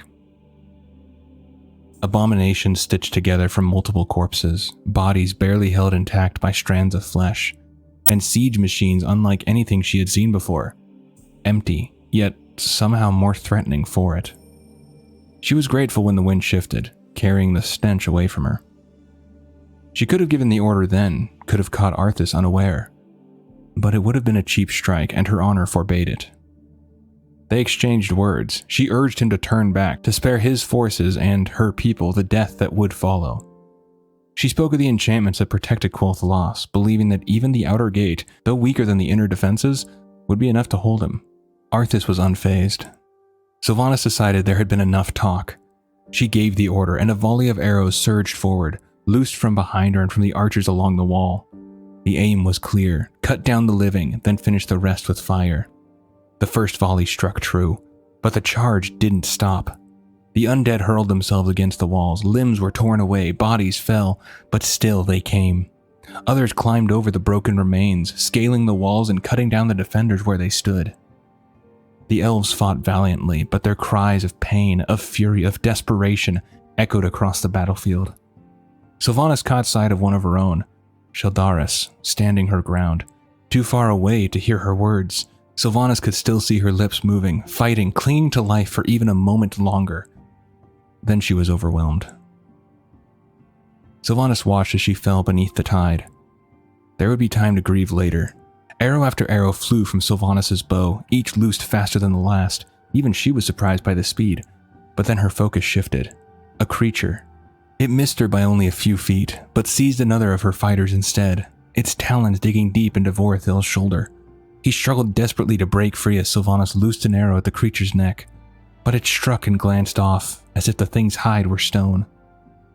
As though it had grown tired of the struggle, the creature tightened its grip and climbed higher into the air, only to release him moments later. Vorithil's body struck the ground near a pile of fallen elves. Sylvanas could scarcely believe what she had seen, but the shock only deepened as the cultists she had thought dead began to stir. She did not yet understand how the dead were being raised, but she was about to witness it firsthand. First it was the cultists, rising once more, then her own elves. Among the fallen, Sylvanas saw a familiar body begin to move. Vorithil. Now he staggered forward, shambling towards the very allies he had once fought beside. Sylvanas looked toward Arthas. He had a grin on his face as he raised his sword into the air and the dead began to rise. Rage built within her. With every passing moment as she fought back the scourge, it only grew stronger, but then something else caught her attention. Something that pulled her focus away from the fight entirely. A shot from one of the siege engines rang out, but the impact was wrong. It wasn't the heavy crash she expected, it was softer, wetter. In a brief lull she saw it. The engines were loaded with the dead, her dead. Elven bodies, along with the fallen of Arthas' own forces, were being hurled back at her lines. The horror of it struck her all at once. After witnessing the dead rise and seeing her numbers dwindle, she made the call. Grabbing who she could, she ordered a retreat. They ran, fast as they could, pulling the wounded with them, falling back toward the inner gate in the hope it might slow him down. Reaching the far side of the bridge, Sylvanas turned to Telcor and ordered him to ride for the Sunwell Plateau, to warn them, to prepare for what was coming. She could see the hesitation in him, the desire to stay and fight, and she knew he was capable, but one bow would not turn the tide of this battle. He obeyed, begrudgingly. With that, Sylvanas put one final desperate plan into motion. She ordered her soldiers to hold their ground, to buy just enough time to destroy the bridge. She had seen destruction before, when the orcs burned the forest. It had been tragic, but the land had healed in time. This was different. This was magic, and once this kind of death took hold, it would not be undone so easily. It could scar the land for years to come. As Arthas approached, she called out to him, taunting that even if he broke through the outer gate, the inner defenses would stop him, that it required a key he would never possess. He didn't react. Sylvanas withdrew from the bridge. Moments later, it collapsed behind her in a thunderous crash. She and her remaining forces continued their retreat, hoping, if only for a moment, that it would slow him down. But doubt had begun to take hold. What if he already knew? The barrier protecting Quel'Thalas was known as Bandanoriel, the gatekeeper in the common tongue. Arthas learned of it from an elf named Darkon Drathir, who, in exchange for the promise of power, gave him everything he needed to know. The key to breaking the barrier was the Key of the Three Moons, but it had been shattered into 3 pieces and hidden within separate temples, places few even knew existed. Each temple had been built atop an intersection of ley lines, feeding the magic that sustained the barrier. Arthas moved through them methodically, tearing each one down in turn. Though his forces succeeded, he found himself surprised by the resistance the elves were able to muster. But in the end, it wasn't enough. With the pieces reclaimed and the barrier broken, Arthas and his army advanced on Silvermoon. Sylvanas and what remained of her forces stood before the city, near the East Sanctum, watching as the wave of death drew ever closer. No words needed to be spoken. They all knew they would not survive this. But if they could stall the assault, even for a short time, perhaps those at the Sunwell might be able to prepare. The battle began as siege engines hurled their payloads, bladed constructs spinning through the air like three massive knives fused together, carving through anything in their path. The elves fought with everything they had. Their arms grew heavy, their bodies bled from countless wounds, but still they did not stop, not until their hearts gave out. Sylvanas found herself surrounded, locked in the center of a swarm of ghouls and other undead. Her blades moved faster than she thought possible, cutting down anything that came near. She could feel the tide closing in, certain that at any moment it would overwhelm her. And then it stopped. The undead pulled back, and as Sylvanas caught her breath, she glanced around in confusion, trying to understand what had changed. That was until she saw him. Arthas stood before her. He saluted her bravery, telling her that it ended here, and Sylvanas answered without hesitation.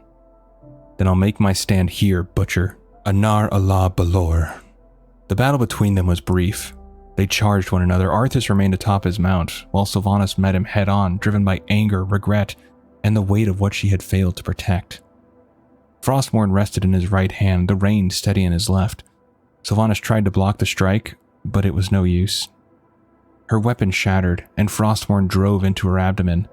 A cold, piercing numbness spread through her as she felt the life draining away, along with the crushing realization that she had failed her people. Arthas pulled the blade free, and Sylvanas collapsed to the ground. With what strength she had left, she told him to finish it, to grant her a clean death. Arthas was not going to grant her that mercy. The woman who had vexed him so would suffer far more than a clean death.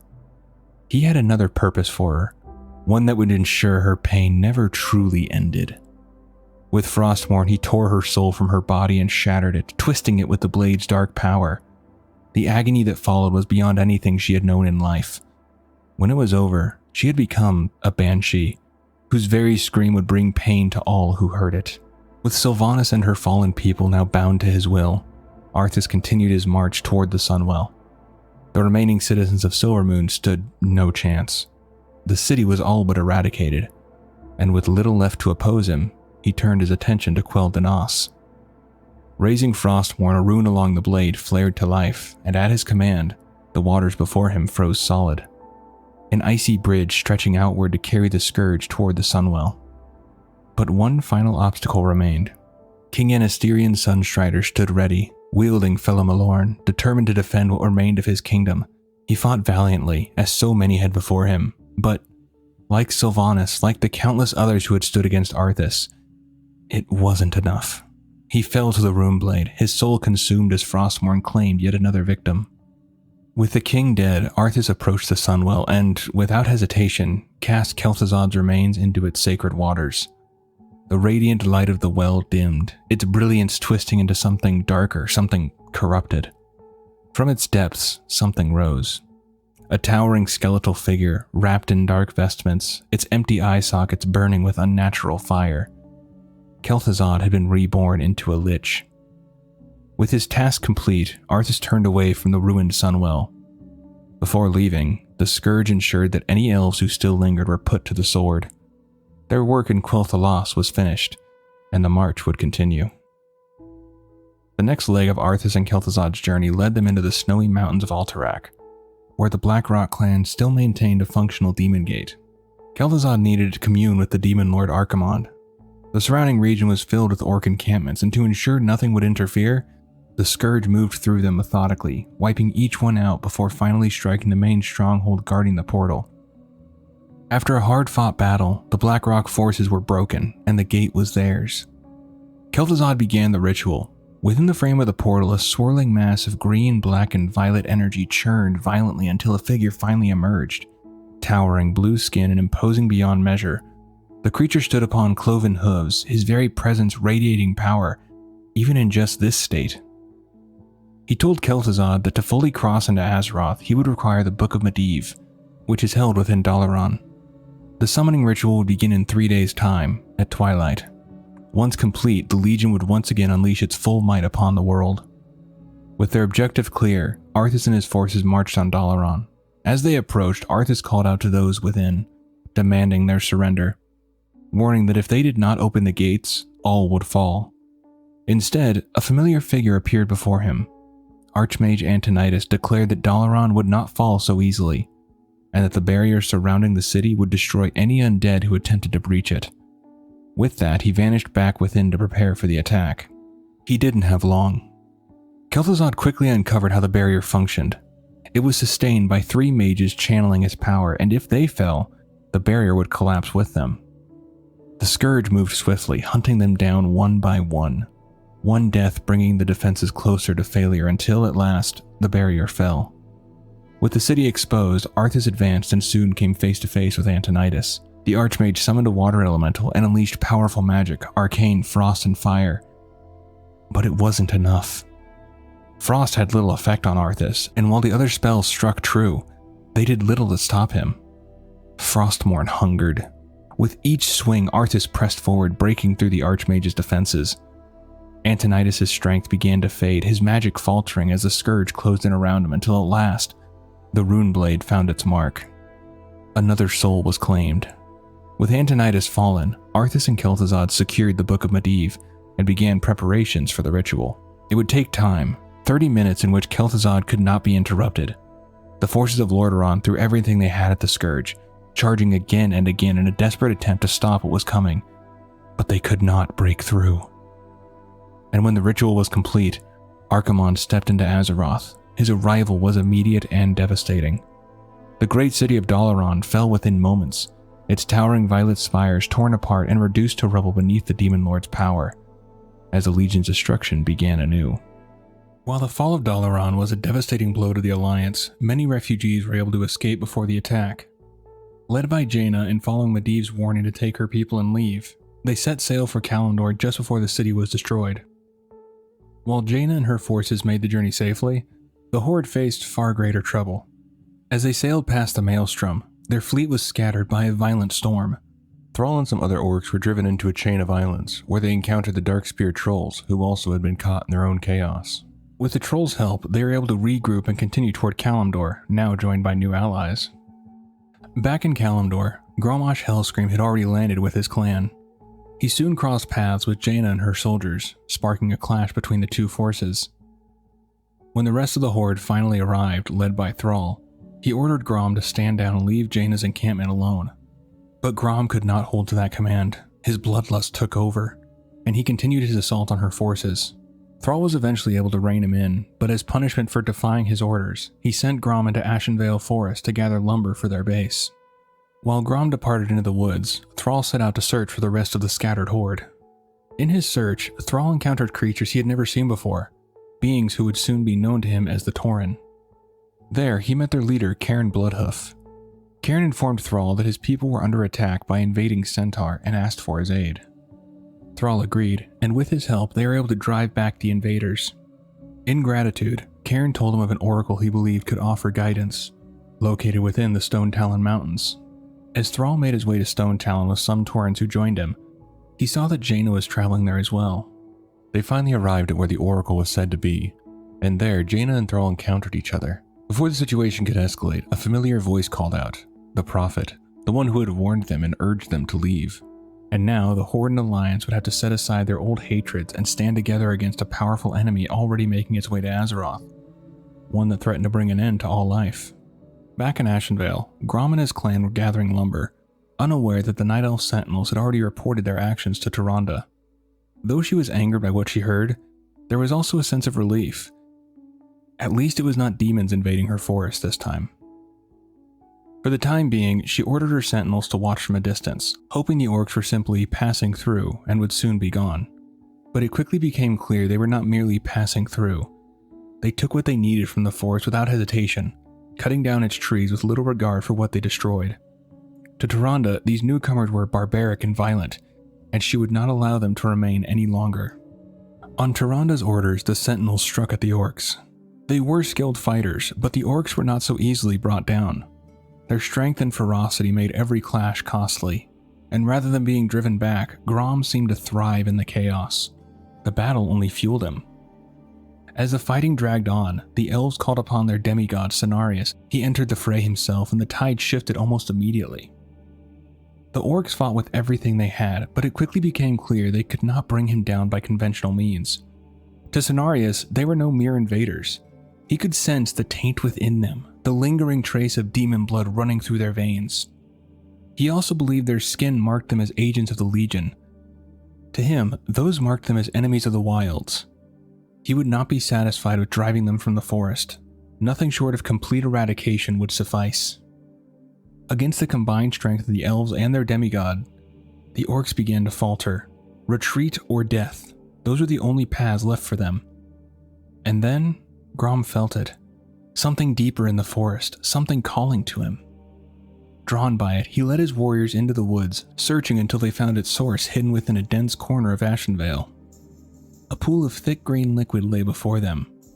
This was the blood of Manaroth, the pit lord that gave his blood for the orcs to drink all those years ago, causing the blood curse. Earlier, Tichondrius and the pit lord Manaroth had come to Ashenvale, and the mere presence of Manaroth had already begun stirring something within the Warsong clan. Their tempers sharpened, their instincts growing more violent by the hour, and Tichondrius and Manaroth had known this would happen. They had left the blood here intentionally, knowing it would draw the orcs in.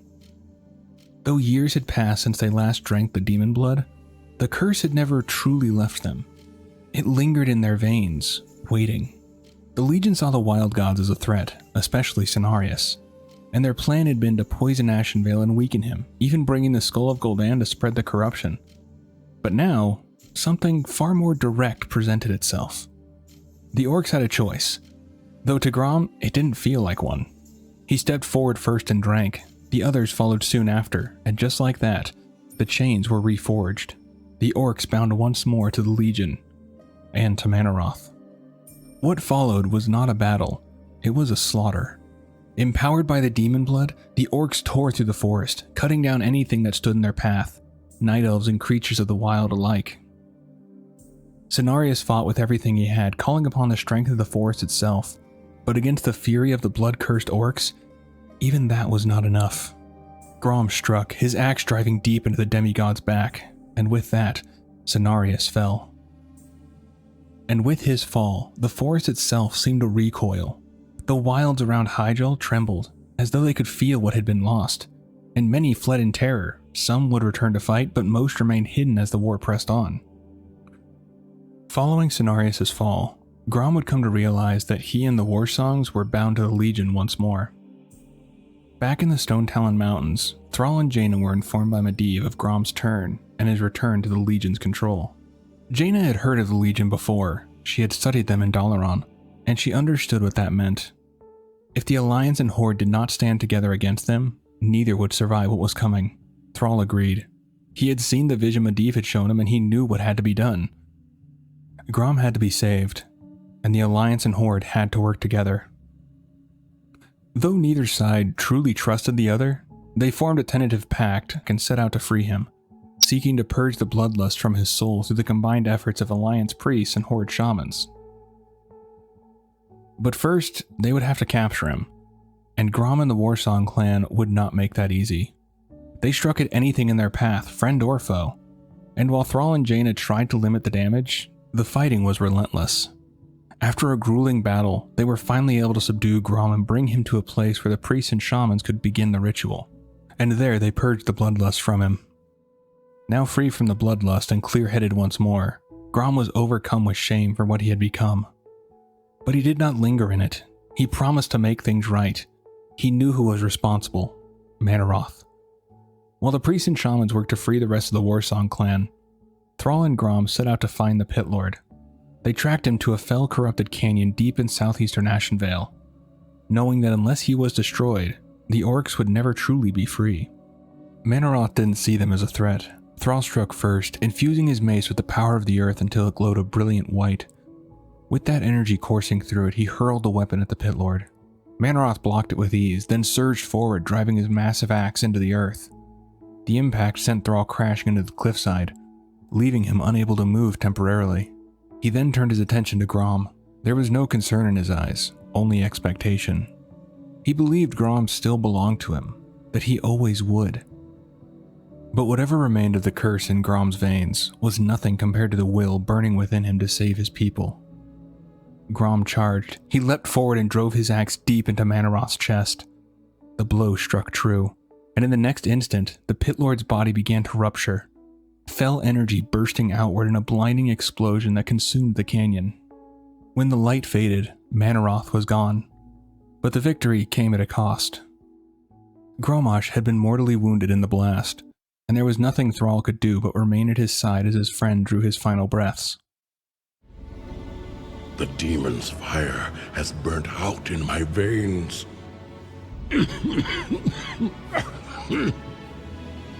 I have freed myself.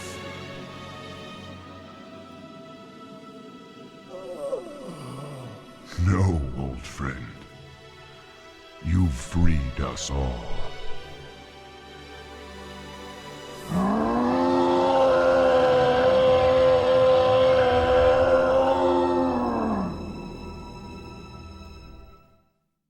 With Cenarius dead, the Legion's plans could finally move forward.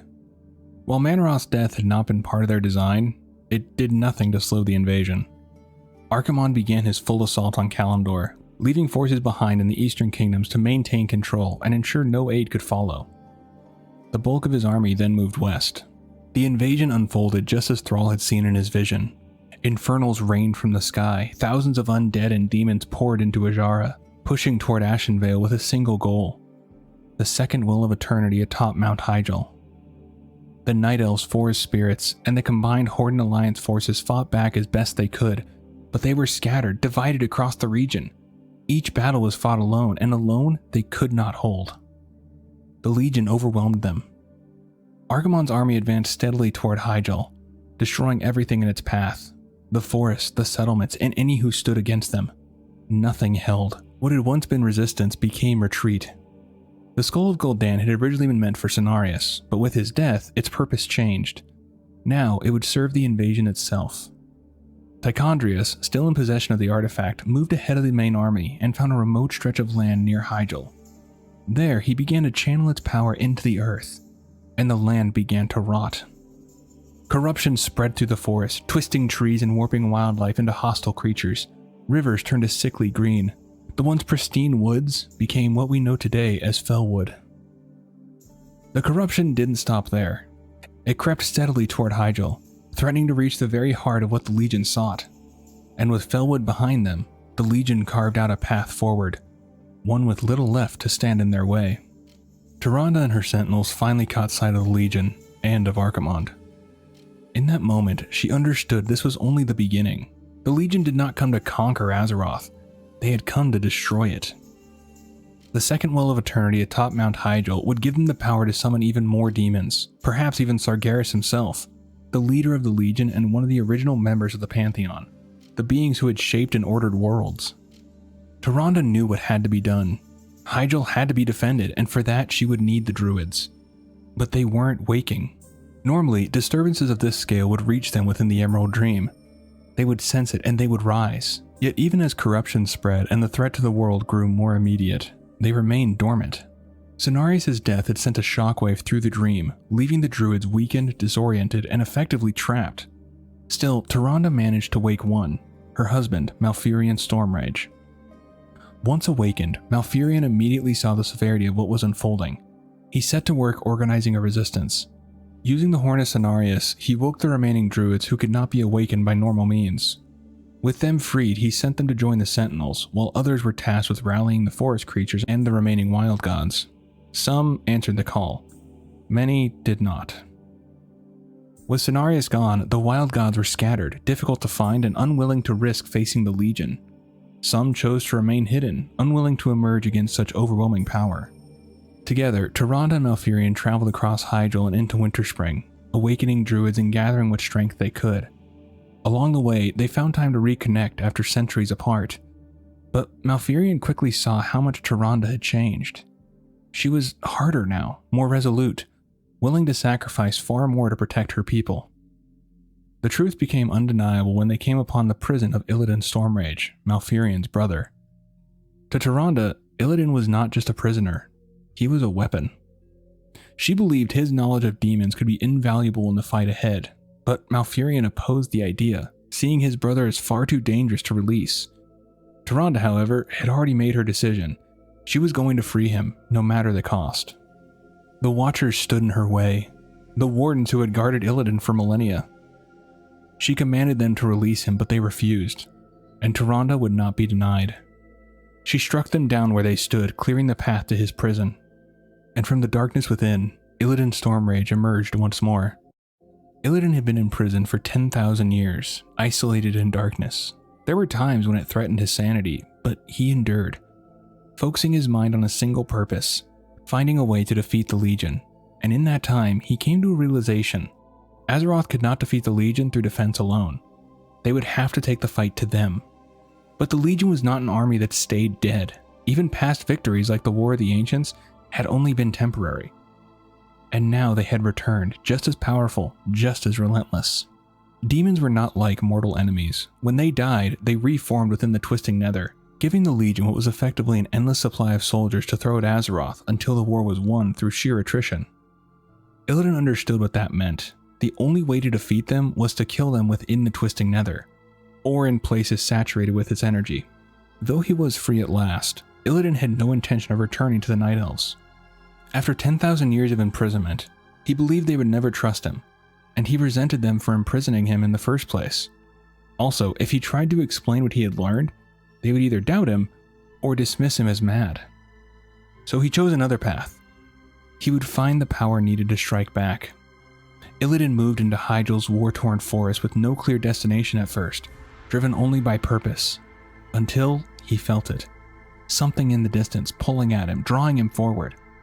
In northern Ashenvale, he sensed a strong presence, and as he followed it, the trail led him deeper into corruption, into Felwood, where he encountered not a demon, but a human twisted by death. Arthas wasn't sitting on the sidelines during the invasion of Kalimdor, not by a long shot. Under the Lich King's orders, his role was to operate in the shadows, subtly manipulating the Scourge while avoiding drawing any attention from the Legion itself. Through his influence, the undead would occasionally disobey their demonic masters, and that defiance began to ripple through the ranks, creating chaos within the Legion-controlled forces. It slowed their advance toward Hyjul, and at times even allowed their enemies to escape. It wasn't enough to truly cripple the Legion, but it was enough to disrupt them. But Arthas knew he needed something more decisive. His attention turned to Tychondrius, the Dreadlord who held the Skull of Gul'dan. If Tychondrius were killed and the skull dealt with, the spread of corruption could be halted, dealing a significant blow to the Legion's efforts. The problem was that Arthas couldn't strike the killing blow himself. Doing so would reveal the Lich King's betrayal to Archimonde, and the time for that had not yet come. So instead, he looked for someone who could. Arthas sensed Illidan carving a destructive path through Ashenvale, and in him, he saw opportunity. Illidan was not loyal to the Legion, nor was he aligned with the Night Elves. He was driven by something else entirely: power, purpose, and a willingness to act. Arthas sought him out and put his plan into motion, revealing the existence of the Skull of Gul'dan and the power it held, while warning him that Tychondrius guarded it. Illidan didn't trust him, but the promise of power was enough to draw him in, and he set out in search of the skull, leaving Arthas behind, though this would not be their last encounter. Illidan carved his way through Felwood, leaving a trail of fallen demons behind him as he searched for the artifact and its guardian. He did not find Tychondrius right away, but he did find the skull. When he finally took it into his hands, he realized it held more than raw power. It carried the memories and knowledge of Gul'dan himself. The safer path would have been to draw from it slowly and cautiously, but given the urgency of the war, Illidan made his choice and consumed its power entirely. Fel energy surged through his body as the transformation began, horns pushing from his skull and wings unfurling from his back as his form changed into something no longer purely Night Elf, but something far more dangerous. He became part demon. With the power came knowledge, visions of Draenor, of the tomb of Sargeras, and of the secrets hidden within it flooded his mind. Now armed with power and understanding, Illidan turned his attention to Tychondrius. He hunted him down and killed him, dealing a significant blow to the Legion's campaign. Though Felwood remained corrupted, the spread of that corruption was halted, and it wouldn't reach Ashenvale or Hyjul. Despite what he had done, Illidan did not return as a savior. Malfurion and Tyrande saw only what he had become. By consuming the skull, he crossed a line, transforming into one of the very creatures they were fighting. Malfurion banished his brother from Night Elf lands, and this time Illidan did not resist. He accepted the exile, not out of regret, but because he believed staying at Hyjal was meaningless. One victory would not end the war, and he knew the Legion would return, so he left to fight his own war, the only war that truly mattered to him. Archimonde begins his advance on the summit of Hyjal, and with the Legion forces pushing steadily forward, it won't be long until they reach the top and claim their prize. All the allied forces, the Night Elves, the Alliance and Horde, the Forest Spirits, and the Druids gather at Mount Hyjal for the final defense. Though they face many limitations, they believe they can win, but not while divided. The Alliance and Horde still don't trust one another, and working together proves difficult. Medivh brings the leaders, Jaina, Tyrande, Thrall, and Malfurion together and makes them understand they must stand united or all will be lost. At last, they agree to fight as one, and with that unity, Malfurion reveals his plan. Archimonde cannot be defeated through brute force, so another path is needed. It is a dangerous one, and it comes at a cost. Long ago, the world tree Ner'zhul was blessed by the dragon aspects, granting the Night Elves immortality and immunity to disease and illness. If those enchantments were ignited, Malfurion believes they could unleash an explosion powerful enough to destroy Archimonde.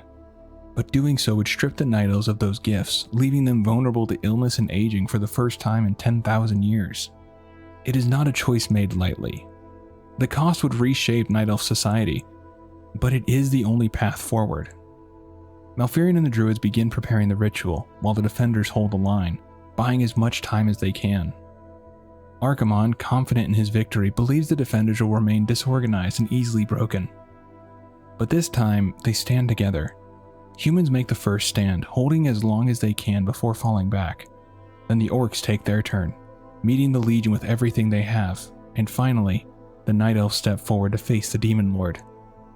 Thousands fall, but their sacrifice is not in vain. As Archimonde approaches Ner'zhul, he believes victory is already his, that the world is about to fall. But the plan takes effect. Wisps emerge from the forest, gathering around him. At Malfurion's command, they don't attack. Instead, they channel their energy into Ner'zhul, igniting the ancient enchantments within. The explosion is immense. In an instant, Archimonde is destroyed, along with a vast portion of the Legion's forces. The invasion is broken, but victory comes at a cost. In the aftermath, the remaining defenders drive back what is left of the Legion. Arthas escapes to the Eastern Kingdoms to continue his master's plan. The Horde and Alliance go their separate ways, their alliance fragile at best. The Night Elves remain in Hyjal, beginning the long process of rebuilding and healing the land. Ner'zhul is left severely damaged, and as was known from the beginning, the Night Elves become mortal. The damage to the World Tree also makes it more difficult for Druids to reach the Emerald Dream, weakening their connection to it. Medivh, however, has done what he set out to do. His time on Azeroth is coming to an end, his power fading as he watches the result of his efforts. Though the Legion has been defeated for now, he knows other threats remain. Still, Azeroth now stands in the hands of its people, just as he intended, and with that, Medivh vanishes into the wind. The roots will heal in time, as will the entire world. The sacrifices have been made. Just as the Orcs, humans, and Night Elves discarded their old hatreds and stood united against a common foe, so did nature herself rise up to banish the shadow forever. As for me, I came back to ensure that there would be a future, to teach the world that it no longer needed guardians. The hope for future generations has always resided in mortal hands. And now that my task is done, I will take my place amongst the legends of the past. That's going to do it for this one. Hopefully you enjoyed. And I figured I would leave you with some fun little things of me messing up the recording and me trying a different Lich King voice. Because, well, I tried a mod and just didn't sound right. Just sounded too much. And the voice that I went with, I do like. However, the voice I really wanted to do, I couldn't do consistently with how much the Lich King was talking. If I trained, I could probably do it. But that was not the case this time. So, yeah. Let this be your first lesson. Well, preferably I'd do like, Let this be your first lesson. I have no love for you or your people. oh my god, that is hard to keep. Let this be your first lesson. I have no love for you or your people. Can't keep. We need to make shorter sentences now. Listen to me. We don't know how. Damn it. Arthas gave the Orther. The Orther. Those within the walls. Those within these. Damn it. Questioning whether she. Jaina admitted that she had been. Yeah. An emissary arrived from. I was about to say arrived from Northrend. And Muradin's instincts. Muradin stepped closer to examine the blade and recognized the ancient script etching in a beam. Arthas managed to shield himself, raising an arm. Yeah, crap. Feeling it seep into every part of his body until finally settling with. Yeah. But something he didn't expect. Was for Fucking A. But Frostmourne's next instructions was. Oh my god, why can't I talk? It's the final thing, come on, man. But Frostmourne's why does that sound so weird? But Frostmourne's next instruction was what? Calamag, oh my god. Words. I don't know what my just tongue went here. But Frostmourne answered, and with the urn is in all in his clutches. As he drew closer to Quel'Thalas, Arthas would occasionally catch movements. He struggled desperately to break free as Sylvanas loosed an arrow of the. Damn it, so close. So close.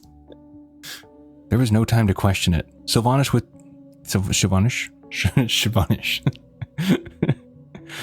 Pawn Clove. The Archmage summoned a water elemental and though there was still a way.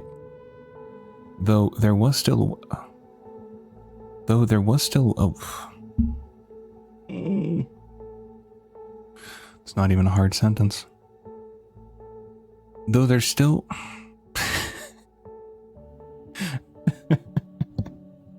Bloody hell. That he would rather die honoring the promise he made than live to Arthas at mercy. Oh my god. Still, Arthas pressed forward, relentless, until he found an opening and brought Frostmourne. Grommash had been mortally wounded by. Leaving forces behind. Medivh, the powerful mage once revered as the Garden of Tirisfal. The Garden? The Garden of Tirisfal. That's right, Medivh. You're not the Guardian. You're the Garden of Tirisfal.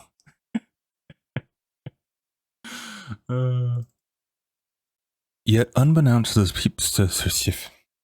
I was about to say unbeknownst to the Stormwind of people. I don't know. Deep breath. Deep breath.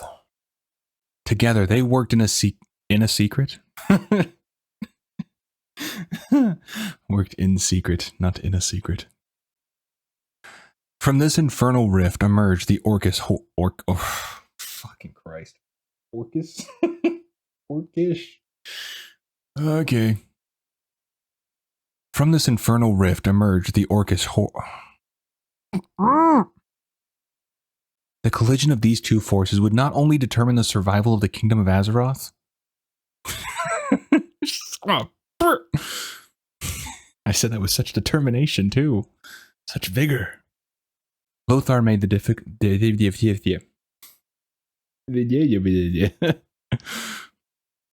He vanished for days without explanation and returned to Karazhan with Warchief Blackhand unleashed a terrifying strategy upon Stormwind, ordering his raidie parties? Villages were destroyed, their inhabitants slaughtered or forced to flee for terror. Flee for terror. Jesus, that's not right at all. He studied the raiders' patterns. In a series of decisive strikes, Lokthar? I'm trying to speak Orcish, I guess. Masquerading as a Stormwind noble named Davil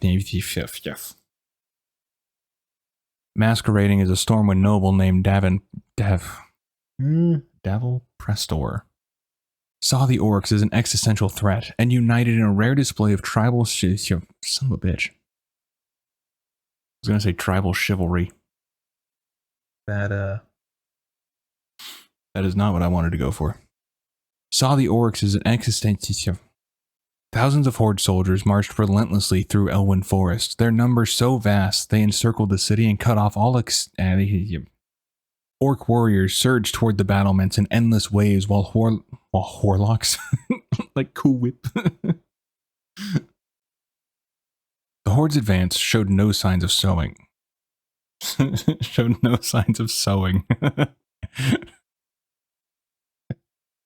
Just imagine the orcs sitting on the field just knitting. Or they showed no signs of sowing. So the defenders are just using binoculars, looking out the wall. They're not sowing, I swear it. Okay. Even so, Kil'jaeden refused to abandon his people. Why do I have such trouble with the ending D sound? Refused.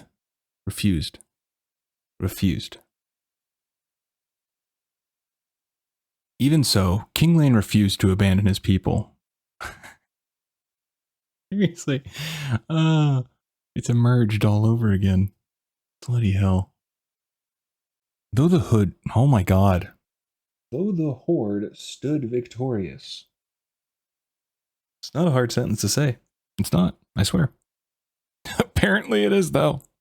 Though the horde stood...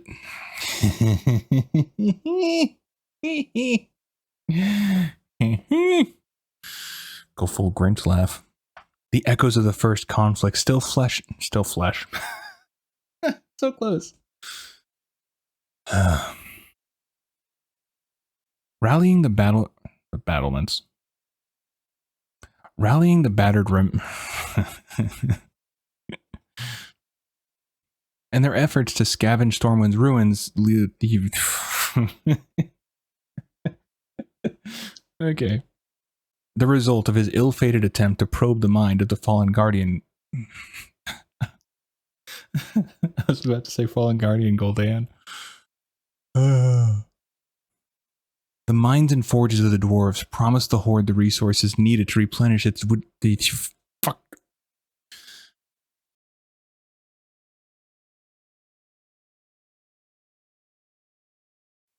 Their reluctance underscored the deep divisions that had long plagued.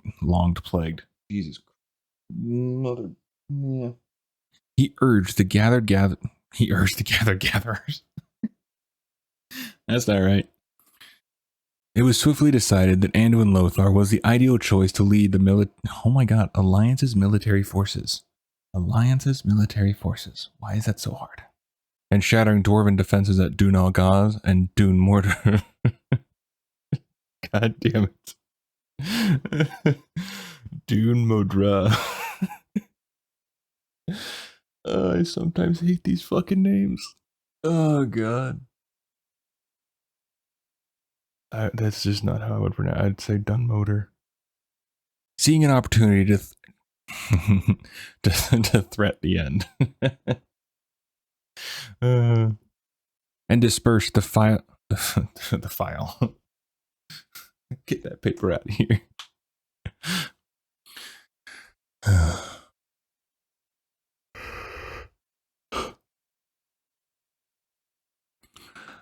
When Horde scouts discovered Zul'jin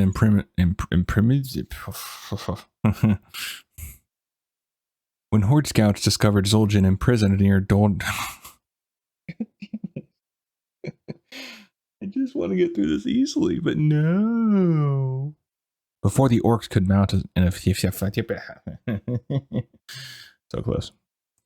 Villages and defensive Rangers and archers renewed their unmatched precision. Oh, renowned. Renewed. Their precision was only on a rental basis.